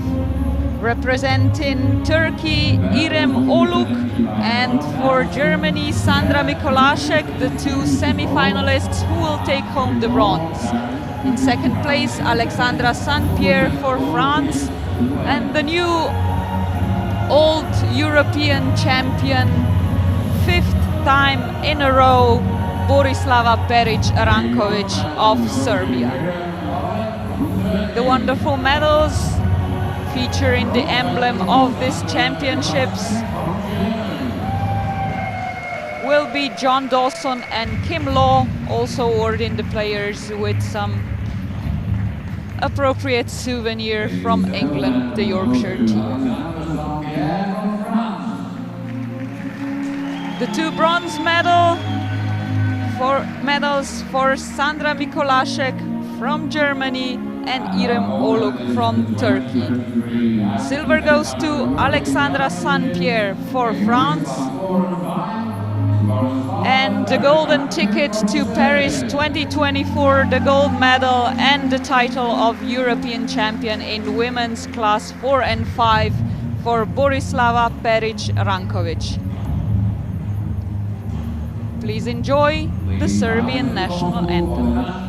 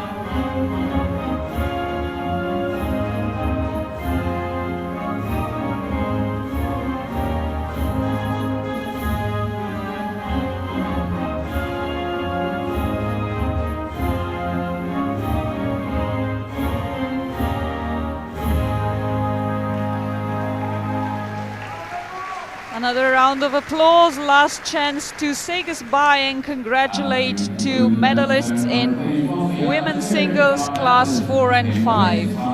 Five-time consecutive European champion Borislava Perić-Ranković for Serbia, silver for Alexandra Saint-Pierre of France, and the two bronzes for Sandra Mikolasek, Germany, and İrem Oluk from Turkey.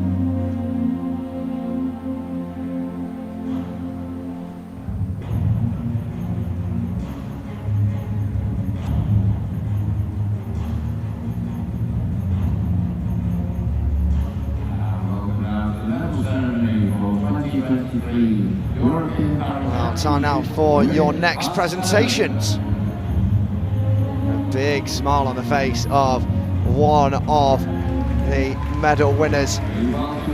Oh, it's her first ever major medal, and we could not be proud of her here in Great Britain.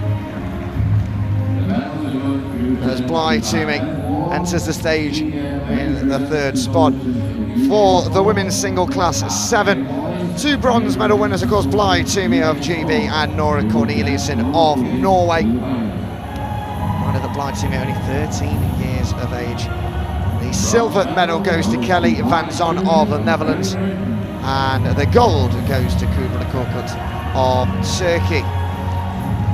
Well, handing out your medals then in this women's class 7, we have the Senior Manager Events Consultant of UK Sport, Bev Ward, alongside Kate Wallace, and then finally Sonia Grefberg, who is the ETTU Vice President.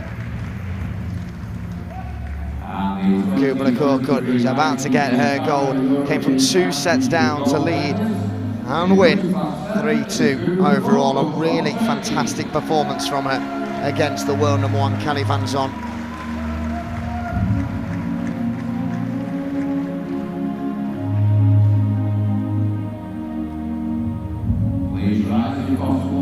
And we will have the national anthem of Turkey.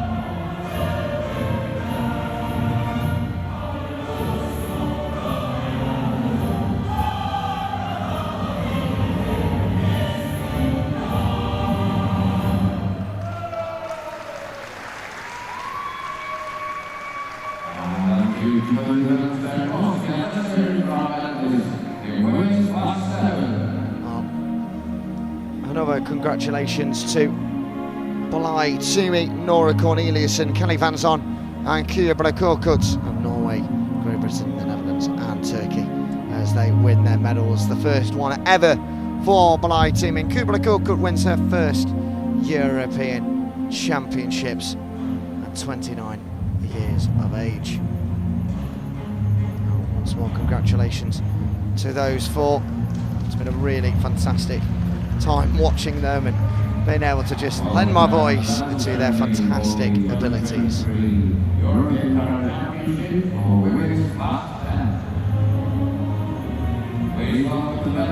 On to the next class then. Move on to the women's single class 10. As they enter the stage, the medals this time round being handed out by Sonja Klettberg and Marlies Hamilton. Both of them are the ETU Vice President. Marlies Hamilton is the Director for the British Parrot Table Tennis. Your bronze medal winners from Germany, Marlene Rieg, and from Sweden, Anja Handen. Silver medal goes to Turkey's Merve Demir, who fought hard but lost in the end to 10-time European in Natalia Bartyga. You have to be something special to win this competition once and twice and thrice, but to win it an incredible 10 times. The Polish Bartyga, fantastic achievement from him. She has, of course, been to the Paralympics and also played the Olympics herself in the able-bodied sport. Now we will listen and respect the national anthem of Poland.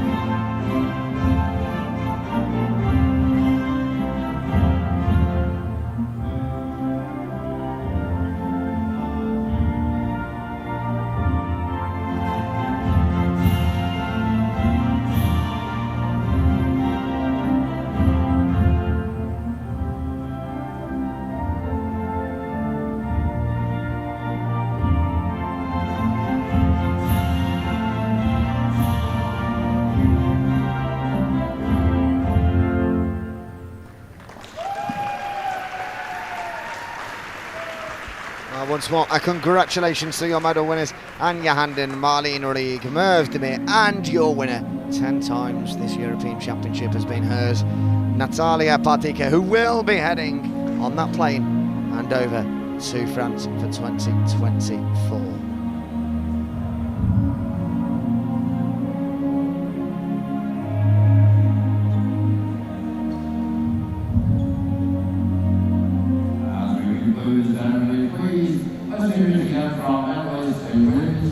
On to our next medal presentation we go then now.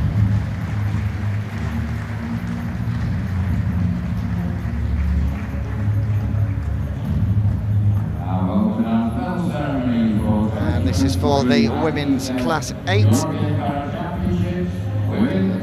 Onto the stage we welcome the following: Julianne Wolf of Germany, Thu Kamasomtu of France, Great Britain's Grace Williams.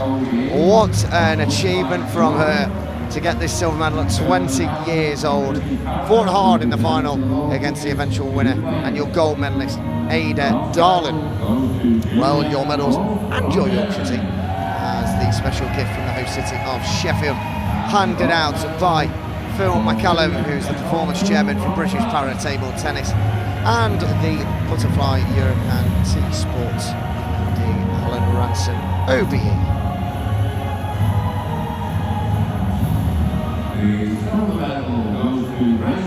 And it's the third time that Ada Darlin has won the European Championships. She won in 2015, 2017 and now 2023 after that 6-year break. Of course, what's happened slightly by the pandemic. And Grace Williams now just receiving her medal.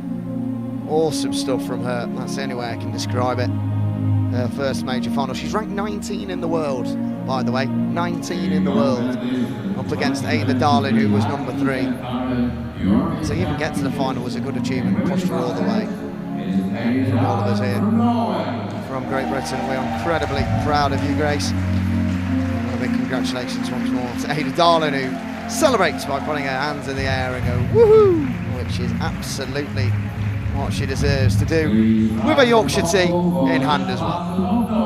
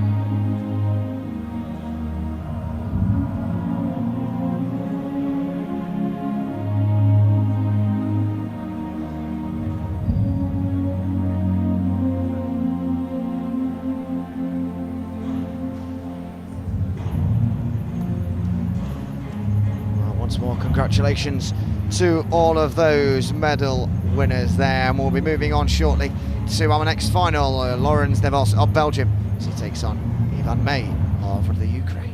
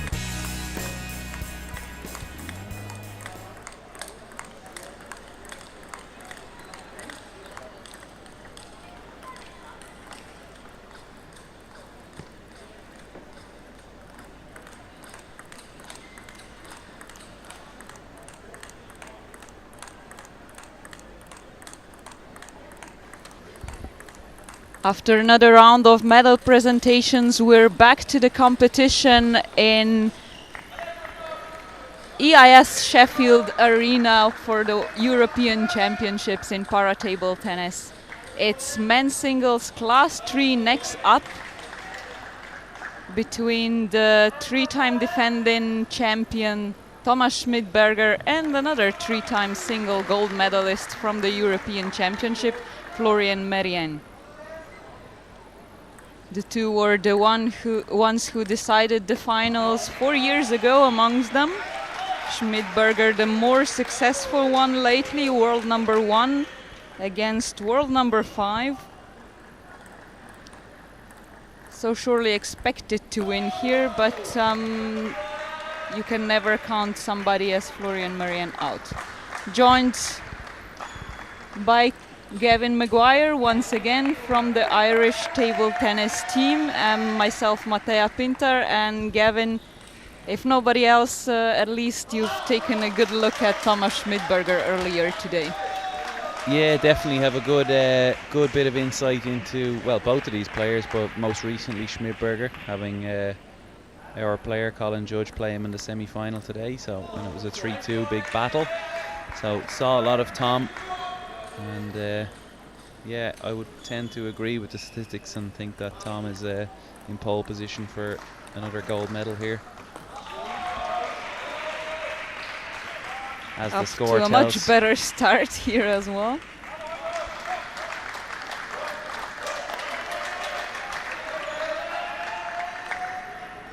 Widely regarded as the best, or one of the 2 best wheelchair players in the world, Thomas Schmidberger, along with his counterpart Jianpeng Feng from China in class 3.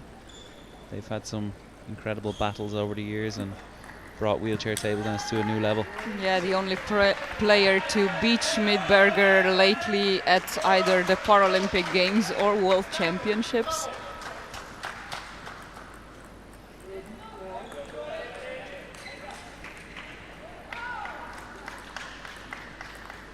So another motivation here for Schmidberger to win that gold, qualify for the Paris Paralympics next year, and attempt at a revenge for his Chinese counterpart.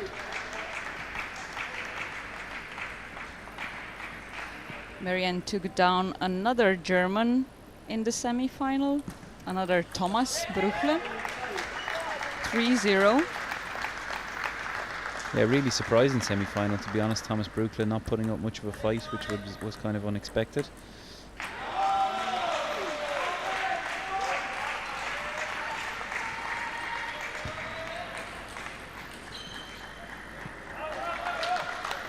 Quicker and much better start for Schmidberger here.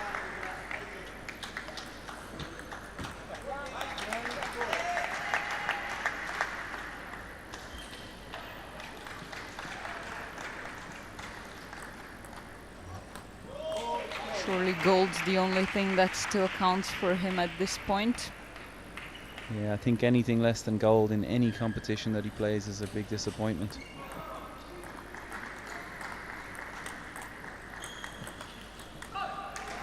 Good defense there from Merien. Might be slightly late, but Even using the head when the racket doesn't reach.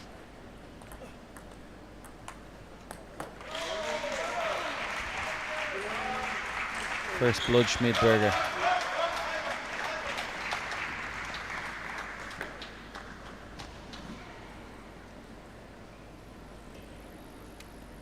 A really quick end to this first game.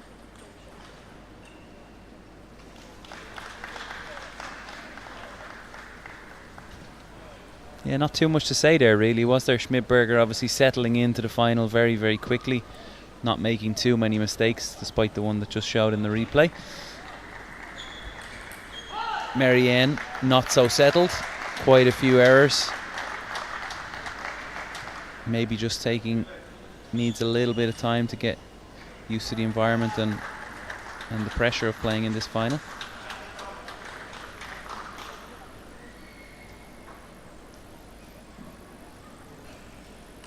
Yeah, Schmidberger's won all their encounters since 2017. Not a bad record. I think that that alone inspires confidence for him, knowing he has the better of Florian Merian. Yeah, and that includes the last 2 European Championships finals. Probably no major change coming here in terms of tactics for Tom Schmidberger. Ball on the table. Let's see what Merian brings, and then probably adapt if he starts to improve his level.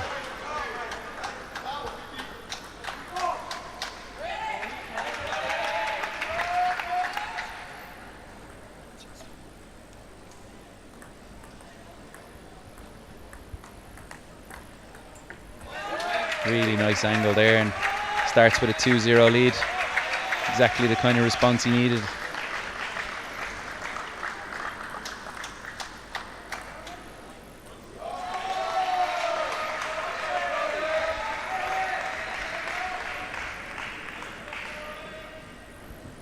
Can't afford too many of those easy misses.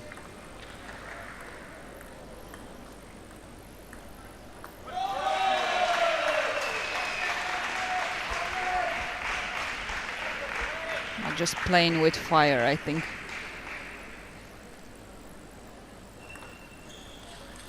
A mistake on service there for Merian.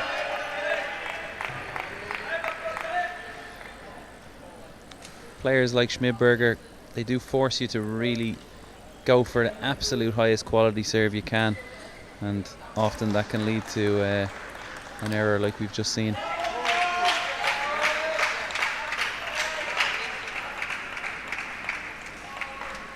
Yeah, he did very well on the serve here, but still had to fight to win the point.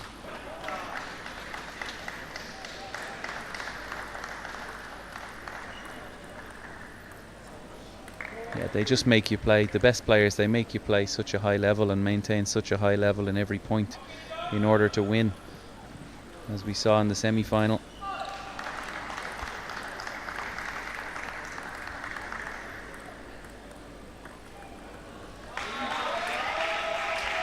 This is interesting. Looks like a careful play, just both avoiding any angles.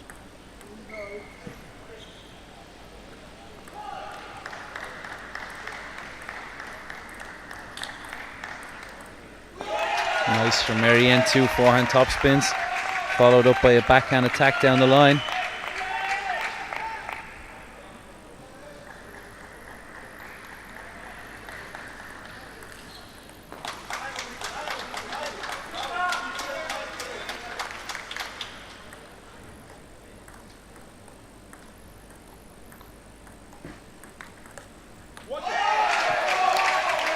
Really making variations on the position now, Merian. Playing with side spin long into the middle, short to Schmidberger's forehand, and then attacking out to the corners. And that's Schmidberger's response. He won't be waiting for Merian's attacks anymore.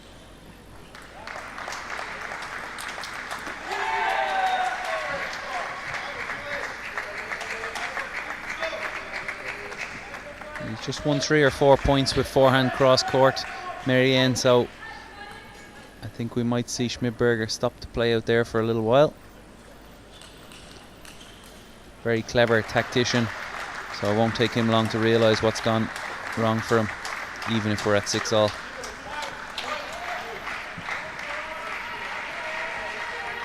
Merian searching for that wide angle, short. And again.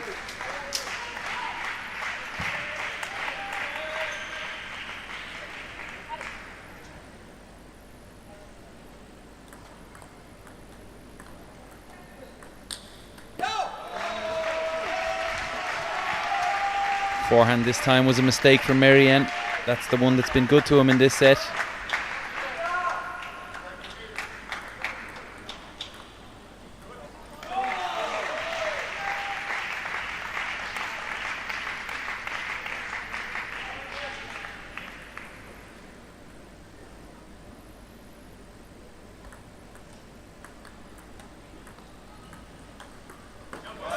just 1 or 2 points and Schmidberger ran away from him. Yeah, not even really needing to attack Schmidberger. Obviously finished the set there with a forehand topspin down the line, but we didn't see him do a whole lot, did we? No, and for a minute there it felt like he didn't have to. That's the point.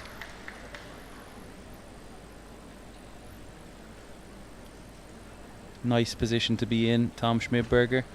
Still in second gear, but 2-0 up in this European Championships final, with plenty left in the tank should he need it.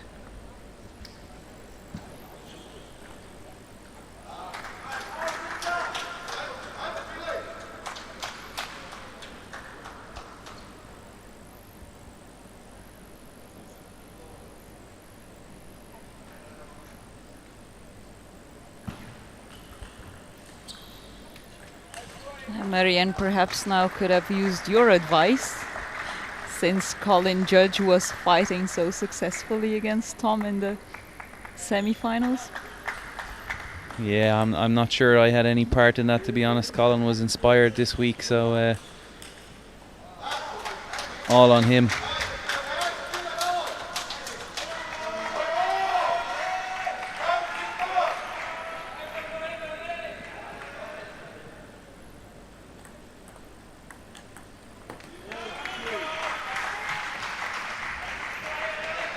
Also, don't want to compliment him too much, just in case he's listening. So it's down to that Irish luck then, you're saying?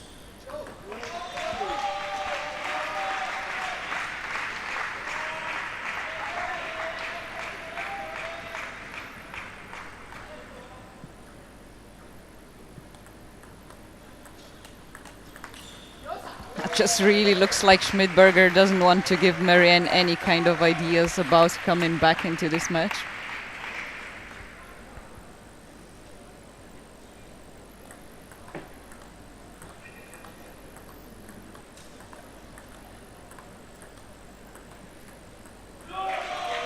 No, Schmidberger is very businesslike on the table. It's all about getting the job done in the most efficient way possible.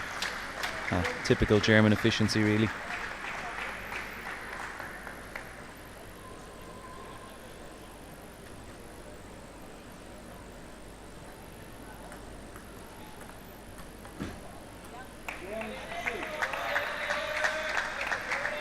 Finally some action attempt by Marianne at least. But even that not strong enough. Yeah, changing it up there, Marianne getting a forehand topspin in, but Schmidberger able to counter directly back. And look at that, just cool as you like, wide out to the forehand.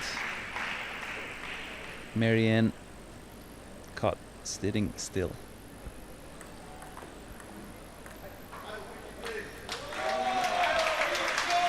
He's now just trying everything he still has in store, Schmidberger. Yeah, I think he's just going to try and prevent the inevitable now. It's more a matter of how long it's going to take before Schmidberger finishes this before anything else.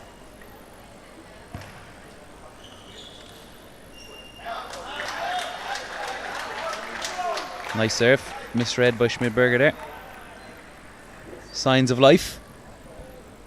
Yeah, he has some room for another mistake or two, but probably won't use it.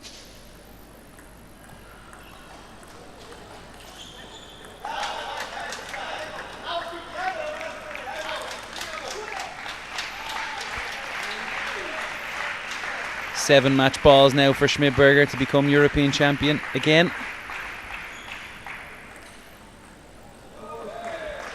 Gonna make us wait a little bit longer.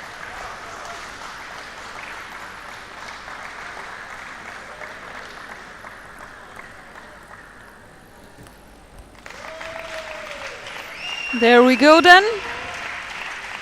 Fourth European singles title for Thomas Schmidberger, qualified for Paris next year and quickly securing his next singles title proving his dominance in men's singles class 3.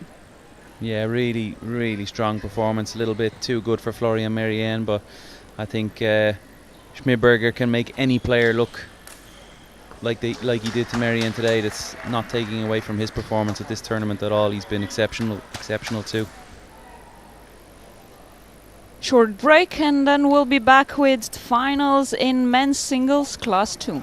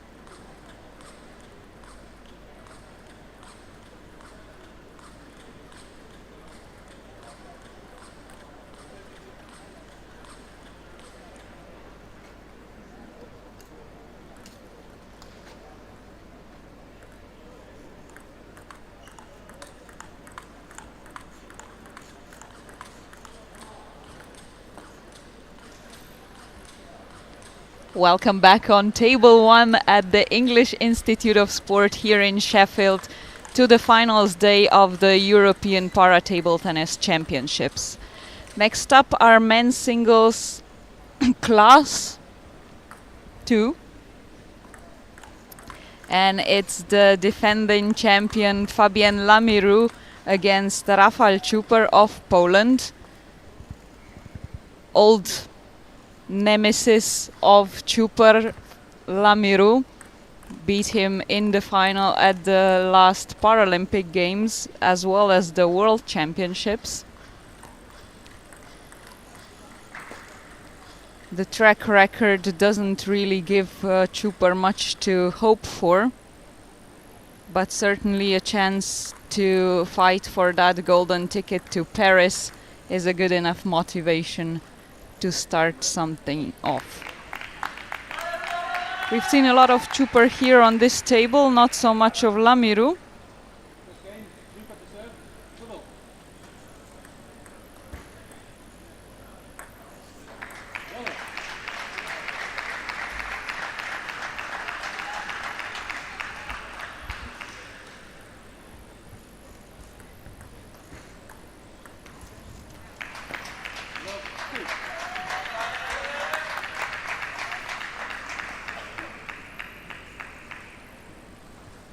Better start for the Polish here, but before we continue, let me also welcome back Gavin Maguire from the Irish Para Table Tennis team. No welcome necessary, Mathea. You like to make predictions and put money on people, so what's your prediction here now? Do you agree with all the statistics? It's very hard to go against Fabien Lamiru, considering the heavy favourite that he makes himself with the results over the years. But every time I watch Czuper against Lamiru, he's getting closer and closer and closer. He's got to win sometime. Yeah, and Lamiru struggled a little bit throughout this tournament. Not so much in the scores, but the games were pretty close. So for the first time in this tournament, I'm going to put my money against the favourite.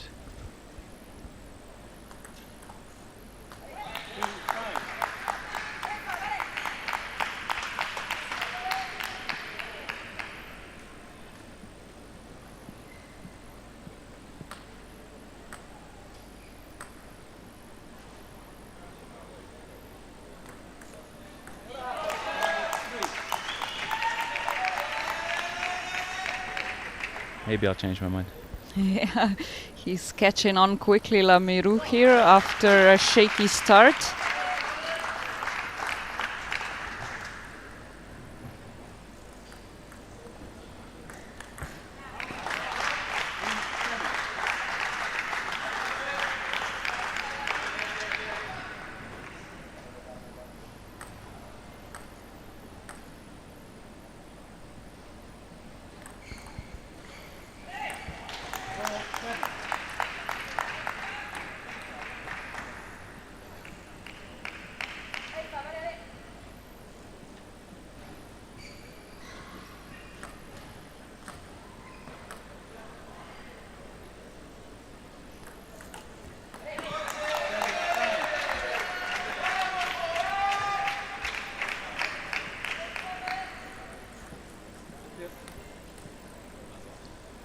Czuper was using the opponent's serve so well in his semi-final that we saw earlier today on this table.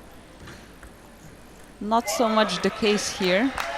Yeah, crazy. It was almost like a disadvantage to have service in the game earlier on for his opponent, Alexander Jesik.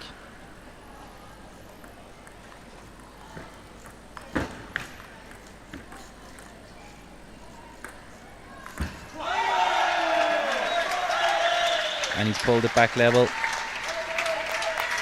And the first sign of emotion, sign of life, if you will, from the two-time Paralympic champion.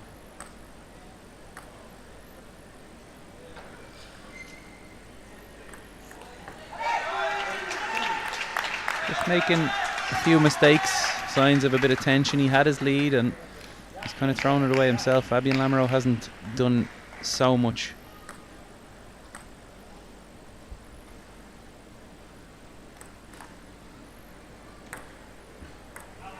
Yeah, this is the shot that we saw so often as a return from Chuper.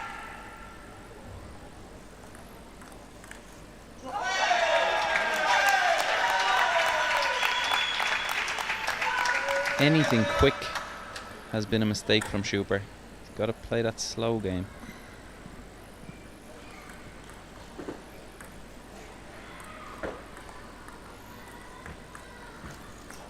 He heard you, and it worked.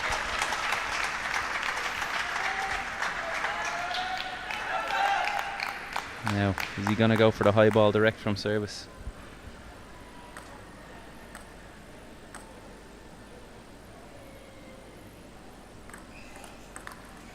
Oh, finally the topspin ball works. And at the most important time.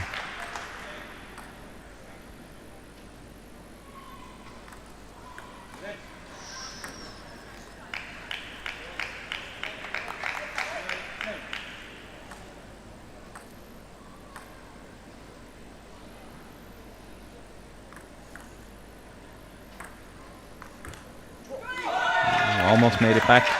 That high ball just too long. Give Lamoureux all day to wait for it, take his time, and play a backhand attack.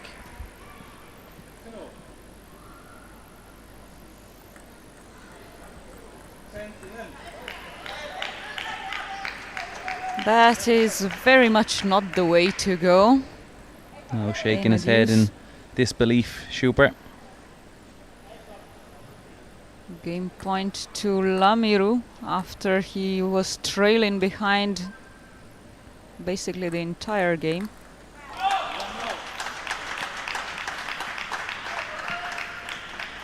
But at least Chuper seems to have found an answer for that long serve into his forehand side. Oh, big forehand. Obviously clipped the top of the neck because he's just apologised. A great shot in its own right, though.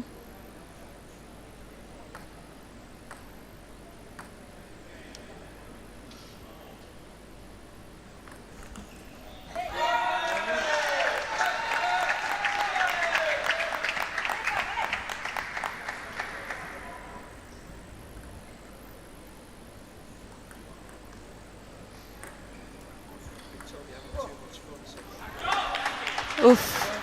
Nice stretch and great response to a not too bad lob by Lamoureux. Yeah, I didn't think he'd reach it there, but he did really well to get his body all the way in.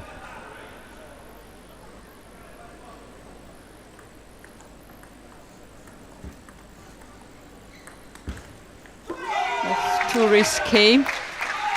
Lamoureux was right there. He has a good reach himself. Yeah, it's got to be perfection if you're playing out to that forehand corner of Fabian Lamoureux.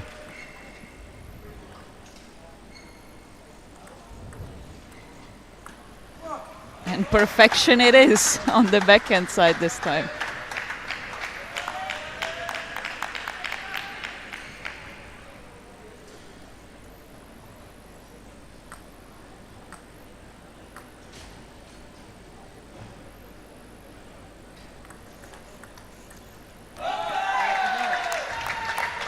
Sure didn't look like we'll be seeing such a long first game in the middle of it.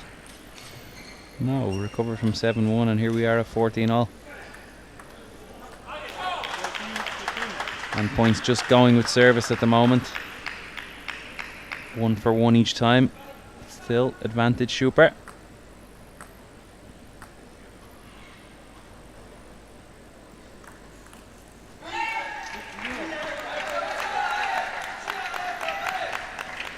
Could have played 2 games in this time.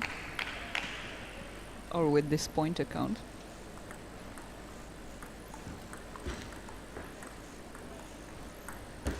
Oh, good angle. Brilliant. This one was short enough and wide enough. Just surprised he hasn't tried one of the high balls direct from Fabien Lamoureux's service yet.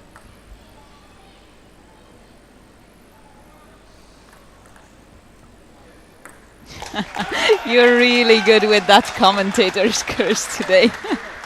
Well, in this case, it wasn't a curse. You were just trying to motivate him to do it, Just right? trying to manifest it into reality. Well done to you and Rafal Čuper on taking this first game. Early significant lead for him, but he needed 17 points to bring this one home.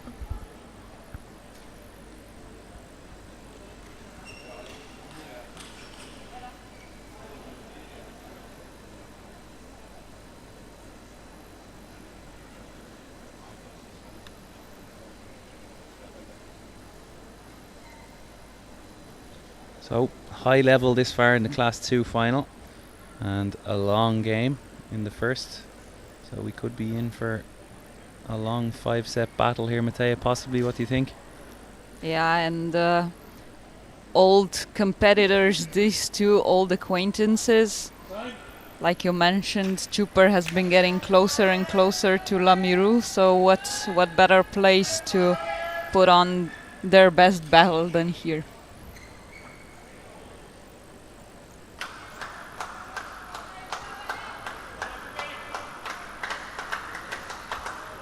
One thing we know is, with his track record, Fabien Lamoureux won't panic.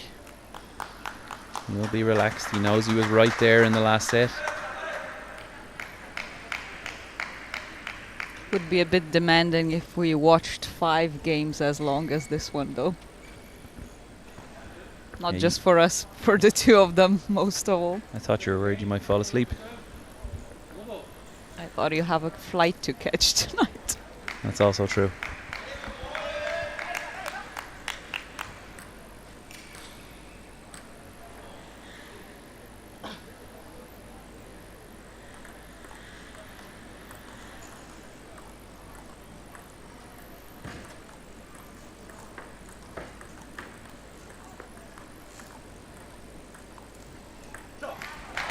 Lovely angle again.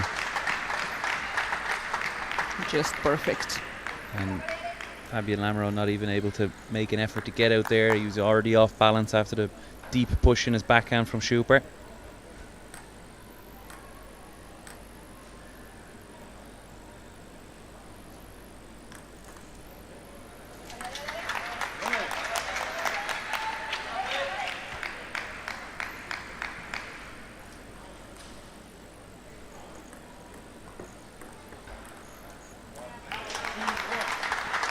Both like in this backhand to backhand encounter.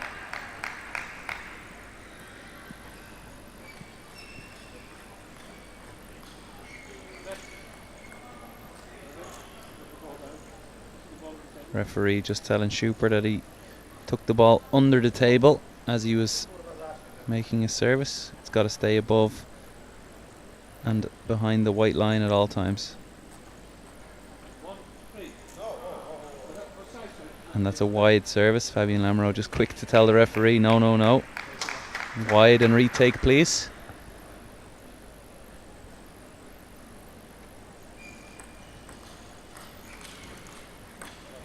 Oof. Oh my goodness.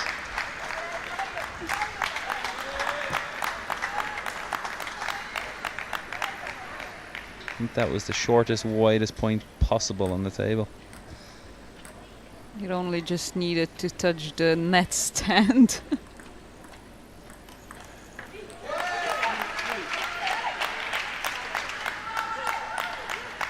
I'd be surprised if we don't see a little bit more of that from Fabien.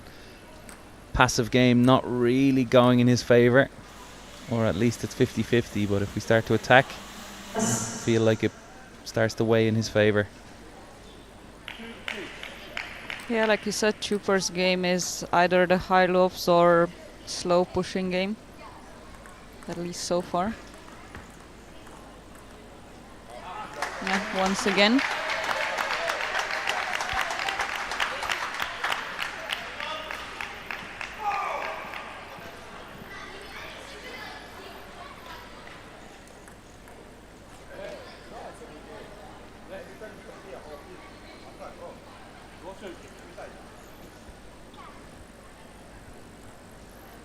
Again, another wide serve, and Lamoureux not happy. Almost complaining that the pole is doing it on purpose. Yeah, but this is fine margins. We're talking about trying to get as close to that corner as possible without going wide. So, of course, it's very possible for it to drift outside.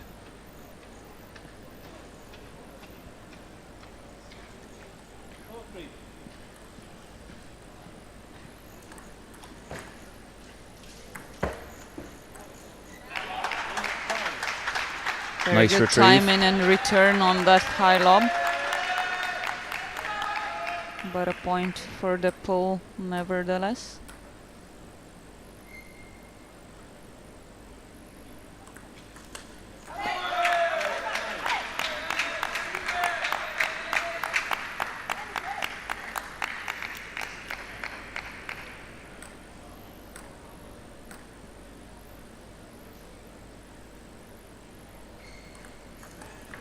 Oh, great service. Really heavy backspin. Raphael Schubert just straight into the net there when he tried to play topspin. Yeah, I misread it probably on the account of the previous return that went just over the table. Answered back with a lob and direct point for Schubert.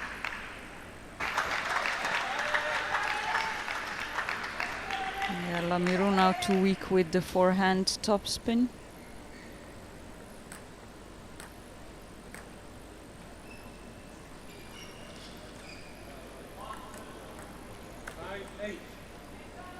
Mistake on the service. Uncharacteristic from Fabien Lamoureux. Yeah, he does look a little bit unnerved.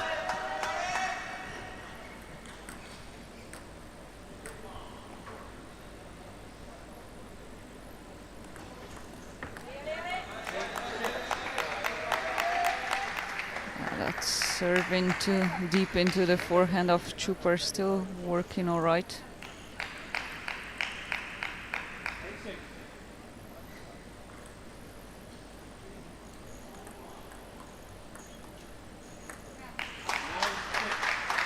Brilliant once again.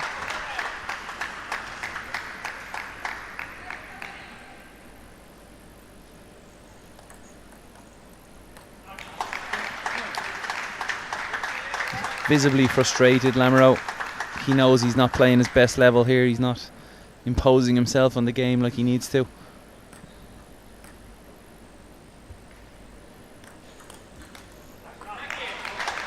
Yeah, he won't be happy with this game.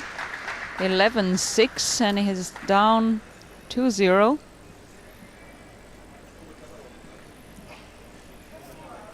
Just shrugging his shoulders there as he moves towards the corner to visit his coach for some words of advice. His coach, Karel Grundisch, former French national team player. In the able-bodied side, so wealth of experience. The two have faced each other enough times and Lamoureux has won enough times to know what he should be doing, I'm sure. Absolutely, and that being said, it's not the first time that Fabien Lamoureux has trailed 2-0 against Schubert. It's happened actually more than once for him to come back and win 3-2, so the champion is still very much in this game. Yeah, most notably so at the Paralympic Games 2 years ago. Should have been 3, but it's not.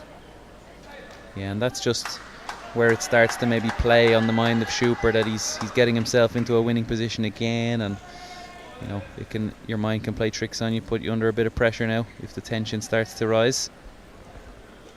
Yeah, game 3 can always be an interesting one. Different things going on the player's mind.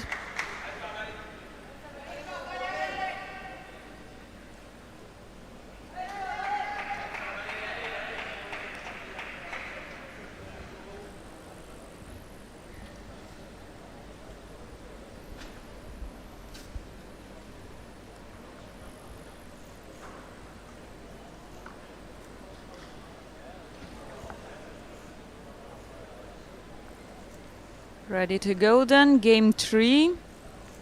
Rafał Schubert needs just one more to become the new European champion. Possibly beat his so far nemesis Fabien Lamirou.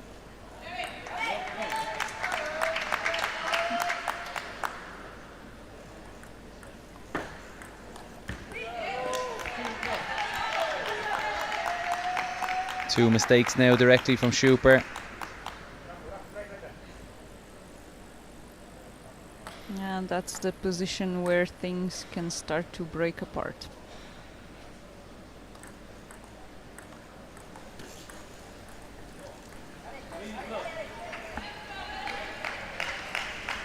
Yeah, Lamirou just keeping it steady, keeping the ball on.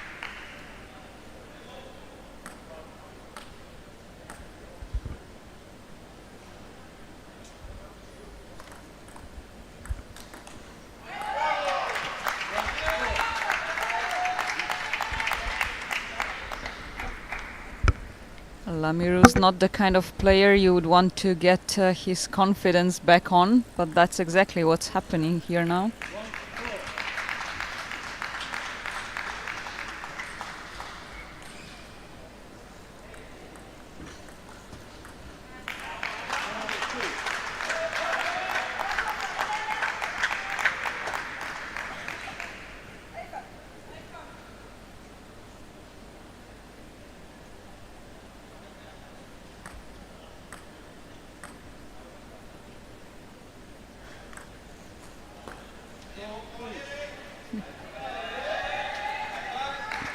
Quick return back into this game for Schupper. Yeah, he'll be relieved. The more cheap points he can win, the better.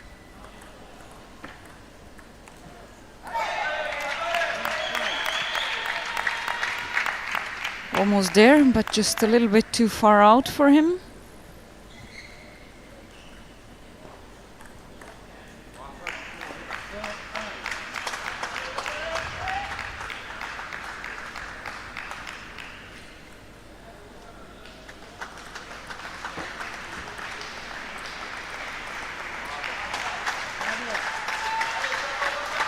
Frustration back on Lamirou's face as he misses on that backhand topspin opportunity. Yeah, crucial time for Schupper now to try and capitalise on the mistakes that Lamirou's making. It's only a matter of time before the champion starts to play better.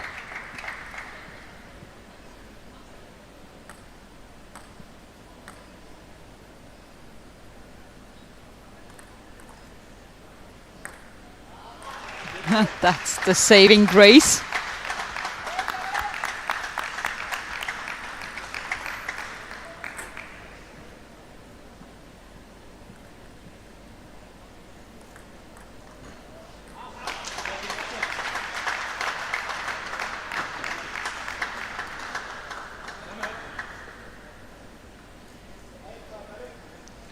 In the lead for the first time in this third game, Rafael Schupper, and the reaction from the French bench. Yeah, timeout now. Another opportunity for Lamirou to get some advice. And for the Polish side, coach most likely just saying, stay calm, keep doing what you're doing. Find those corners, find the high balls. The opportunities are coming. But you can never ride out Fabien Lamirou. Obviously an incredible champion over the last number of years in men's class 2, so we've still got a long way to go here.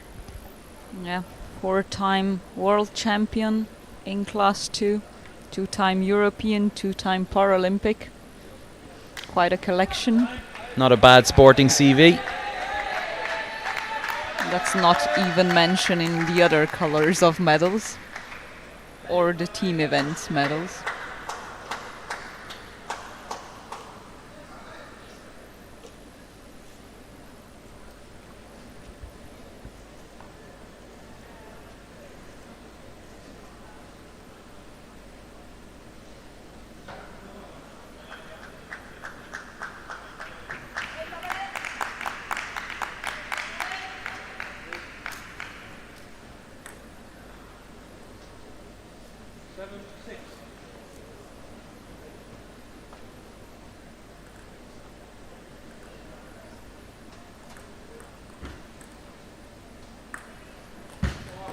Oof. Rafał Čuper knows that this was a point he wasn't supposed to win, but Yeah. he'll be happy to take it. Big sigh of relief there.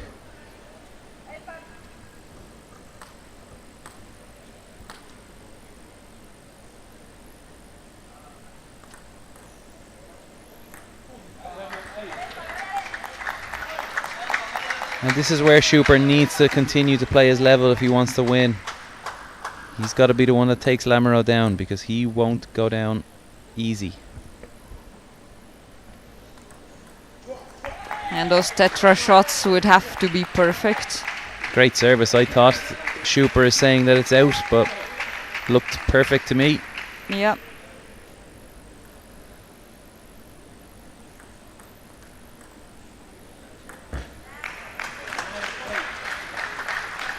Good response, staying cool.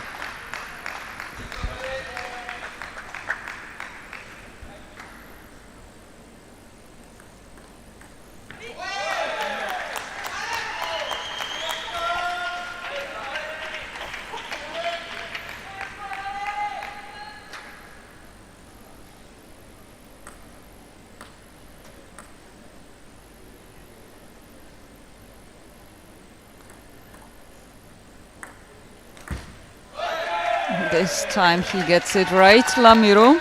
Absolutely. This is the kind of moment that if Fabien Lamoureux can win, it can completely change the momentum and completely change the outcome of this game. At the moment, Schubert is heavy favourite, but if Lamoureux takes this set, maybe not.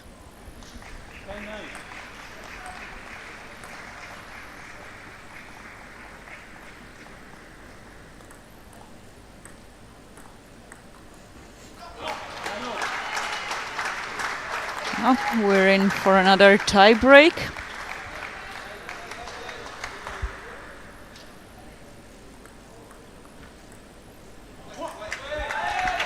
Just a little bit short. Just a little bit shaky, that shot of Čuper's.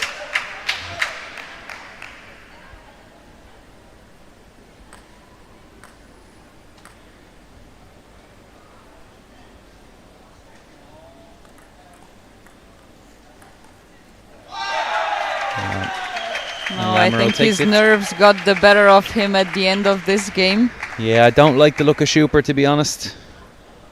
Tension on the face, if we see those last points again on the replay at all. Just keep an eye on facial expressions there. Looks very, very tense. Yeah, I don't think your money's safe anymore. Absolutely not. But to be honest, I'm okay with that. I'm here for a good match. And so far these boys are providing it.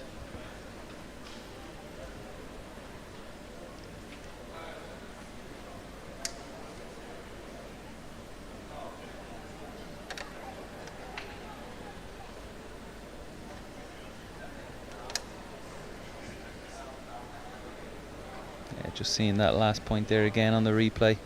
Big shake of the head from Schubert. A lot of confidence going to be gained from Lamoureux there, not playing his best table tennis and still managing to come out on top. So if he can improve by another few percent here, things start to shift in his favour.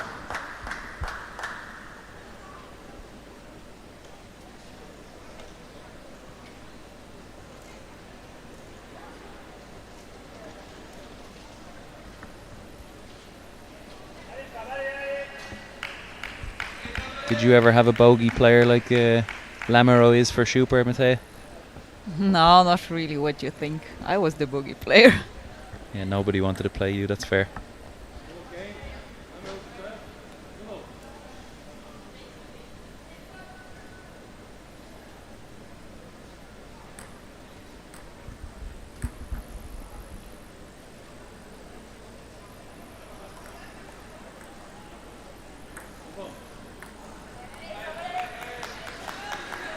Lamoureux now with the lobs as well. You can just see that he got his confidence back.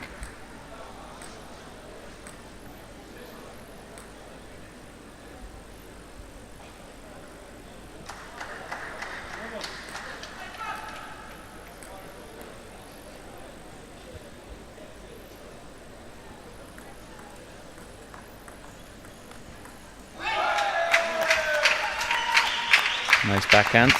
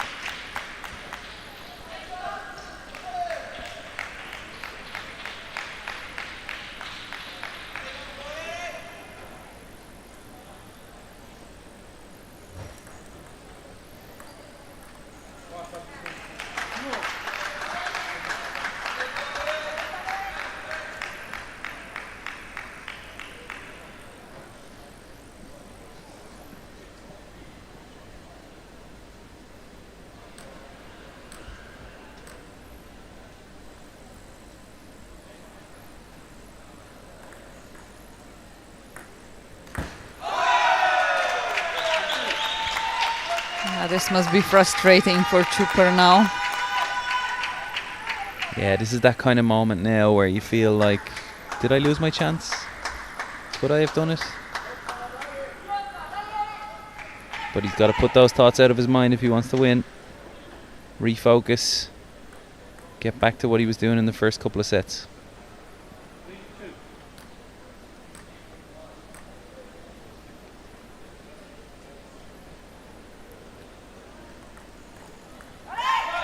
There's that service down the line, really quick and into the corner from Lamoureux.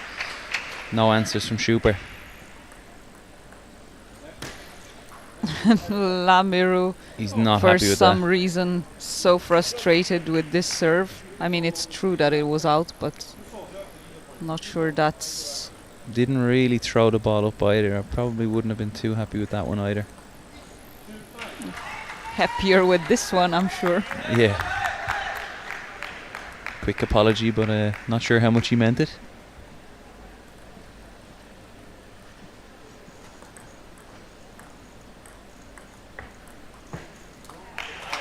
Yeah, those deep backhands still a bit of a sore spot.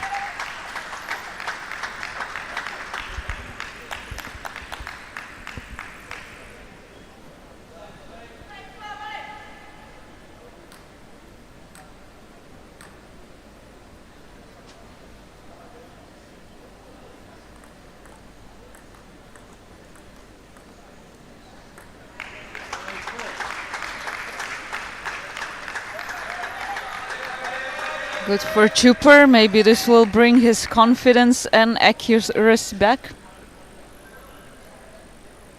Lamoureux was all the way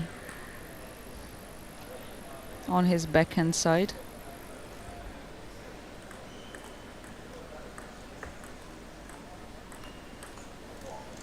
Oh, what a ball. Oof. Just a great reaction. Lamoureux already saw this point for himself, I think. Yeah, it did great to get there as well. He was leaning back. There wasn't much space left for Schuper to make that ball, but he did.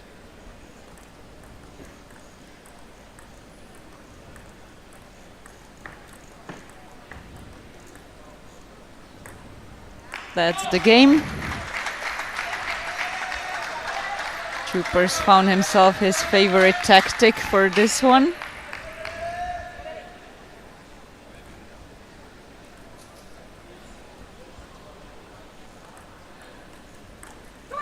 Nice forehand topspin. Yeah, the more open the game is, the better Lamoureux is.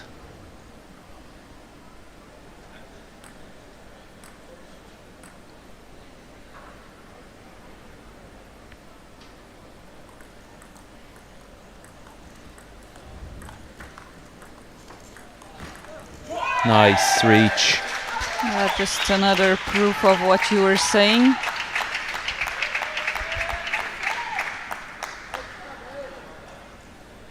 High ball inbound, surely.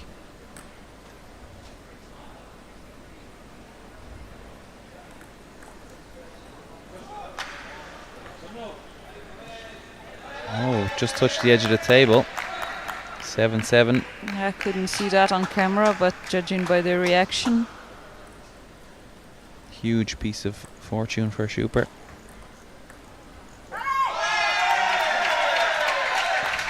It's never good when you have to fight for every point you win so hard, or even have luck on your side, but then give them away easily.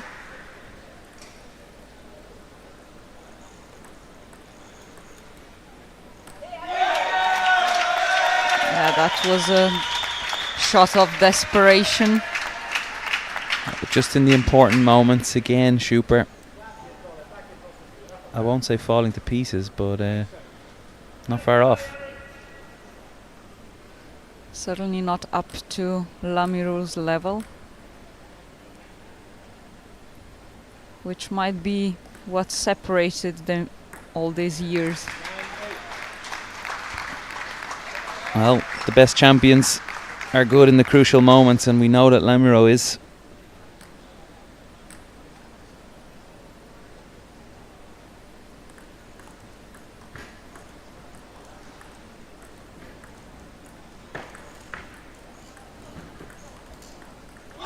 Oh, very good. Playing angle to angle for a long period at that point, and then just one deep switch from Fabien Lamiroux.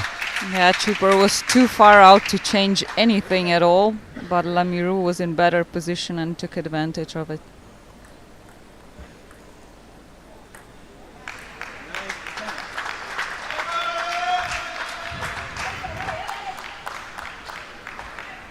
One more set ball to tie it up at 2-2.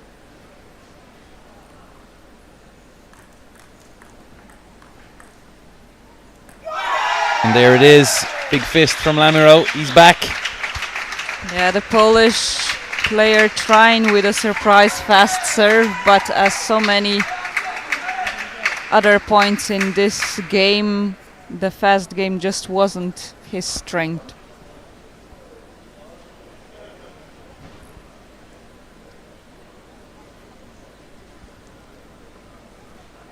Well, these two are no strangers to being at this situation 2-all, but I know who I'd rather be right now.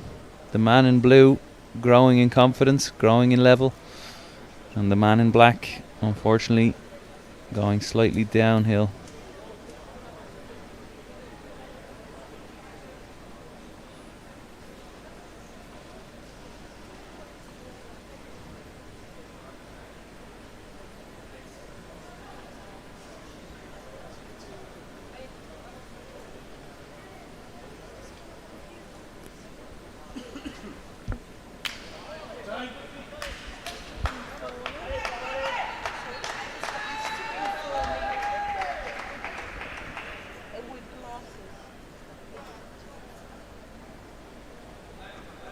Just getting ready to start the fifth game here. Both players getting prepped now at the table. Lamiroux will just take a second to strap up.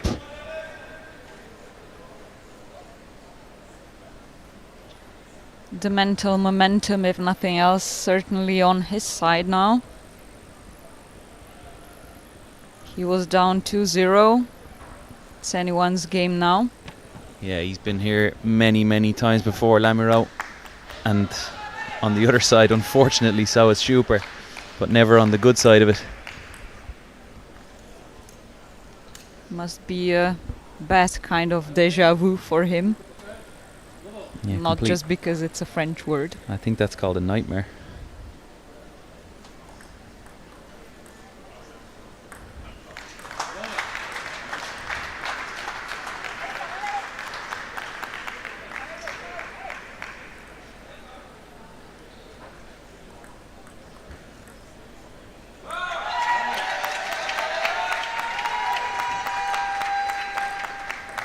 Two lobs, 1 point each.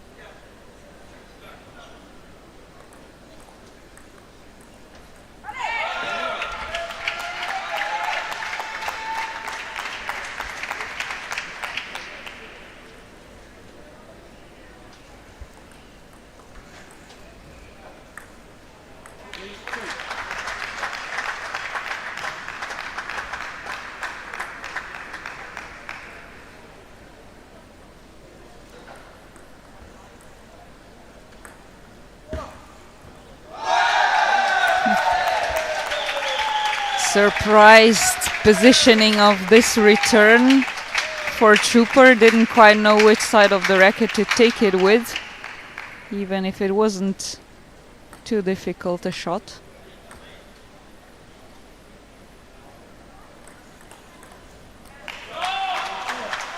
Nice forehand topspin return. That service out to his forehand has caused him problems all through the match, so he did well.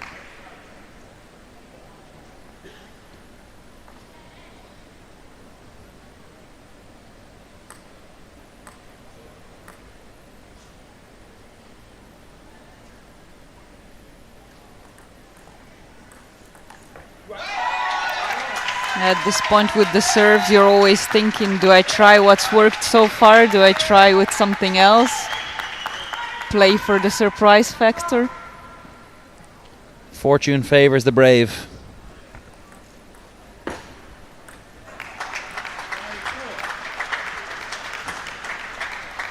(5-4) for the pole now, change of ends.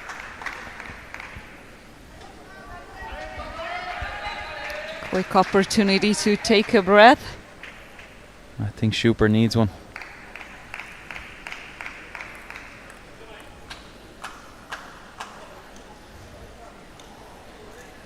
We know Lamiro certainly won't be panicking.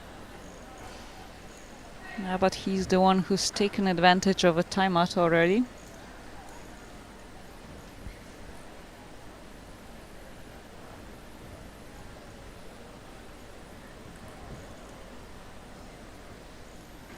Now strapped and ready.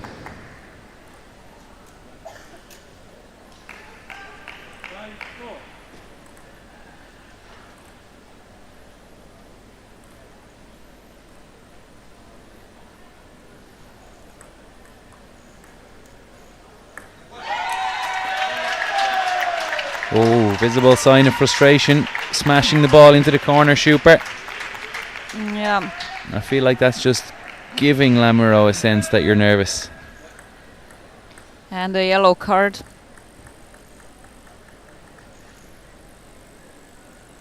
For Trooper. Not that it will matter much.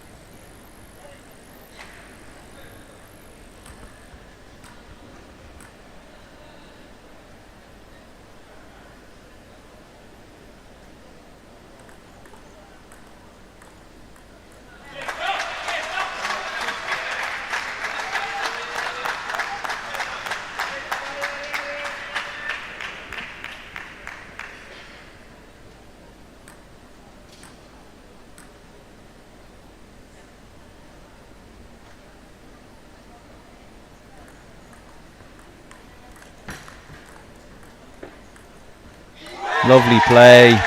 Huge roar from Fabian Lamiro. He knows how important that one was. Yeah, he wouldn't want Trooper to build an advantage at this point of the game. Cheered on by his crowd as well. Possibly the second largest after the British. I was just going to say, it sounds like he's a home player in here. And Trooper now the one wanting a timeout. No surprise there. Yeah, and for the first time in the match, Fabian Lamiro is ahead. 2-2 in sets. Lamiro leads 7-6. And Schupper is straight back to the table. That is a unusual timeout tactic. Yeah, I'd say he just wanted to break Lamiro's momentum. Knows what he has to do himself. Seems apparently a little bit frantic to me. Running over, take a quick drink of water and back to the table. Calling time himself. And Lamiro can take his time strapping on the racket again anyway. Exactly, he's going to make Schupper wait. Make him think about the position he's in. Make him think about the position he's been in.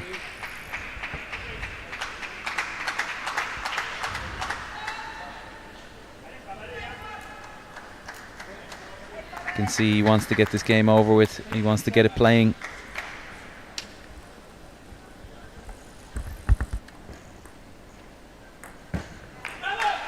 Nice ball from Schupper there.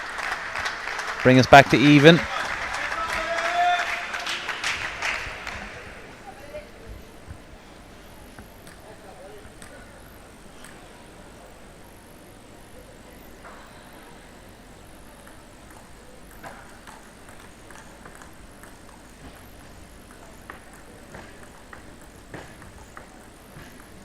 Whoa. Too far out.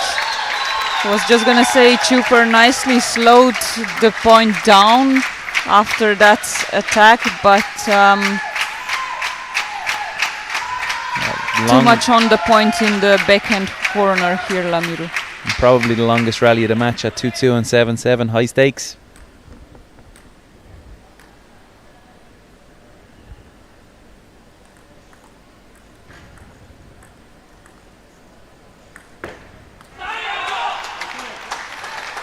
That was good, but even here Lamiru was almost there. Yeah, very close to making that ball. Schuper again will be relieved.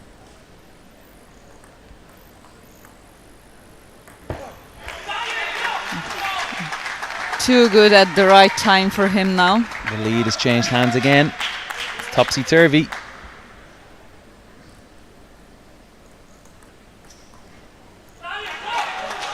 Oh, he's complaining about the serve again, that it's wide and the referee didn't call it. He's not happy. What a moment for that. 2 match balls for Schuper if it stands.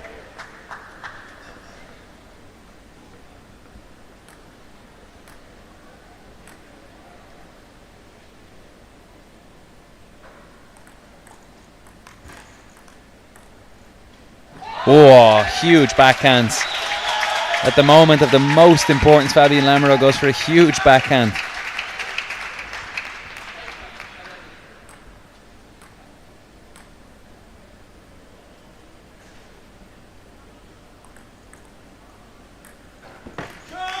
There it is. And one last chance for Rafał Chuper for his first ever majors gold medal. And one of the very, very rare wins against Fabian Lamiru. Oh, not good from Lamiro there.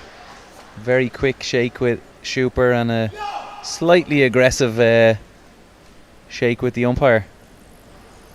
Yeah, he won't be happy with the loss, but especially if he feels cheated. Still, it's a gold medal and the ticket for the Paralympic Games for Rafał Chuper of Poland. And then an impressive streak and collection in this men's singles class 2 for Fabian Lamiru. Won't help his complaining now. No, still going in the corner, shouting at the referee. So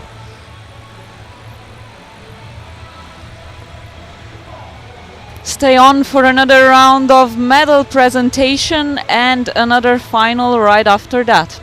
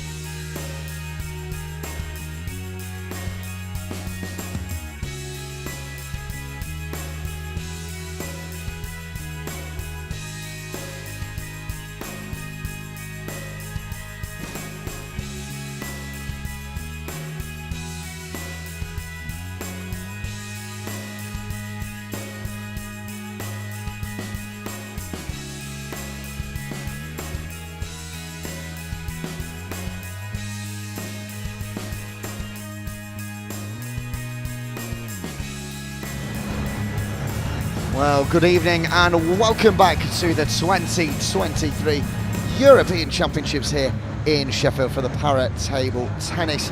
We've got our medal presentations about to take place, starting with our classes 1 to 5. I believe we'll have 5, 3 and 2 before we move on to our standing with 11 and 6. Plenty of medals to hand out. It's been some fantastic few days of action, of battling, of fantastic shots, and well, these players absolutely deserve the chance to go up, receive their medals and some Yorkshire tea, and get all the praise and recognition they deserve. Well, we've got a couple more games coming up for you shortly after this. On table 6 we have the men's single class 7 match. There is Will Bailey taking on Jean-Paul Mantonus. He lost that game, did Will Bailey, back in 2015 in the final. 2011 was the last time he won the European Championships. He'll be doing everything possible to do that. And then one more game over on table number 1. It's also starting at around 5 to 7. Also, I'm sure there'll be some delays. That is Abdullah Ozturk as he takes on Philip McHazel.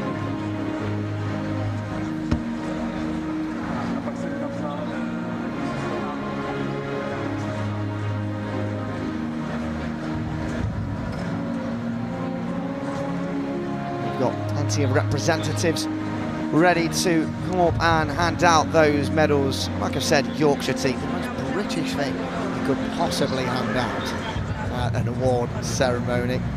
I suppose it might be nice for some of the foreign athletes, but for the likes of Martin Perry to get some Yorkshire tea, I think he'll be using that in a hurry. We're just waiting at the moment to get a last couple of athletes ready to come up to the board. It really has been a fantastic 4 days. The single championships, but tomorrow and on Saturday we have doubles tournaments coming to Sheffield. They're always good fun, and I do hope you join us for that tomorrow, like I've said, on Saturday.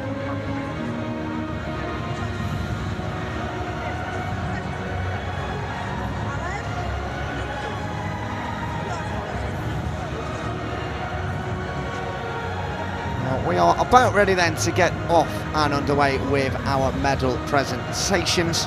So, as always, delighted to be joined and handed over to Mattia Pintar to take you through the next few medals. Welcome to the medal ceremony for the 2023 ITTF European Championships for men's class 5. Please welcome the medalists onto the podium. And we're starting off with men's singles class 5 medalists. Coming on to the podium are Mitar Palikucha of Serbia and Ali Ozturk from Turkey to pick up their bronze medals.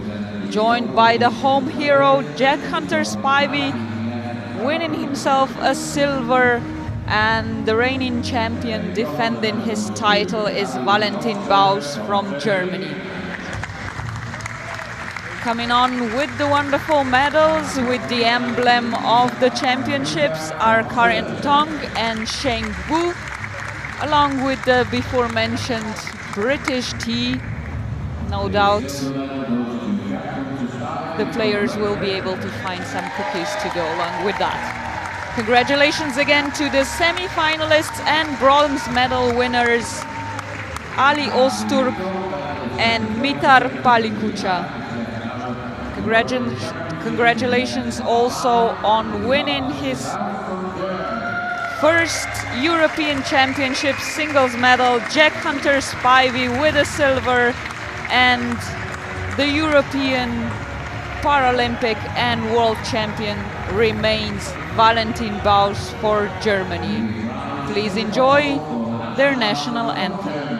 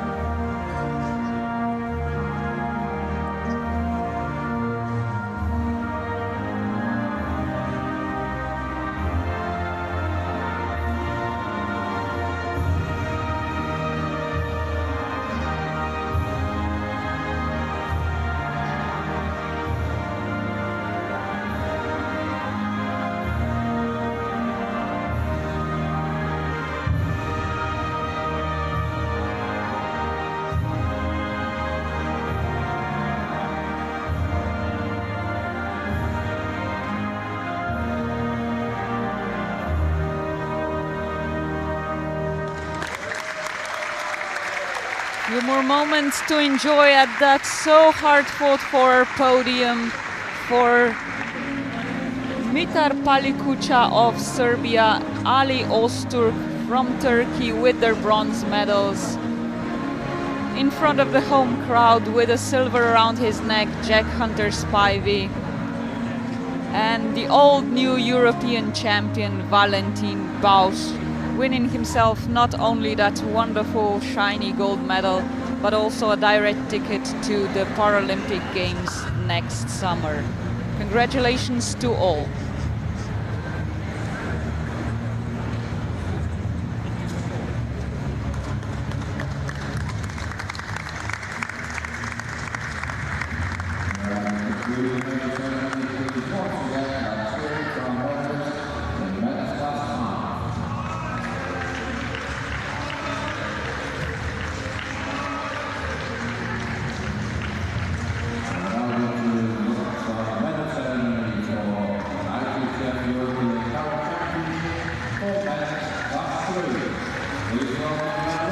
We're now welcoming to the podium the best in Europe in men's singles class 3.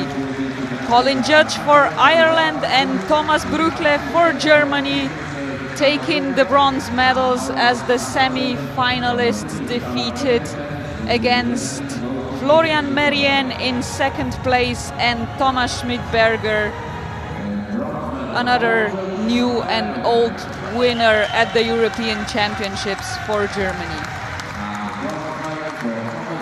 The medals and the Yorkshire tea will be presented by Mohamed El Dawati and Maurice Hammerton.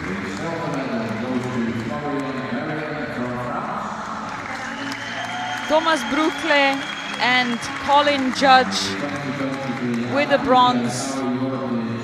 Silver for Florian Merien, and the gold medal, the title of European champion, to Thomas Schmidberger for Germany. If you can, please stand up now for the national anthem.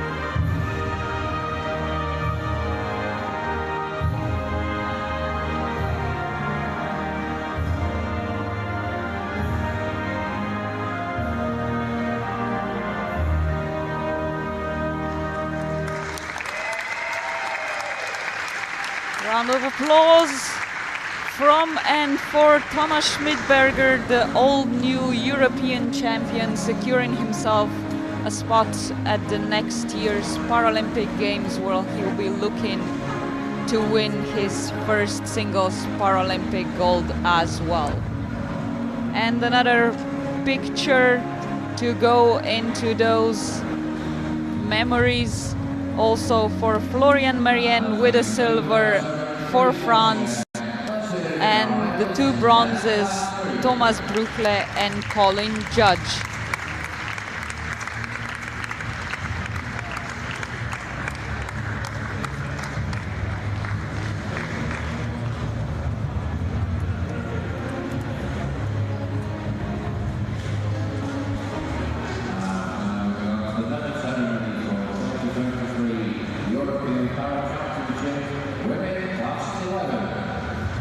On to the women's single class 11 then, and we've got two bronze, a silver and a gold. And up first then in the bronze category from the Czech Republic, Denisa Masurova, and from Ukraine, Natalia Kosminia winning those bronze medals.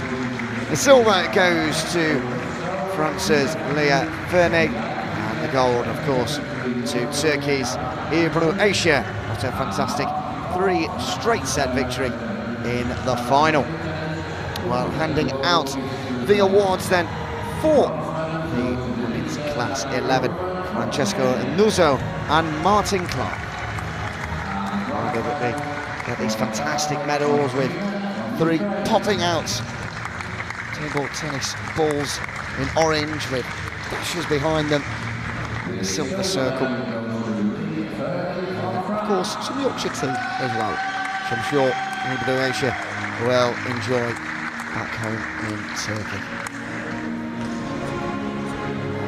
And some fantastic battles across the last few days.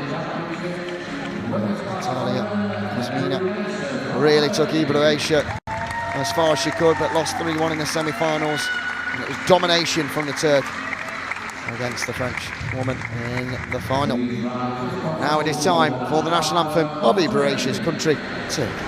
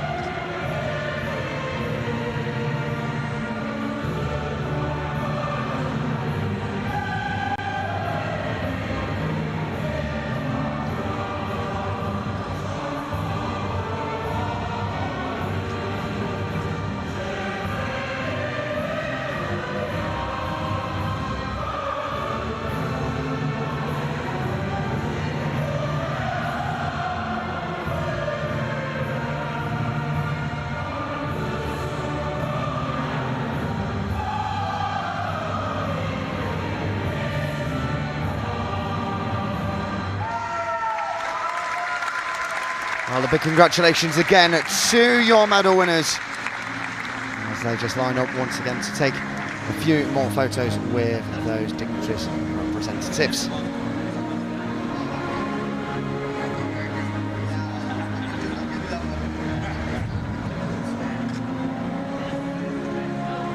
Up next we do have one more in the standing classes with men's singles, class 6. In a few moments' time.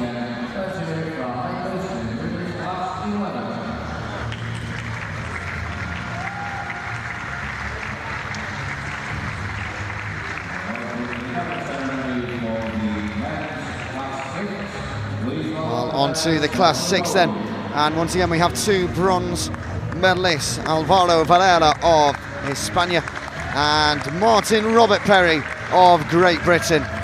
World number 12 picking up a bronze medal. Awesome performance from him. He'll be delighted to get himself onto the podium.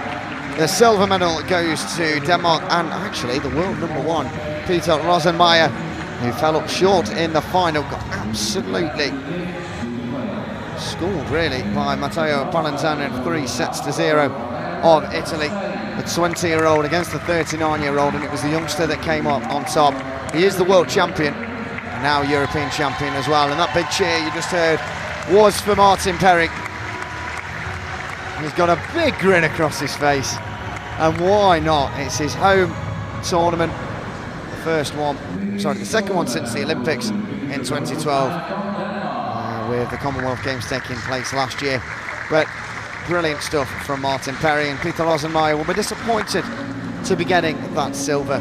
But still a very good performance from him, and I'm sure he will be there battling at the Olympics in 2024 in Paris. But he will have to get there another way because the automatic qualification goes to the winner, and that is the Italian Matteo Pallanzani. The 20-year-old wins his first European Championship title, and what a career he has ahead of him.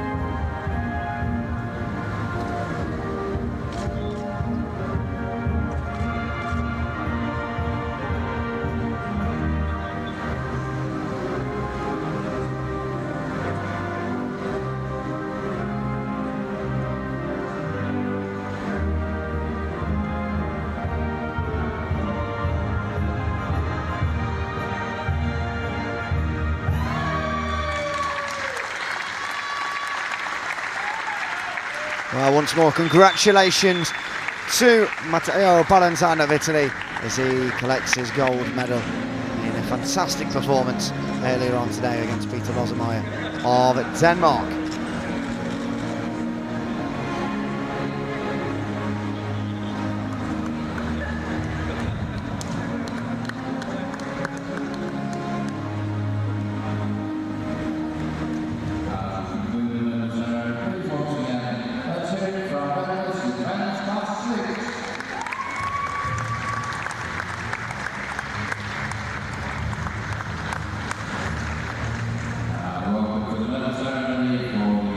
We have one more round of medal presentations to do. It's to men's singles class 2.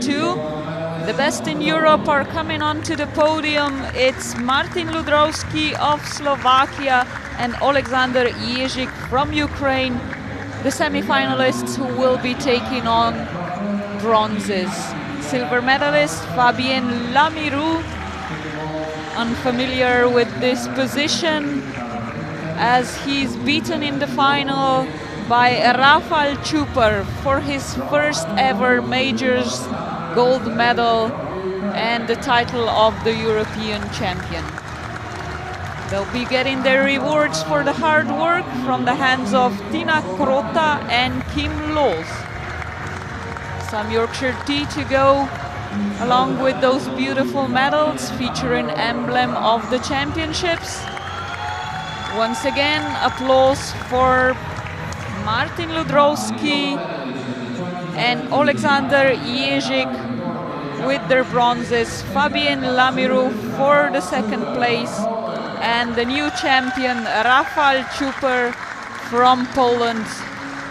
Enjoy listening to the Polish national anthem with him.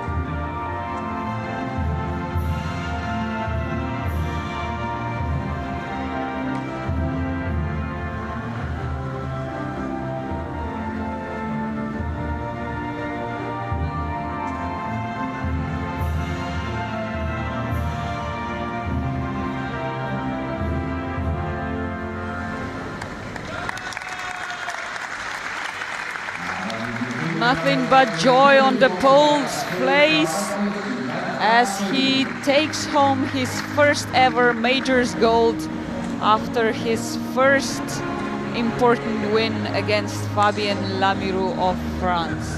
Rafał Čupar is the qualified player for next year's Paralympic Games, where he'll surely be looking to repeat this brilliant performance. Congratulations again to Slovakia, Ukraine, France and Poland. Join us again soon for the next round of the finals. 2 more matches to go to finish off this final day of the single events at the European Para Table Tennis Championships in Sheffield.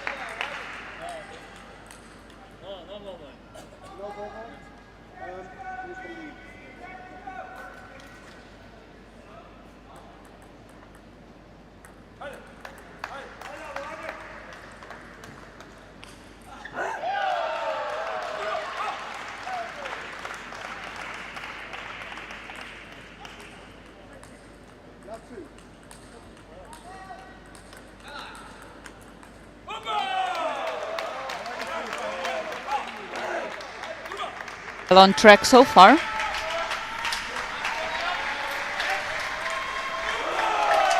Good start indeed.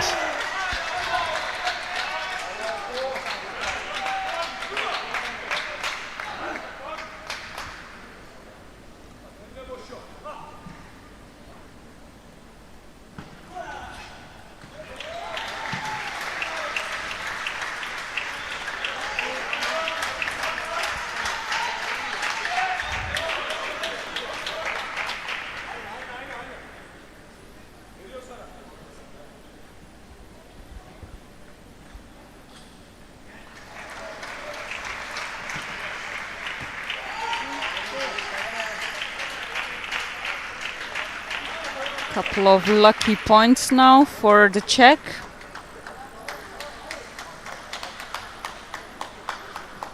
Maybe help him shake off those early jitters. Yeah, interesting to see how he reacts here to being in a major final.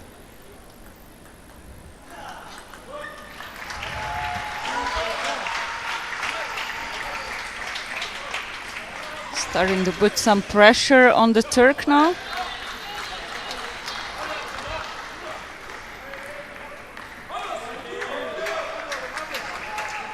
Missed serve from the Czech, and the Turkish coach is up off his feet.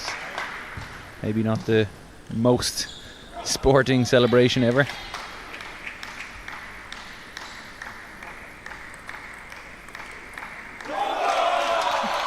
Rightfully celebrates this one.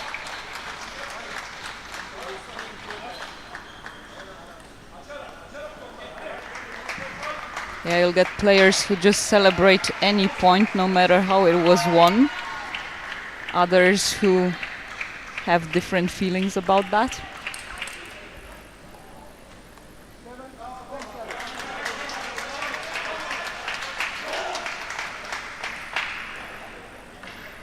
And at the end of the day, for these players, it is their livelihood. They're playing for funding, playing for opportunities, playing for sponsors. So every point and every medal is crucial for them.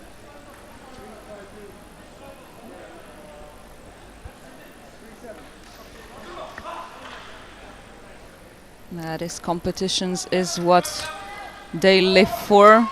Invest all that time, all that energy, not just the money. And you want to do well, you want to show everything you feel you've worked for, learned.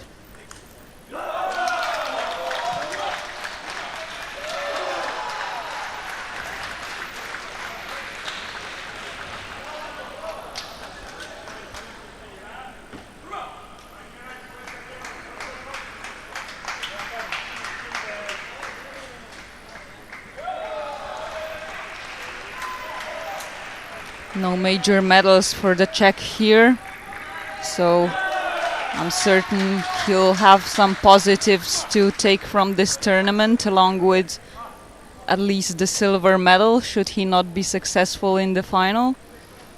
Yeah, But having won against Ozturk just earlier this year, he's surely motivated to repeat that performance. yeah, definitely. And as you mentioned, he's fairly new, so he's only on the rise and only going to get better. At least this first game seems to have gotten to him, or the magnitude of this competition. It's not just the fight for the gold medal, but also for that security to be participating at the Paralympics next summer.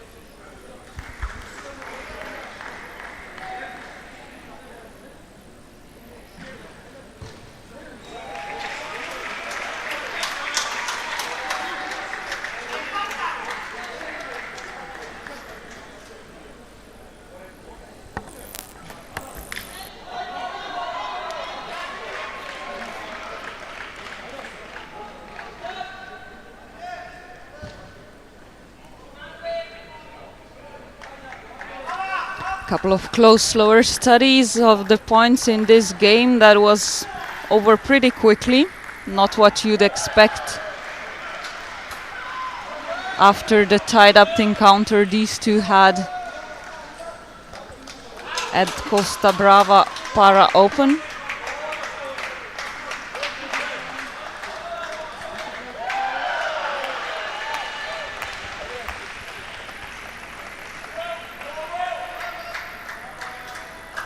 Up to Nahazel now to come back into this match.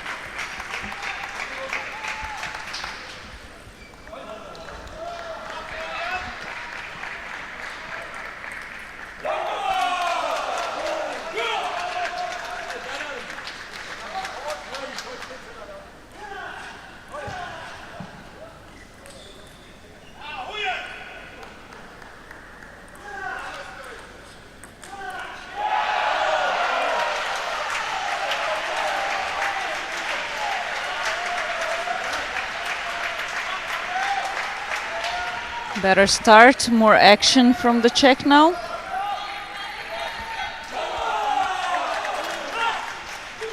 Levelled up by the Turk though, and the coach is up out of the corner again.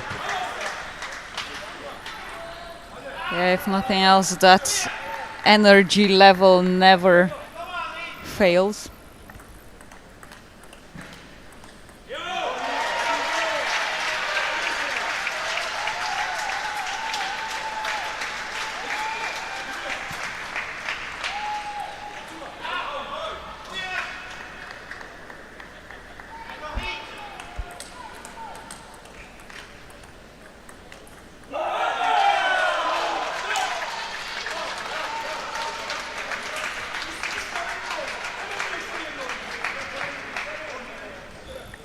From the very start, fighting for, celebrating, discussing every single point the Turks are. Not just the player, the coach as well.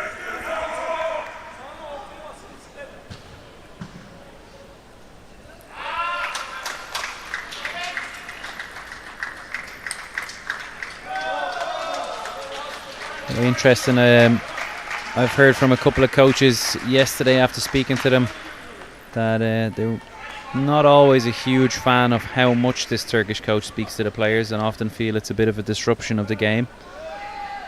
It is within the rules though. Coaches are allowed to coach players in between the points.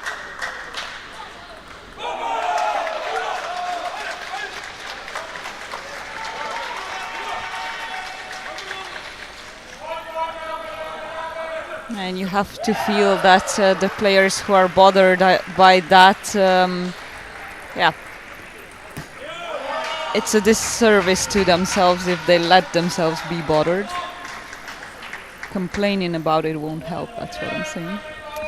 We're just not all as cool as you under pressure, Mattea. That's the problem.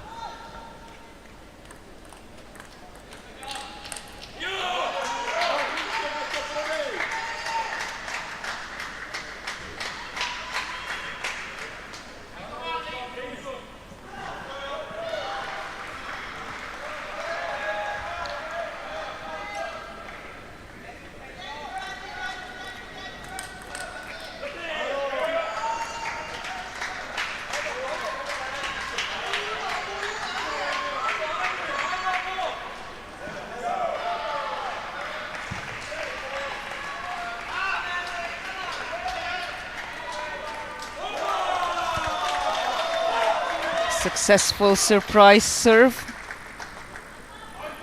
Nahazel just got into his attacking groove.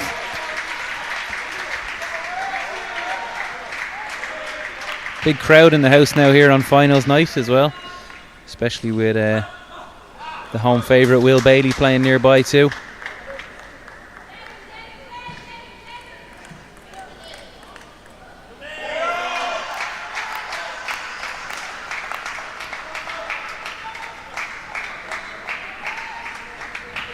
Nice rally now. Won by Nahazel, putting him back into the lead.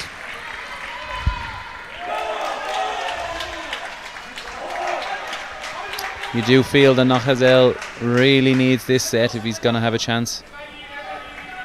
So maybe time to kick on, maybe grab a little lead.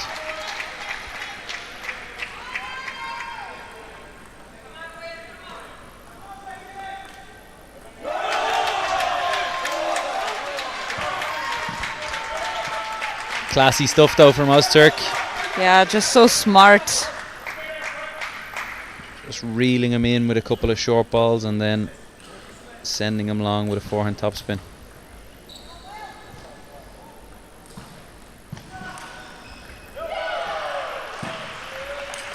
And exactly the same tactic Tries again. it once again, but positions the attack more towards the middle.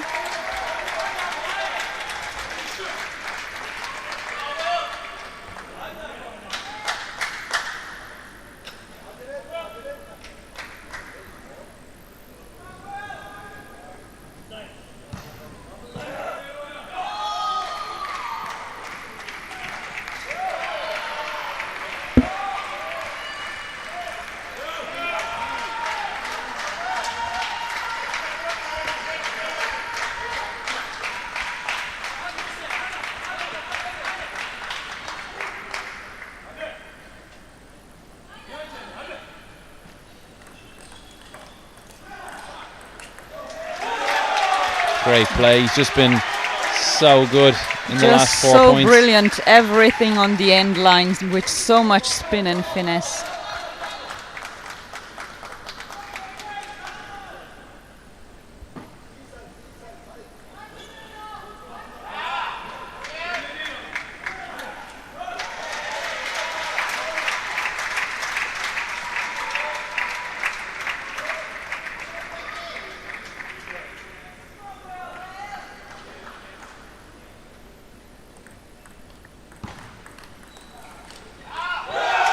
Takes the first set point in this game number 2, and the Czech seems to be in a lot of trouble now. Yeah, he doesn't have too many answers for what Ozturk is putting in front of him. It all looked much better in this second game, but still not good enough for the two-time Paralympic champion.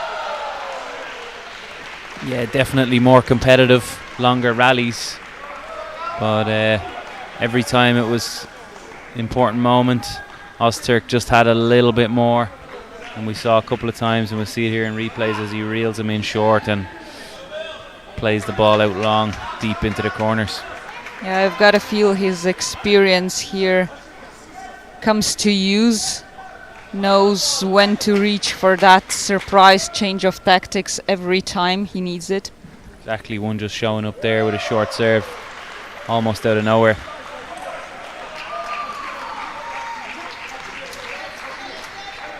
He's quick to come back to the table, wanting to continue with this game 3, hoping to be the last one of the evening. The coach still not finished giving him instructions.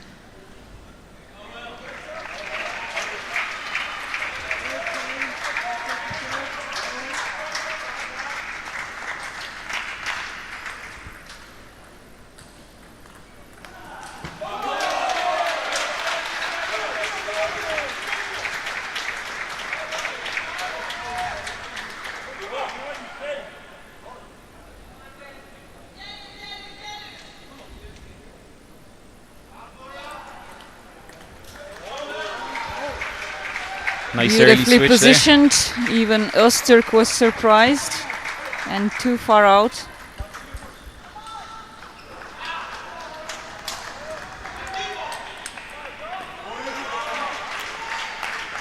Great counter, but I feel like Ozturk just played directly onto the racket of the Czech man. And I think that's what the lifted finger was. Remind himself not to do that again.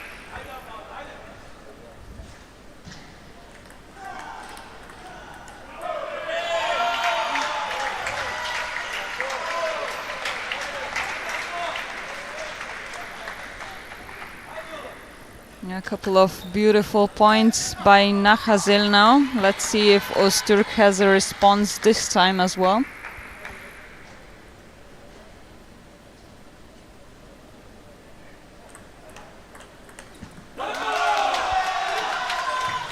Just a little bit more towards the elbow area, the positioning of that attack, and it prevented Nachazil from using that dreadlit forehand.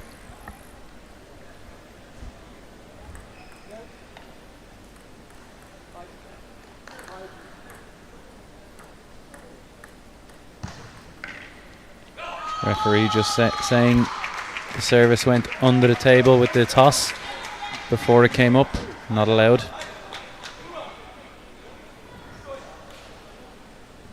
So we'll see a repeat of that now.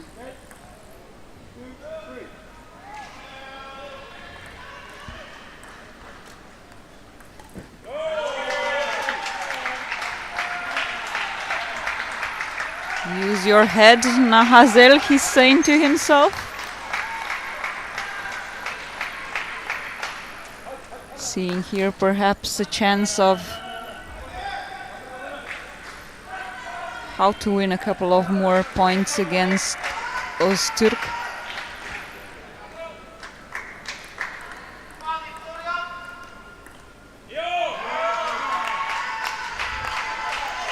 First time he's taken a bit of a lead.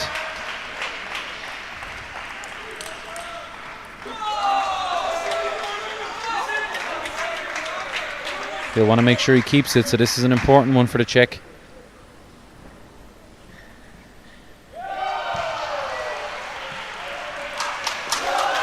Just too nonchalant, too slow.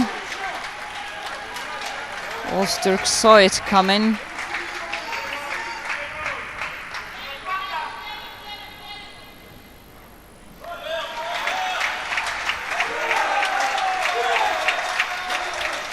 Three points in a row for Ozturk. Nahazel visibly frustrated, annoyed.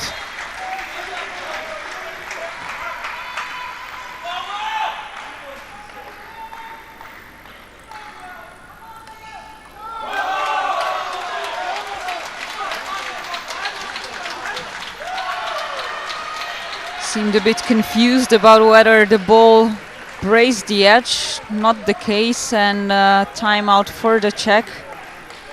No wonder, as he lost 4 points in a row, losing his lead. He doesn't have much time left to turn things around here. No, if he wants to turn this around, it's got to be now. If Ozturk gets the next point or two, he's going to just grow more and more in confidence.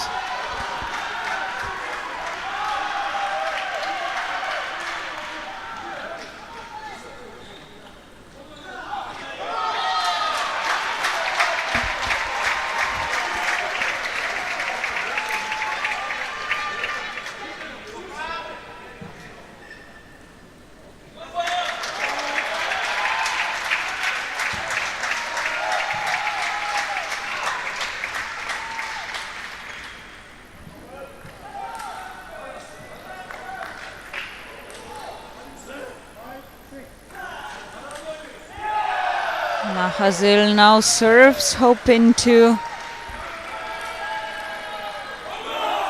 tie things back up, but that won't be the case.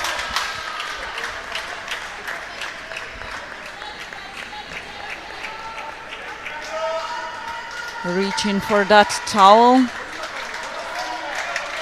Looking for some inspiration in there in the towel box.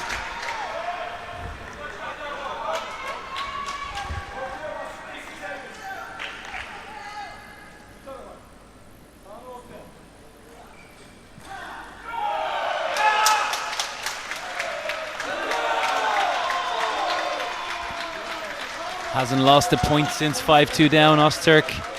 Timeouts, towel breaks, doesn't matter.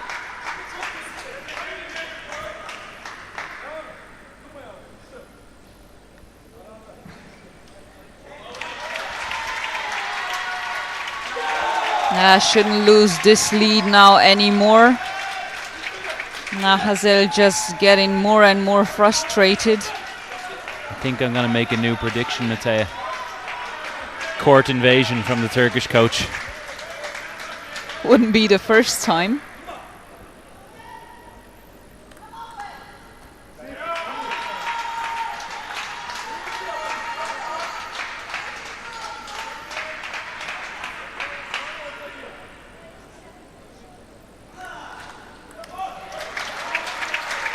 Oh, great take after the net there. Yeah, waited so nicely for that ball, and just everything's going his way now. So calm, so difficult to do. Ball clipping the net, Coming slowly, and he just takes his time and whips it across court. Match balls.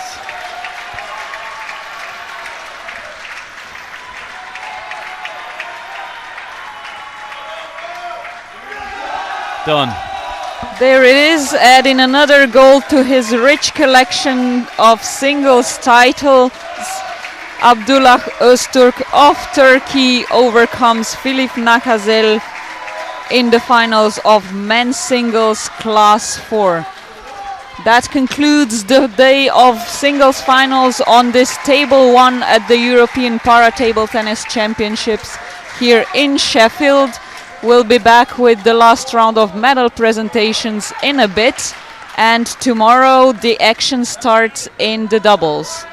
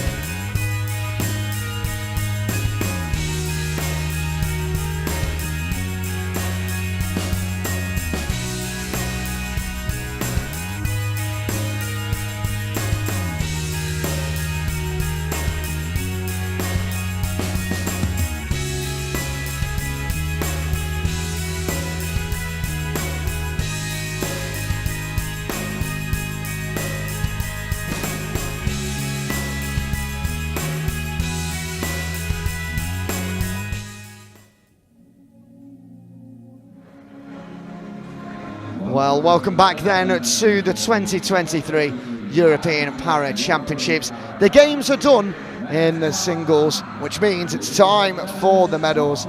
It's the fourth ceremony of the day. So if you did miss one of your athletes that you do follow back at home, and I'm sure you can go back on the live stream and watch them. But we've got some fantastic competitors coming up now to collect their medals, and we're starting with the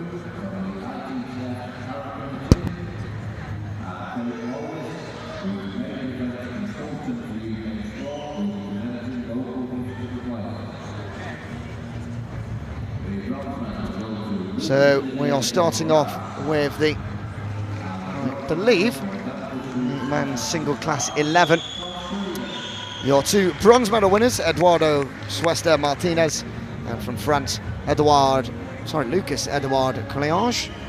Your silver medalist from Hungary, Peter Palos, and your winner from Belgium, Florian van Acker. So as they receive their medals, and if you are unaware, the Yorkshire tea as well as their gift from their host city. Peter Palos now just getting his medal across. These are being handed out by Francesco Muso and Martin Clark.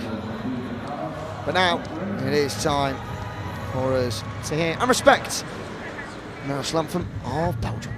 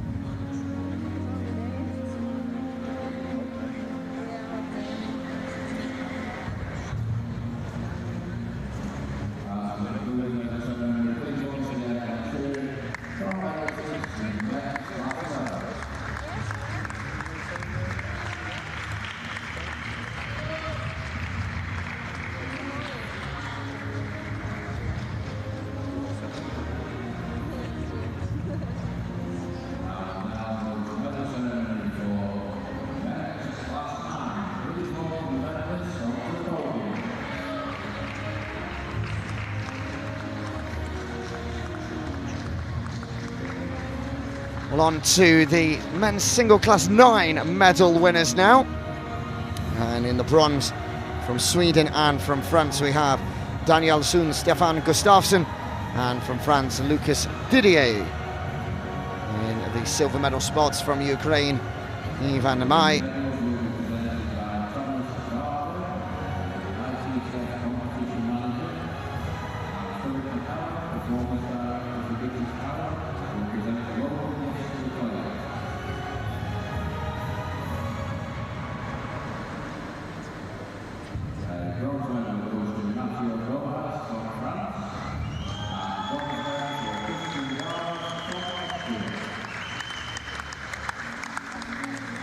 So, apologies, no, we're on the single class 10. There was a little mistake there with the announcer, but we are back on track. The bronze medal winners from France and Austria, Mateo Bohias and Christian Gardos. The silver medalist from Montenegro, Filip Radovic, and from Poland, Bartolik Czornowski. These are being handed out by Thomas Varga and Philip McCallum.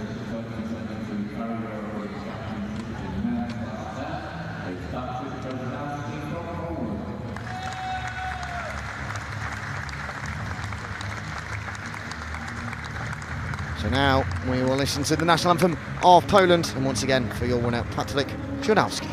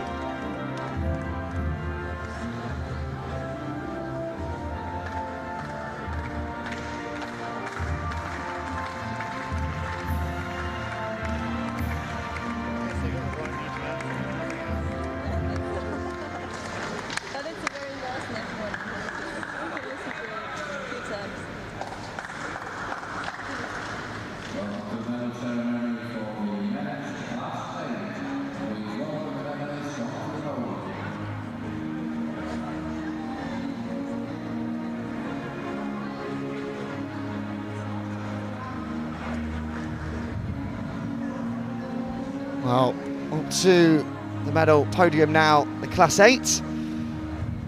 The bronze medal won by France and Poland, those Maxime Robert-Szudzicki and Thomas Bouvier. Silver going to Ukraine, the gold going to Ukraine with Maxim Nikolenko and Viktor Diduk. Those two faced off in the final. We were really interested to see how that would play out. Of course, they're both teammates, no coaches were allowed. It was Viktor Diduk who came out victorious. Well, the medal presentation this time around being given out by Mohamed El Dawalati and Maurice Hamilton.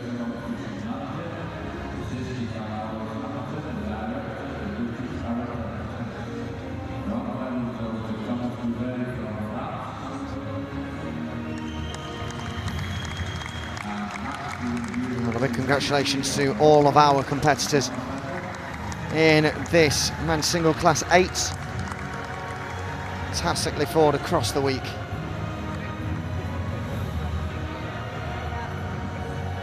And a double for Ukraine as well with the silver and gold. Viktor Diduk though will be on the plane to Paris 2024 to take part in the Paralympic Games.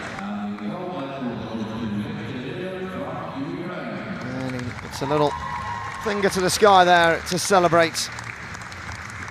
And he gets his Yorkshire tea to boot as well. And now we will have the national anthem of Ukraine.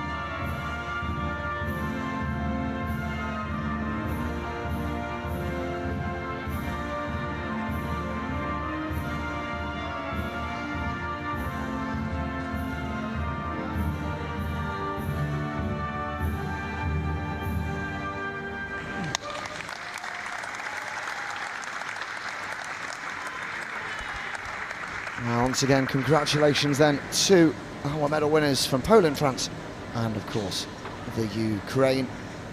Just the three more medal presentations to go through now. That is when I can hand over to the lovely Teo Pinta to go through the men's class 8 for their medals.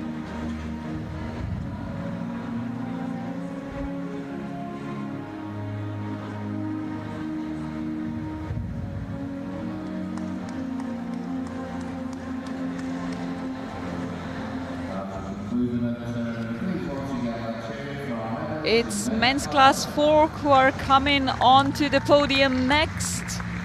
The winners of those lovely medals featuring the emblem.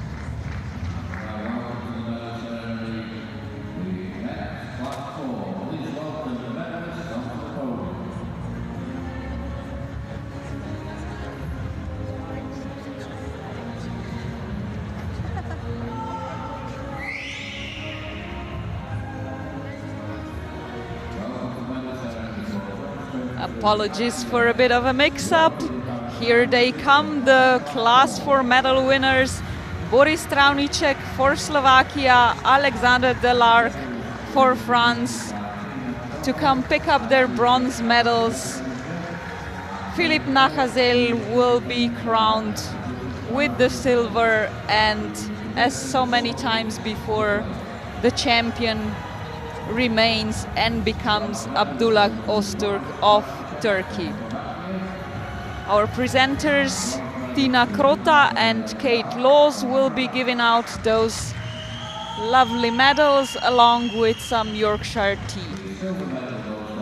The two bronzes to the semi-finalists, Boris Travnichek and Alexandre Delarc.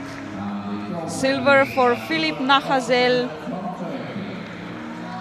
and gold to the so often decorated Abdullah Ozturk from Turkey. If you can, please stand up for the national anthem of that country.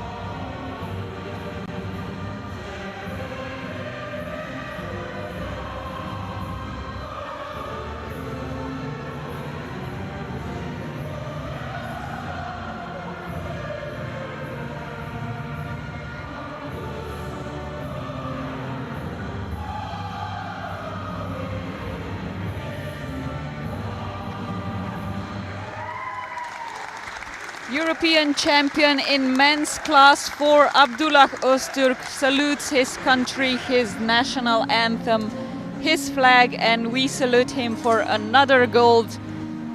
He'll be searching for his 3rd consecutive Paralympic gold medal in the summer in Paris next year, joined here on the podium by the silver medalist Filip Nachazel for Czech Republic and the 2 semi-finalists with their bronzes around their necks, Alexandre Delarc and Boris Travnichek.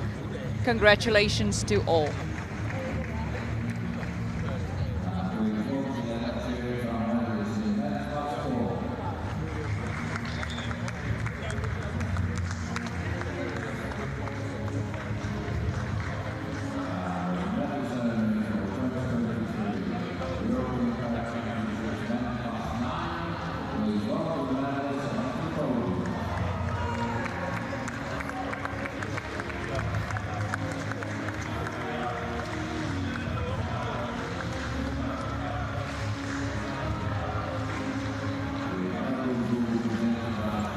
On to class 9s now, and we've got 4 more medal winners, 2 bronze, 1 silver, 1 gold. Lucas Didier of France, Daniel Sun, Stefan Gustafsson of Sweden winning the bronze. Silver goes to Ukraine's Ivan Mai, and the gold, probably one of the most impressive performances I've seen on para table tennis, from Laurens de Vos, who won in 3 straight sets, but just absolutely demolished his opponent in 15 minutes flat. He was unlucky for Ivan Mai. He's a very good player, and I'm sure he'll bounce back as he collects his silver medal and his Yorkshire tea. These medals being handed out by Sheng Wu and Kate Wallace.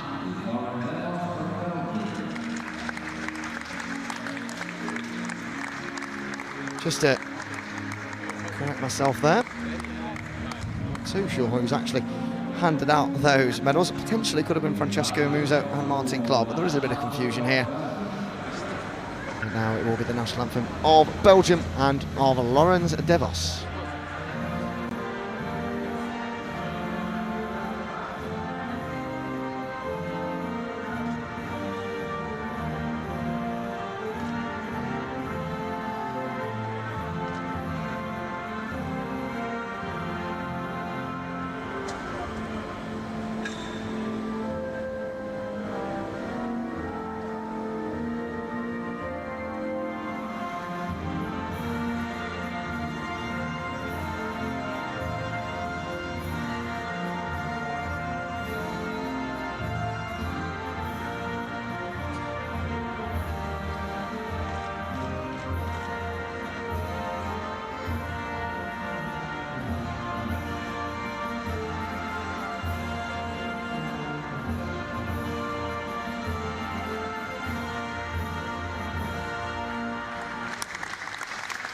And that concludes the medal presentation for the men's single class 9, and on to the 7 we go once they've taken their pictures with the flags behind them of Sweden, France on the right, Ukraine, and a beautiful Belgian flag down the middle.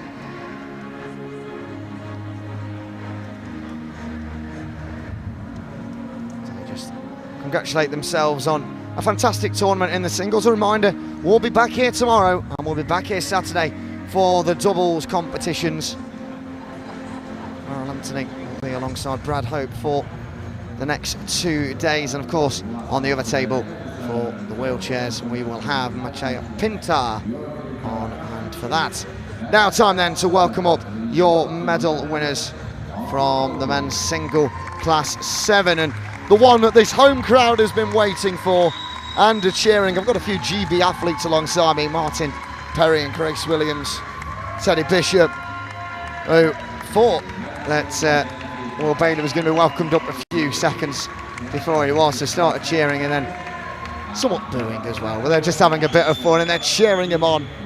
Fantastic stuff. But let's go through your bronze medal winners. From France, Kevin Dauerbecker, and from Germany, Bjorn Schenack. And your silver medalist is Jean-Paul Montanus of the Netherlands. So they receive their medals and, of course, like we said, their Yorkshire tea.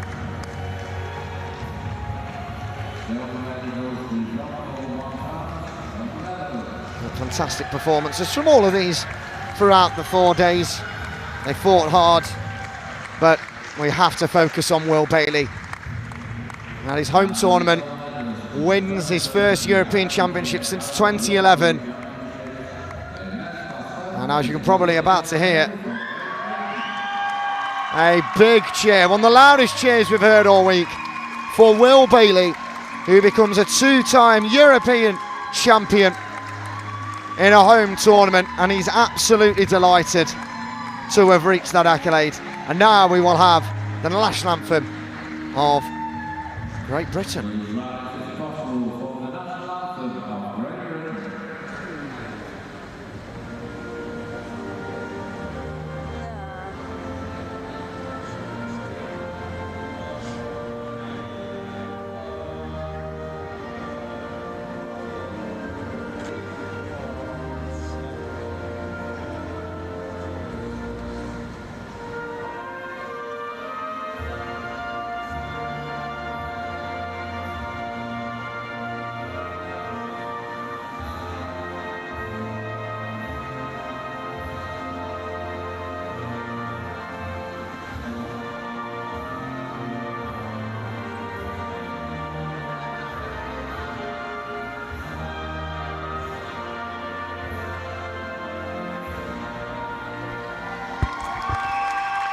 Well, that was the national anthem of England there, not of Great Britain, so we do apologise if we have any Scottish, Welsh or Northern Irish listeners and viewers. But a fantastic tournament, capped off there by Will John Bailey, winning the gold medal at the European Championships. Well, a big thank you to you all for tuning in and watching and supporting these athletes. Like I said, Brad Hope and of course Farrell Anthony will be back tomorrow for the doubles tournament and on Saturday. But for myself, Elliot Stockdale and the team, it's been an absolute pleasure, and I do hope you have a wonderful evening and enjoy, of course, the rest of the tournament.